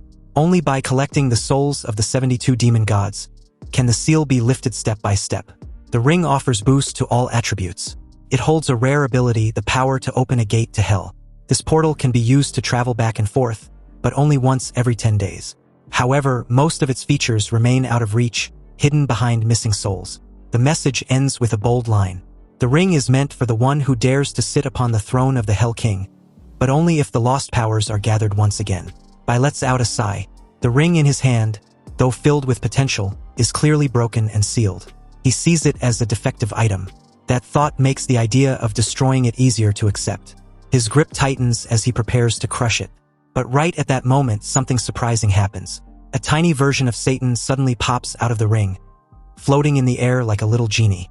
His size is small, and his face carries a mix of panic and forced charm. He quickly tries to stop Bai, calling for peace and asking to talk things through. Bai lowers his hand slightly, surprised by the strange sight. His expression shows a mix of amusement and caution. The little Satan, still hovering above the ring, puts on a pleading face. He tries to appear friendly and respectful. With a deep bow in midair, the tiny demon begins speaking in a flattering tone. His words are full of praise. He calls Bai the strongest and most respected person across all realms. He says Bai's power is unmatched and that his name will echo through the universe. Then, with both hands pressed together and big, pleading eyes, he begs to be spared. Bai does not look impressed. His expression turns cold. He reminds the little demon that flattery means nothing without trust. After everything, Satan has shown himself to be the kind of being who should never be trusted. The small Satan begins to sweat, He quickly speaks again, trying to explain. He says he has nothing to offer right now, not in his current state. But he insists that the inheritance he mentioned before, the one hidden in hell, is real. It was never a lie. Bai crosses his arms. He calls it an empty promise, nothing more than a trick. The little demon panics even more. He points out that Bai should be able to sense the truth in his words. He repeats again that the treasures are real and Bai will receive them. Hearing this, Bai finally makes his decision. His voice becomes firm. He says that if he ever decides to collect those treasures, he will release Satan again. But until that day comes, the little demon will remain sealed away inside the storage bag. The tiny Satan puts on an innocent face, trying one last time to win sympathy. In a soft and hopeful tone, he asks if he can come along. He wants to stay close, clearly afraid of being locked away again. Bai remains calm and answers firmly. He explains that only the inventory created by the will of the universe is completely secure. That place ensures no tricks can happen, no matter who or what is inside. The little demon has no choice in this matter. Without wasting more words, Bai seals him away. The small Satan vanishes back into the ring, now stored deep inside the secure inventory. With that settled, Bai turns back to the glowing scroll. The last bits of dark energy finally come together. The scroll floats gently in the air, solid and ready. A bright flash confirms the success. The system announces that the scroll is now fully his. It is the second SSS rank class transfer scroll he has received. The system then shows the full details. It is the Abyssal Overlord scroll. This class belongs to the deepest part of the abyss. It represents the end of all things. The scroll describes the abyss as a place filled with madness and endless violence. It is the dark heart of the universe, a place that eats away at everything. Even the gods stay away, and not even the will of the universe can reach its bottom. The scroll lists the class change requirements. The person must be at least level 10 and must have cleared the full abyss trial. Bai meets both conditions, but he knows better than to trust everything completely. He thinks carefully. The regular inventory might not be as safe as it seems. Some things are better locked away together. He decides to place the scroll alongside the calamity of living beings, another dangerous item he carries. His next goal becomes clear. He just needs to summon Lord Leto and complete the final quest. Once that is done, he will unlock the ability to switch between two powerful classes at the same time. By standing once again in the first layer of the abyss, the land around him is empty, dry, and lifeless. Dust drifts across the cracked ground under a gray sky. He takes a deep breath and pulls out the special coin given to him earlier, the one from Lord Leto, the god of trade. This coin holds the power to summon Lord Leto directly. Bai lifts it up with a calm look in his eyes. He has no plans to leave the abyss yet. This place still holds value for him. So he chooses to call Lord Leto right here, in the middle of this desolate layer. He tosses the coin to the ground. The instant it lands, a golden light bursts from it. A brilliant portal opens up from thin air. The light is warm and sharp, completely different from the dark surroundings. From the golden portal steps out Lord Leto. His figure is short and proud, wrapped in the glow of the trade god's authority. The brightness around him clashes with the gloom of the abyss. Lord Leto looks around with a troubled face. He doesn't hide his dislike for the place. His voice rises, filled with annoyance. The abyss is far worse than hell in his opinion. Even though his trade guild is branches all across hell, this part of existence feels different. Demons here are too wild, too foolish. They don't understand business, don't honor deals, and don't know the value of negotiation. Bai watches him quietly and comments on how much Lord Leto seems to dislike this realm. Lord Leto agrees without hesitation. He explains that no one but demons has any reason to enjoy this place. The air itself feels heavy, and everything about it seems empty of logic or order. Turning to Bai, Lord Leto gets straight to the point. He reminds him that the coin was meant to be used during the investment task. Its main purpose is tied to that mission. If Bai used it for anything else, like asking for help, then he should be ready to pay a new price. He rubs his hands together with a mischievous smirk. The message is clear. If Bai wants to summon him again, there will be a price to pay. Nothing comes free, not even from a god who deals in business. Bai asks Lord Leto. He wants to know if the contract and the rewards for completing the investment task are ready. This was part of their earlier agreement, and now it is time to see it through. Without delay, Lord Leto pulls out a glowing silver scroll. The scroll shines with a smooth, magical light, showing that it has already been approved by the highest force, the will of the universe itself. Everything is official and ready. Lord Leto explains that this scroll is meant to be handed over only if Bai can collect 2 scrolls of the highest rank SSS level. His tone shifts from calm to curious. He stares at Bai with interest, wondering aloud if he could have really achieved such an impossible task. Bai responds by taking out the first scroll. It is the one he earned from the plague world. The scroll glows with a red light, filled with a strange and dangerous power. The moment Lord Leto sees it, his eyes widen with surprise. His hands come together in applause, clearly impressed. He recognizes the scroll at once. It holds the power of plague, a force both rare and destructive. He seems amused, even pleased, that Bai found a class that fits his nature so well. But he doesn't stop there. His curiosity grows stronger. He quickly asks about the second scroll. Before Bai can answer, Lord Leto begins to connect the pieces. They are standing in the abyss. His face turns serious and his voice becomes uneasy. He begins to doubt his own thoughts but can't help speaking them aloud. He looks around the empty layer of the abyss, his gaze sharp and restless. He begins to realize what Bai might have done. If the second scroll truly came from this place, then it must be the one scroll that even powerful beings like Satan had failed to claim. Fear and disbelief creep into his voice. No one, not even the most feared demon lords, has ever succeeded in obtaining that particular scroll. The idea that Bai might have done it shakes him deeply. Bai calmly takes out the second scroll, the one he just received from the depths of the abyss. His eyes glance toward Lord Leto with a firm question. He wants to know if this is the scroll Lord Leto had been talking about just moments ago. The moment Lord Leto lays eyes on it, his body jolts in shock. His expression turns wild with disbelief. The scroll in front of him is no ordinary treasure. It is the legendary Abyss Overlord class scroll. His mouth falls open and his eyes shine with excitement. The name of the scroll spills from his lips in a mix of awe and desire. Then something strange happens. Another figure appears behind Lord Leto. It looks exactly like him, but its face carries a darker expression. Greed and hunger twist its features. That version of Lord Leto rushes forward, eyes locked on the scroll like a beast about to strike. A wave of killing intent bursts into the air. Bai notices it immediately. His instincts scream a warning. That version of Lord Leto might be planning to snatch the scroll away. His body tenses for a fight, but then the figure disappears in a flash. The tension fades as quickly as it came. Lord Leto is back to smiling. His mood seems light and he speaks in a kind tone. He praises Bai for achieving what no one else could. Again, he looks proud, maybe even impressed. From his side, Lord Leto takes out the promised reward. It is the scroll he was holding for this moment. The dual-class scroll meant for the one who completed his task. He tosses it toward Bai without hesitation. Bai catches it carefully with both hands. His eyes stay fixed on the scroll, but his mind is elsewhere. A single thought lingers. Just a second ago, Lord Leto was ready to kill for the Abyss Scroll.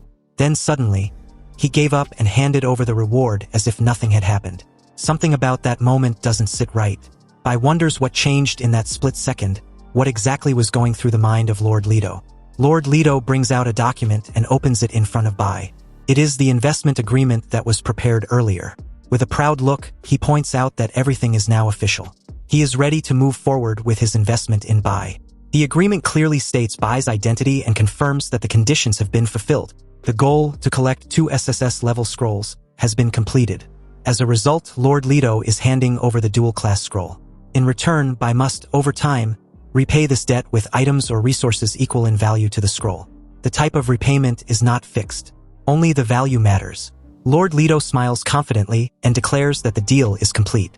From now on, the two are bonded by this agreement. They are now long-term partners. Bai glances at the document and quietly reflects on it. There are no limits on when or how the repayment must happen. The contract gives him space and trust. It is clear that Lord Leto sees real worth in him. The flexibility of the deal shows that this is more than just business. It's also a sign of confidence. Then Lord Leto speaks again. A new idea has come to his mind.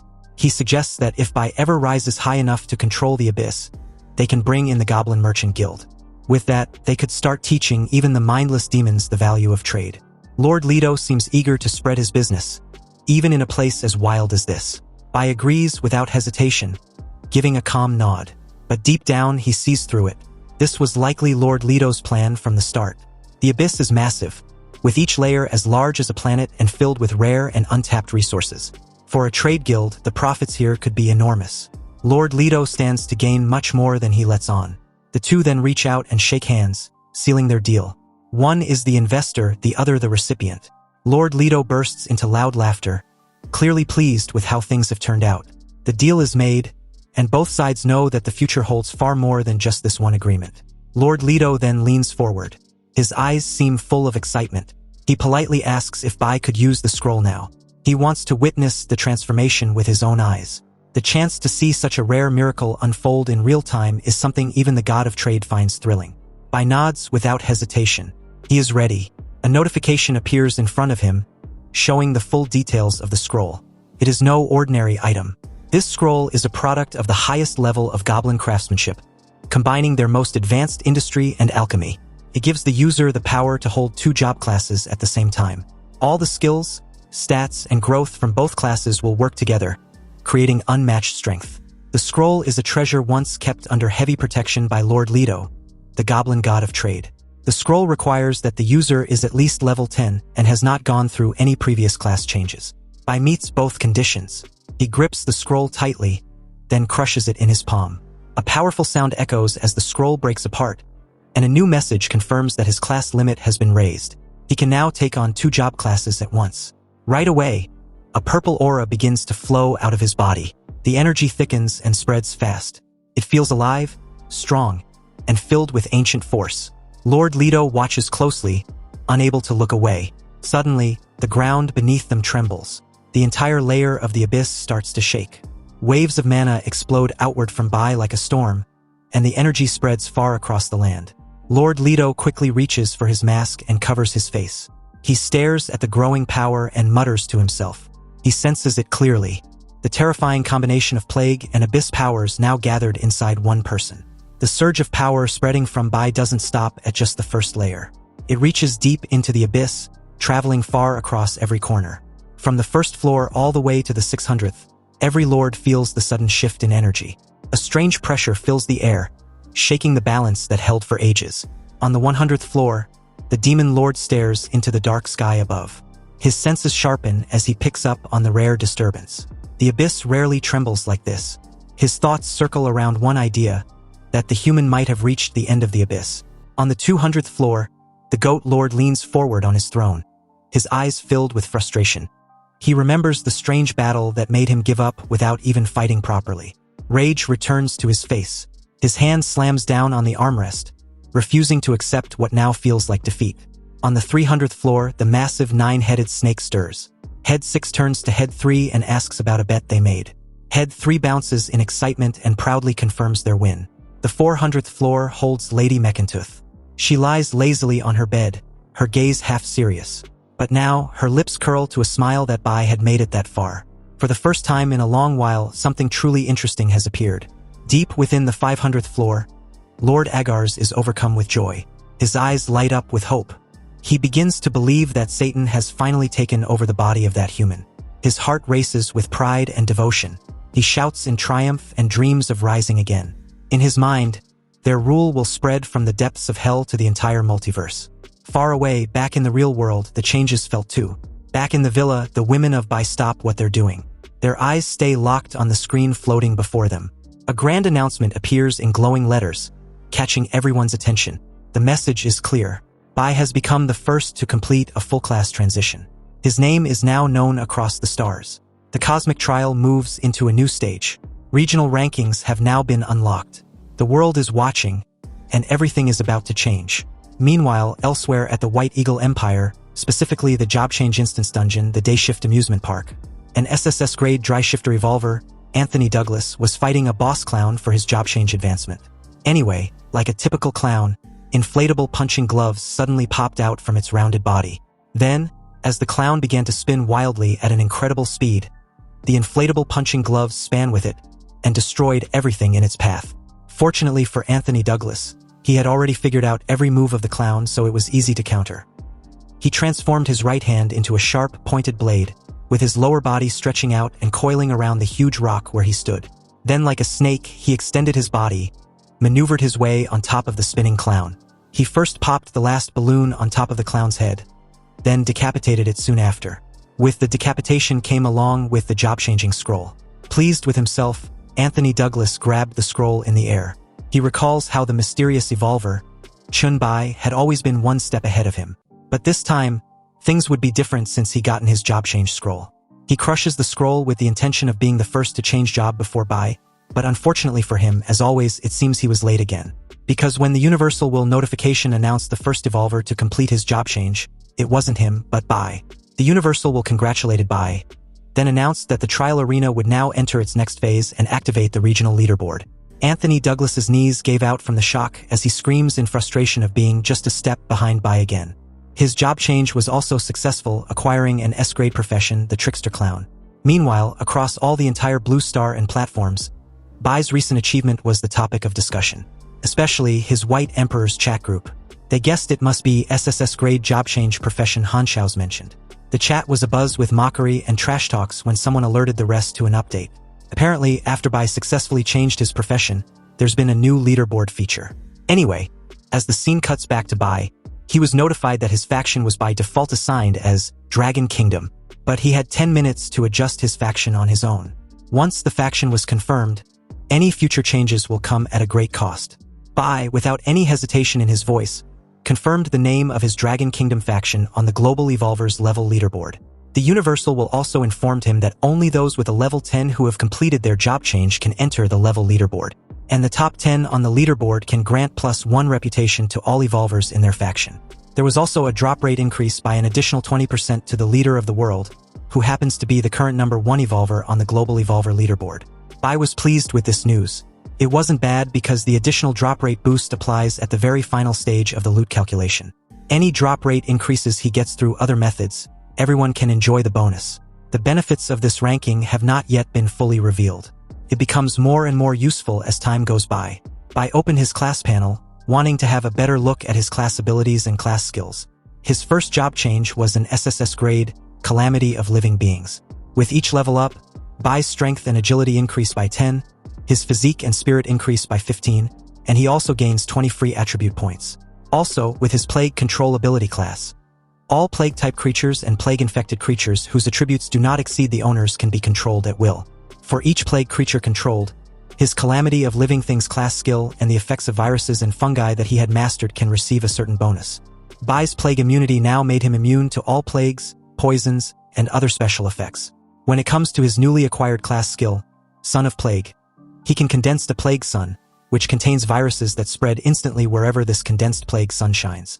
Also, the continuous supply of mental power is needed to maintain the size of the Plague Sun.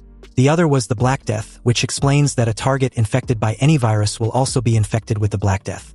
Then black spots will appear on the body, and with each time a spot appears, it will cause virus damage and trigger a low probability of instant death. Each time the virus is infected, each spot will add an additional damage hit. Bai was quite pleased with the attribute bonuses, but the two skills description wasn't clear enough to understand, so he decided to try it out for himself. Upon the activation of the Son of Plague, a glowing white sphere suddenly appeared, shining brightly and illuminating a vast place of the abyss layer.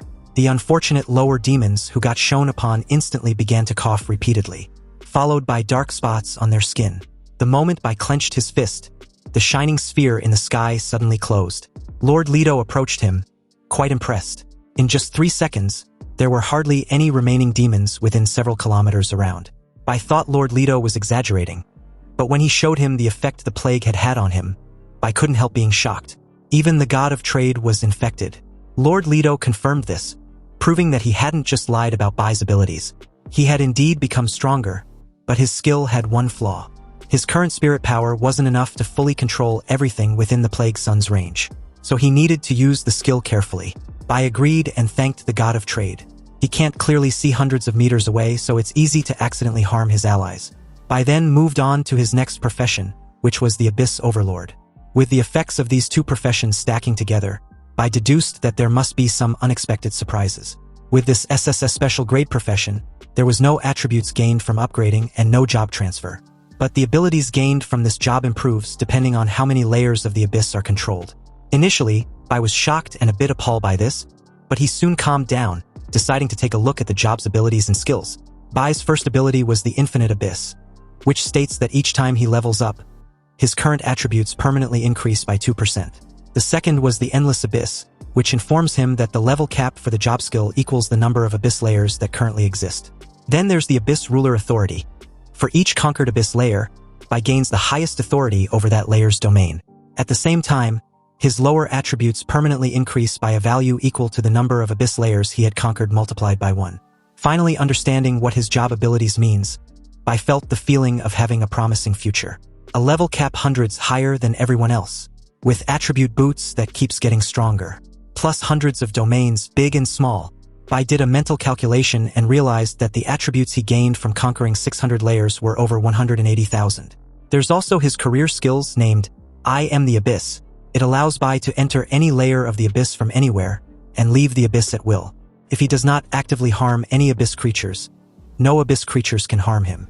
This skill has absolute priority, meaning no ability can override the abyss and stop the abyss master from using this skill to enter or exit the abyss. Then there's the abyssal assimilation, which unleashes the power of the abyss to transform any object or creature into an abyss creation. The effect of this skill depends on Bai's level. The other one is the passive skill, Abyssal Blood. Since the abyss can devour and embrace all things, Bai can simultaneously possess 9 different bloodline powers, with any bloodline conflicts erased. The last of the many skills is the Undying Abyss. Upon death, Bai will be resurrected in the abyss well without any loss. So as long as the abyss endures, nothing can stop this process. As Bai reflects on everything he just read, he smiles. Basically, everything sums up to him being immortal and invincible in the abyss realm. Other than the ability of the abyssal assimilation, Bai had a fundamental understanding of his new power. And he's gotta say, they all simply too OP. Lord Leto took off his mask and called out to Bai. In an instant, he was also suddenly holding 2 glasses of wine. He asked Bai to have a drink to commemorate his achievement. The red wine was actually an elixir of vitality, an S-grade item. It's a fine wine brewed from the water of life and the fruit of life. Upon consumption, it permanently grants 50+ to all attributes. Then there's the Blessing of Life, which greatly accelerate injury recovery with 30+% experience gain and drop rate. Bai took it with a smile, and upon reading the status info, he was surprised. The wine was indeed a fine item. Anyway, as a friend of Lord Leto's, he invited Bai to his item shop. This was his limited edition pocket shop, produced by the Goblin Merchant Guild. It would allow Bai to open this pocket shop anytime, chat with Lord Leto himself, and buy exclusive items sold only by the Goblin Merchant Guild. To their gains and future partnership, the two clinked their glasses and cheered to their great collaboration. A while later, the two parted ways. Bai used his career skill and made his way on the 19th floor. And it turns out that he could conquer any abyss layer that didn't have a lord. Arriving on the 19th floor of the abyss, it also turns out that he had already conquered layer 1 to 9, receiving a total of 45 attribute points. His next target was the very 19th floor he was at. But the moment he tried his skill, it failed. Bai was instructed to first conquer the 18th floor, making him realize that he could not skip empty floors in his conquest. In that moment, he decided to rather try out the abyss assimilation. Bai took out his zombie mask from his inventory, an F-grade armor-type item with constitution and strength of 2. This mask was all Bai has left at present. At that time, to make room for the absorbed demon bloodline potion, the mask became the only item left and used. He activated the abyssal assimilation, which immediately triggered the modification of the F-grade zombie mask to an E-grade demon mask with a +3 increase in all attributes.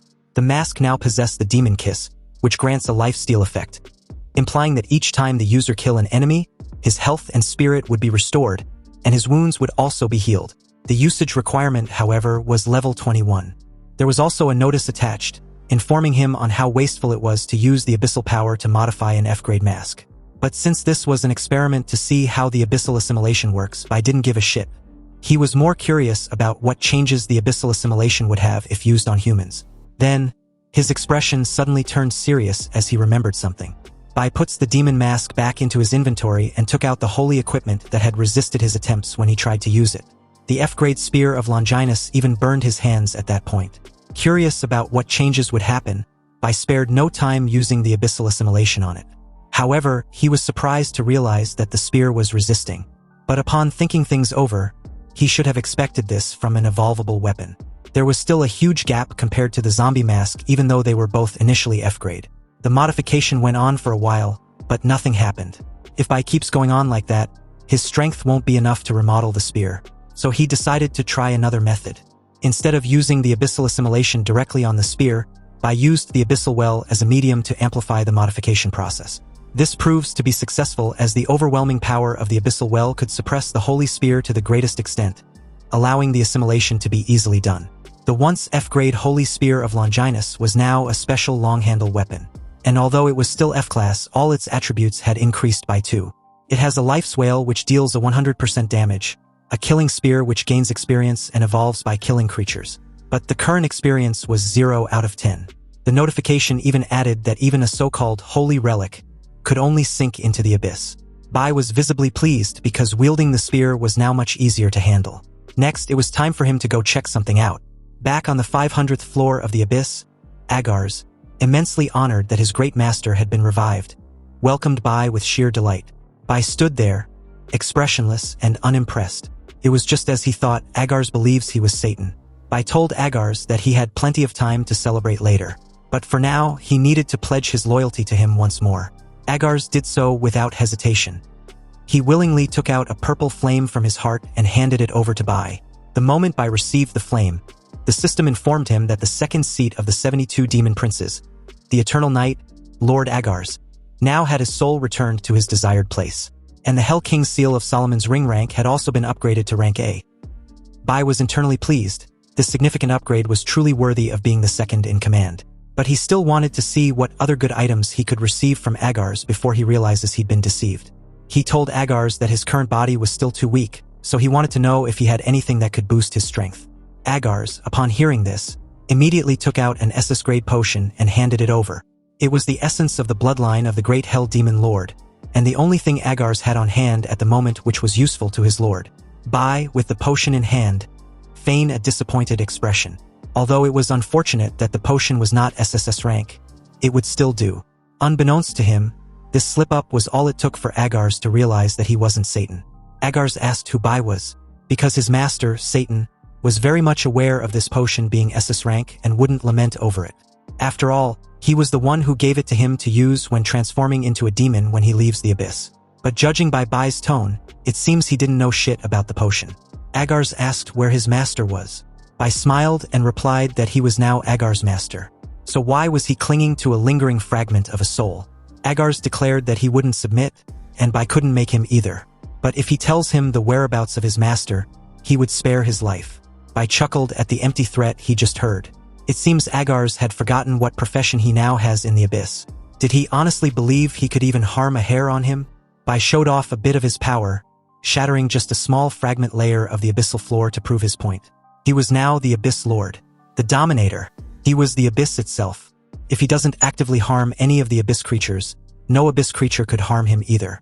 Although Bai's aura wasn't enough to suppress Agars and forcefully make him submit, his words were true and absolute.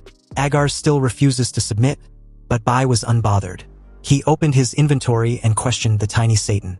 His methods were indeed impressive to have such a loyal subordinate. The tiny version of Satan acted all pleased with the compliment, and in a humbled tone, asked if Bai was referring to Agars.